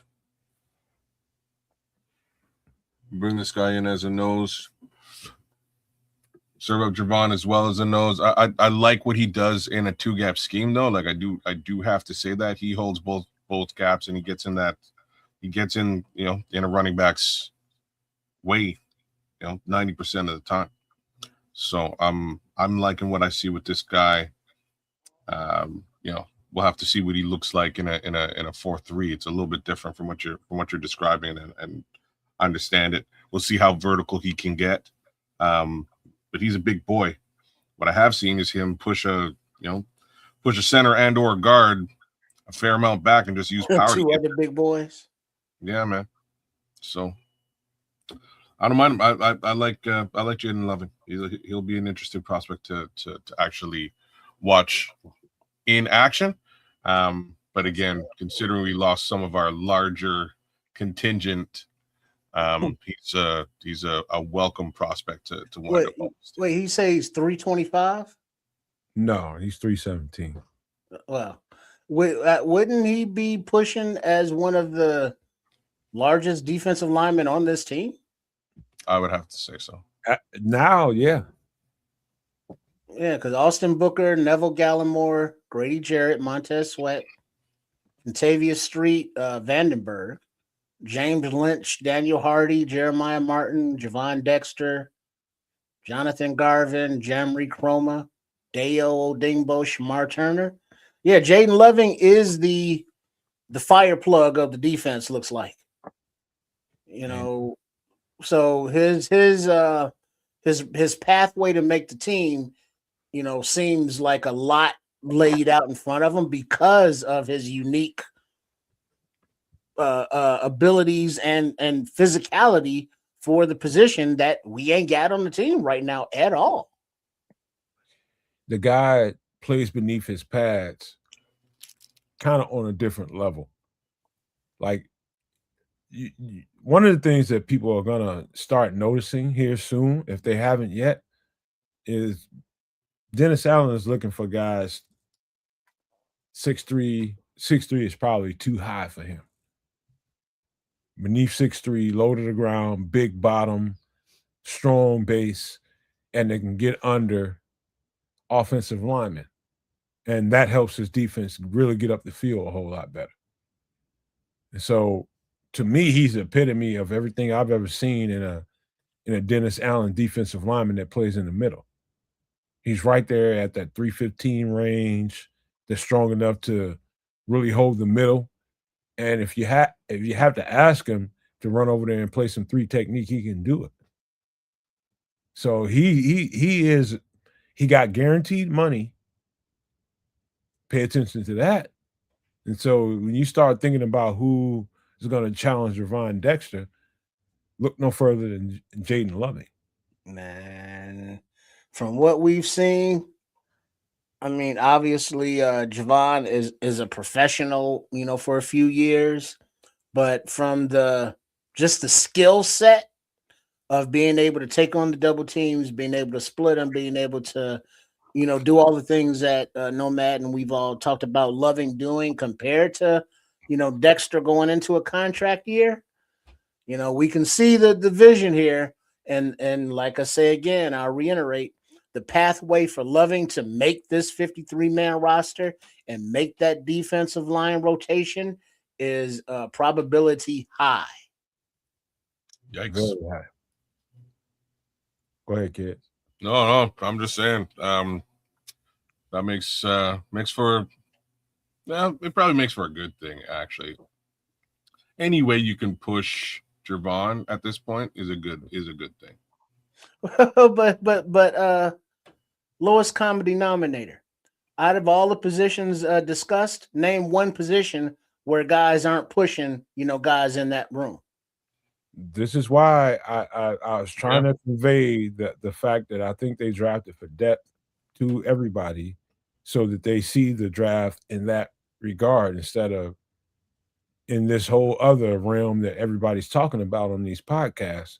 They're not seeing the bigger picture. Well, sounds like a whole bunch of competition. Yep. Ain't nothing wrong with that. AC is like what this is the beginning of May. Rookie camp is next week? And then there's like May, June, like 2 months before they come back again or something like that. But it's like, damn, I want to play with them now. Wait, that didn't come out right. I want to play with the shiny new toys or see them play now. Yeah. Thank you for that. My girlfriend laughed at Trips, man. Your ass crazy. I'm glad you. Hey. Yeah. Hey, but this is Jaden Loving out of Wake Forest, 6'2", 317 pounds here to push Javon Dexter and see if he can reach the next level. This guy's, I think he's definitely going to make the team. And I probably feel more confident in him making a team than almost anybody else we've been talking about tonight. Wow. Just by way of the guys I've seen in Dennis Allen's defense, he fits the profile better than any other defensive lineman. He just does. He just does. So we waited until after the draft to get a defensive tackle, and this is what he looks like. But we watch him on film. Don't get overwhelmed with how much he's two-gapping and not really getting up the field. Just try to project what that looks like if you watch enough snaps, what it looks like when he's getting up the field.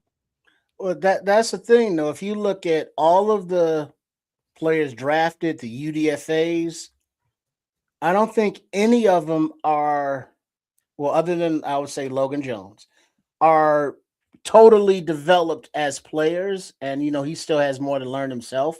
But all of these players are accomplished, from their schools. A lot of them were captains and all of that. But it seems as though they all still have another level that they can attain as professionals, with the appropriate coaching and support system, weights and nutrition and all that stuff. So it looks like just like the last draft class in 2025, where it's like, man, these guys looks like they have ascension still left to them. This class matches that as well, that it's like, man, these guys are talented as AF, but with a little more molding and professional development, they can be some really good professional football players. And I think to a man, we see that in these players, in that DNA. You know what, Trish, to that point, I'm going to go back to Dennis Allen. The guys that ended up really performing on his defensive line weren't guys that were drafted high at all. Those are late round draft picks. They were guys that were UDFAs. There were guys that were brought in as UDFAs and just ended up on that roster and just really turned that roster defensively into something else. And so you start asking yourself, oh, wait a minute. We thought that the second day of the draft was going to be all Dennis Allen, but guess what? It wasn't. First, the top end of that was all Ben Johnson, and the rest of it was Dennis Allen. Because you know what? Dennis Allen's comfortable with some of these guys that ain't a whole lot of people talking about. And so we got to trust that too. Got to trust that. And I know what he can do with some of these guys. Mm-hmm. And that's the exciting part, because we know the mind of Ben Johnson from the one season we've had him in, before. We see the offensive pieces that we've acquired, and we've broken down how they, could possibly fit. Same on defense. The Poles DNA and the coach's positional versatility and desires. And we are now starting to, not only have those frontline positions, but the depth as well, which will be developed into the frontline positions. So the professionalism of the scouting department, the front office, and the coaching staff of this Bears organizations now is showing that, they want to take the North, the division, and not give it back by not splurging or throwing draft picks at a trade acquisition or, spending a lot in free agency, but being frugal, having a plan and sticking to that plan. And we're seeing the players that they're acquiring right now. And I don't think there's one fan that can say that the 2026 Bears going into the season, that to a man on the 90-man roster isn't shades and grades above, the 2024 Bears roster. Look what Smitty says. This also tells us that they really did their homework and correctly predicted how the draft would go. Mm-hmm. They left those spots open. They left those spots open, and I really am clear now, more clear now than I was before the draft, that they felt like there was large value in this UDFA class. And I don't think they're done. No, because there's still I think 2 or 3 open spots. Yeah. Because they got the mini camp invite coming up. They got so those leaving some flexibility. They've got those guys that we ain't talked about. There's a few guys there, at least 2 guys there that I really feel good about. And we ain't gonna talk about them yet. I just want to see how that moves and shakes once they get into rookie camp. Once that starts get solidified, we can have those breakdowns too. But right now, it's just really getting ahead of yourself when you start thinking about, tryouts and different things like that. You just got to wait and see how that plays out. It's just not enough for me to be doing breakdowns, in my opinion. But this is Jaden Loving out of Wake Forest, defensive tackle, more importantly, nose guard, 6'2", 317 pounds. Wow. Watching him play, you got to watch enough tape for you to understand how good this guy can be in this defense, man. It's just impressive once you watch enough tape, man. This is good. This is really good for the Bears. Get him down so we can close this show out, man. One guy, kids, that I would recommend that you take a look at, even though it's just a mini camp invite, so it's still tenuous as far as the roster. But running back out of Kansas, LaShawn Williams, a very fun watch, very entertaining player. He's noted. And also another guy that's noted is defensive end Nico Taylor out of Oregon State, but I don't think he's got it. I don't think no. I watched it just to see, but I don't think he's got the motor to play with us. So all this conversation today made me think of one thing. So what seasons was Brady over in? When did Brady go to? Where the hell did he go? Tampa? New England? No. When did he leave New England? We got to be quick. Remember, we got to get out of here before 5 hours. Okay. Anyways, it just makes me think of the honey badger. Is really what I'm thinking of. Do we have a honey badger? You mean safety? No, I don't really mean a safety. What do you mean? Do we have a player in the secondary that is just a wild card? That's just a joker that we can move wherever the hell we want to move him. And is that player potentially Dylan Thieneman? Well, what's the difference between Thieneman and Kobe Bryant? Maybe it's both of them. So it's like Nomad was trying to get you to think of the defense from the back to the front as opposed to the trenches out. As opposed to a dominant defensive end. I'll challenge you to think of the safeties, plural, as the honey badgers, plural. Interesting. That's a good way to think about it, for sure, because I'll tell you why. I think we got multiple players that are multiple. He's a snow badger, the scroll says. Exciting whites. You talking about Kyler, you talking about Thieneman, you talking about Kobe Bryant, you talking about and this is a stretch a little bit, but even a healthy Jalen Johnson has some multiplicity to him. Even a Cam Lewis. I know what you mean, but it ain't quite as explosive as those other 3 guys you thought. Well, Cam Lewis. And then start thinking about the size of Terrell Smith and Tyreek Stevenson. Talking about multiplicity. You talking about guys that can slide out there and play safety comfortably and with their cornerback skill set. Those are guys that have been talked about for the last 2 years. As hey, what do you think about Tyree Stevenson or Terrell Smith at safety? You know how many times I've gotten that question? Well, I don't think that's even a feasible conversation to have now. It is feasible, bro. I don't think so. Now I think they'll be pushed that way this year. Why would that? Because Dennis Allen plays a lot of, I'm going to tell you, Dennis Allen loves dime defenses. he loves to play with extra DBs. And so when you play with extra DBs, you're thinking about dime coverage. Two safeties, two cornerbacks is what a normal defense looks like. And you're talking about adding two extra defensive backs. What are you going to do with those two extra defensive backs? Those guys have to play particular kind of roles. They're going to have to play kind of hybrid safety.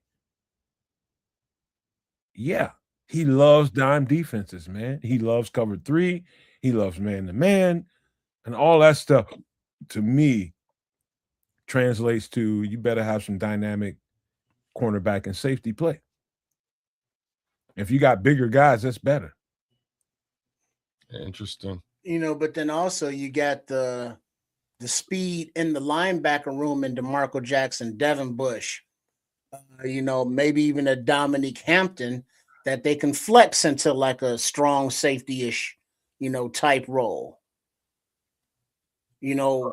for the defense while they're on the field at linebacker. If something went down and you saw Kyler float out there to a safety, everything in me knows that I'd be comfortable with him playing that role. Something happened where they had to supplement Terrell Smith or Tyreek Stevenson out there at a safety role. I know enough about those guys that I know I'd be comfortable. And so what they're looking for is dynamic guys that can really move around, and you don't have to have a particular position that you special. We know what Terrell Smith and Tyree Stevenson are. But how do you fare out there when you have to get off the ball and play space? That's what a safety does. Interesting. All right. Hey, two thoughts first of all, real quick, let me be the first to wish you all May the 4th be with you. And second of all, we are less than a month from June 1st. And we know June 1st, what that represents in the NFL, cut day. So think about also players on other teams, that are going to be available, with these 2 or 3 open roster spots that the Bears still do have. You know what, Trish? Good thing you said that, because I do still believe that the roster is incomplete. I think they are definitely waiting, and don't expect some edge rusher to come out of the blue and make you feel happy about this draft. Don't expect it to happen. Expect them to go into camp with the guys that they have, and when they put the pads on for a couple of weeks, tell them what they need to do next, whether they need to do anything at all.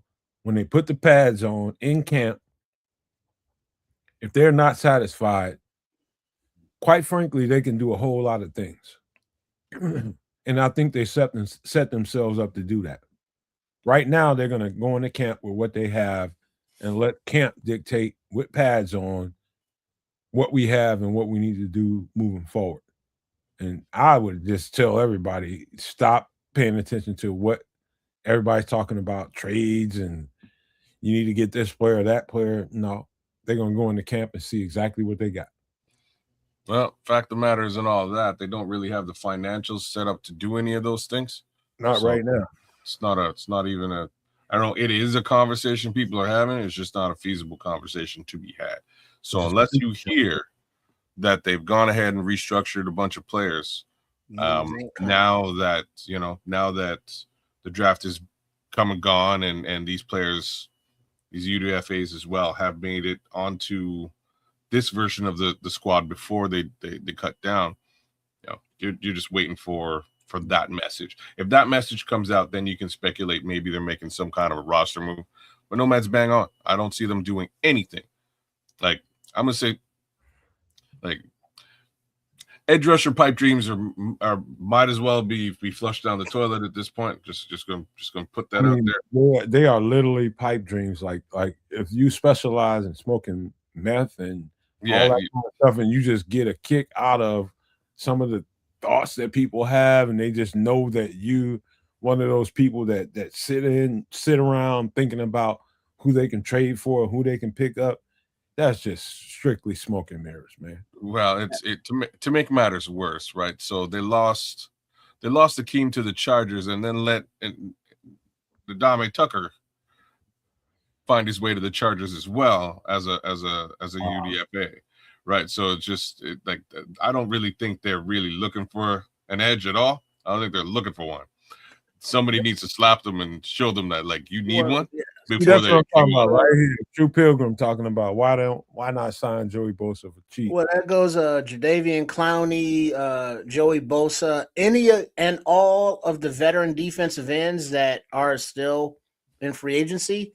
They ain't coming free, so money's going to have to be cleared up either way. But also look at the veterans, and you know how they do.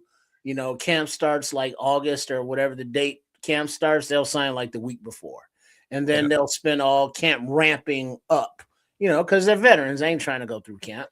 And, so that could be a last moment thing. But then you got the June 1st, who's available then.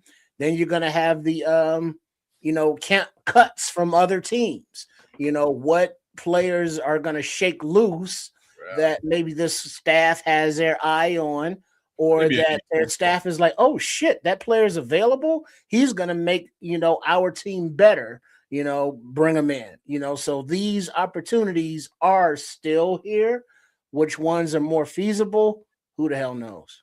Hey, Pilgrim, let me tell you something before we get ready to get out of here is Joey Bosa looks great in a uniform. He looks great out of uniform.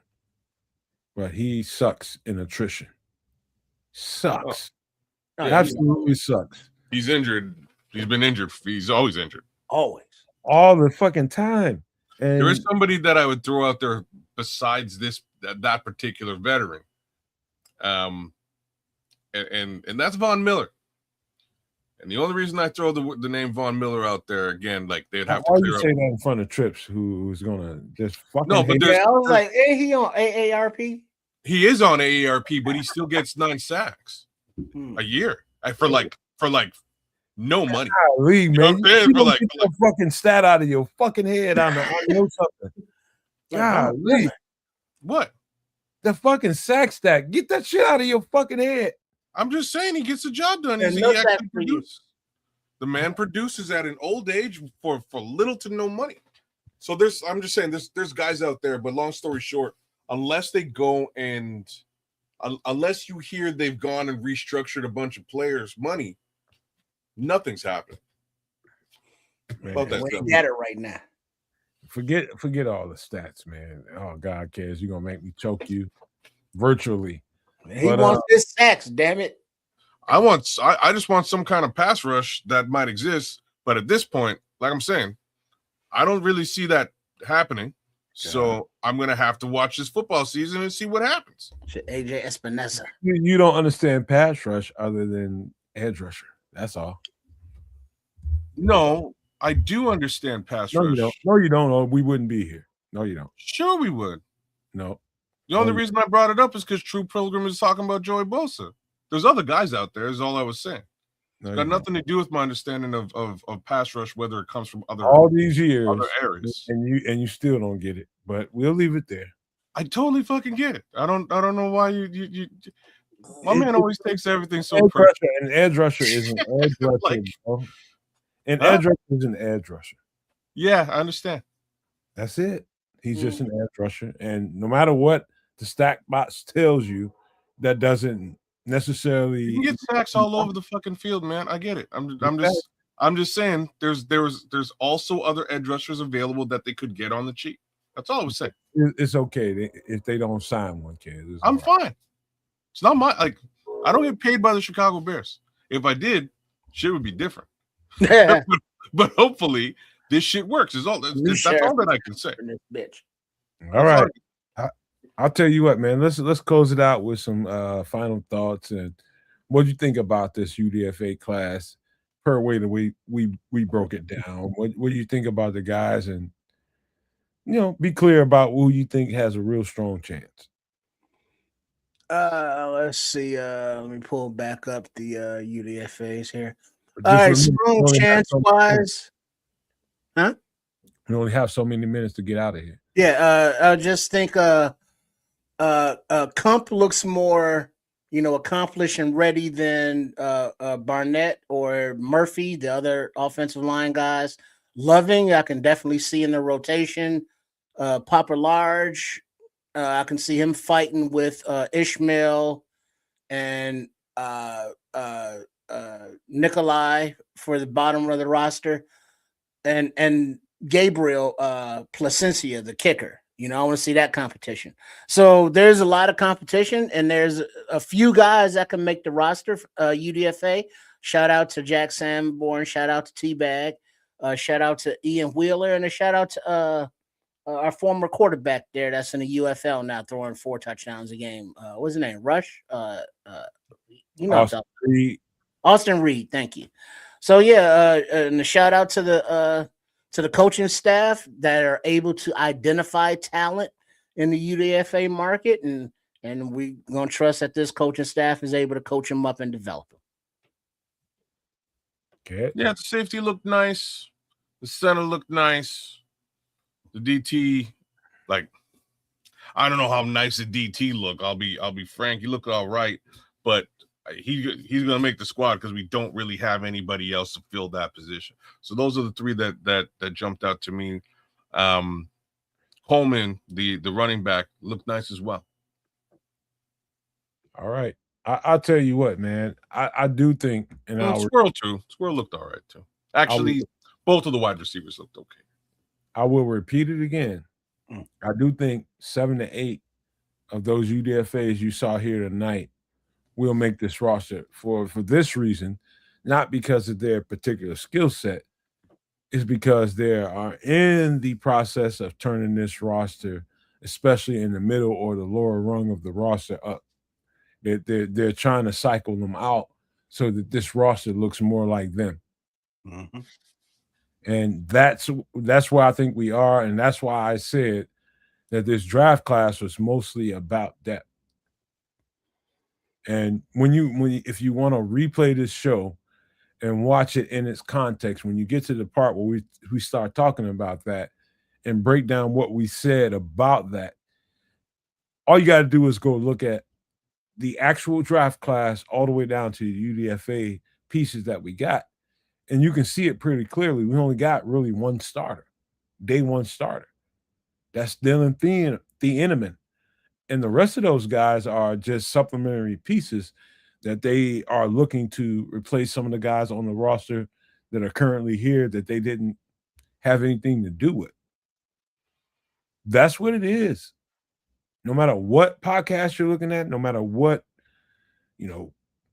media show you're looking at, when you start thinking about Chicago and what we did in the draft, just know, if you want to spread the word, you should go ahead and tell people that the Nomad Network told you they drafted for depth. I stand by that. And I think the guys here on the show stand by that too, after further review of us reviewing the entire roster of what we know they have versus what we know they just brought into the building. It's clear to me they drafted for depth. But that's the point I wanted to make before we get ready to get out of here. Save a couple of minutes before we go and tell you guys that, hey, we are the Nomad Network. We are Sports Chicago style, and we are also Kez of Canuck. All 3 channels are streaming right now, and it takes you nothing.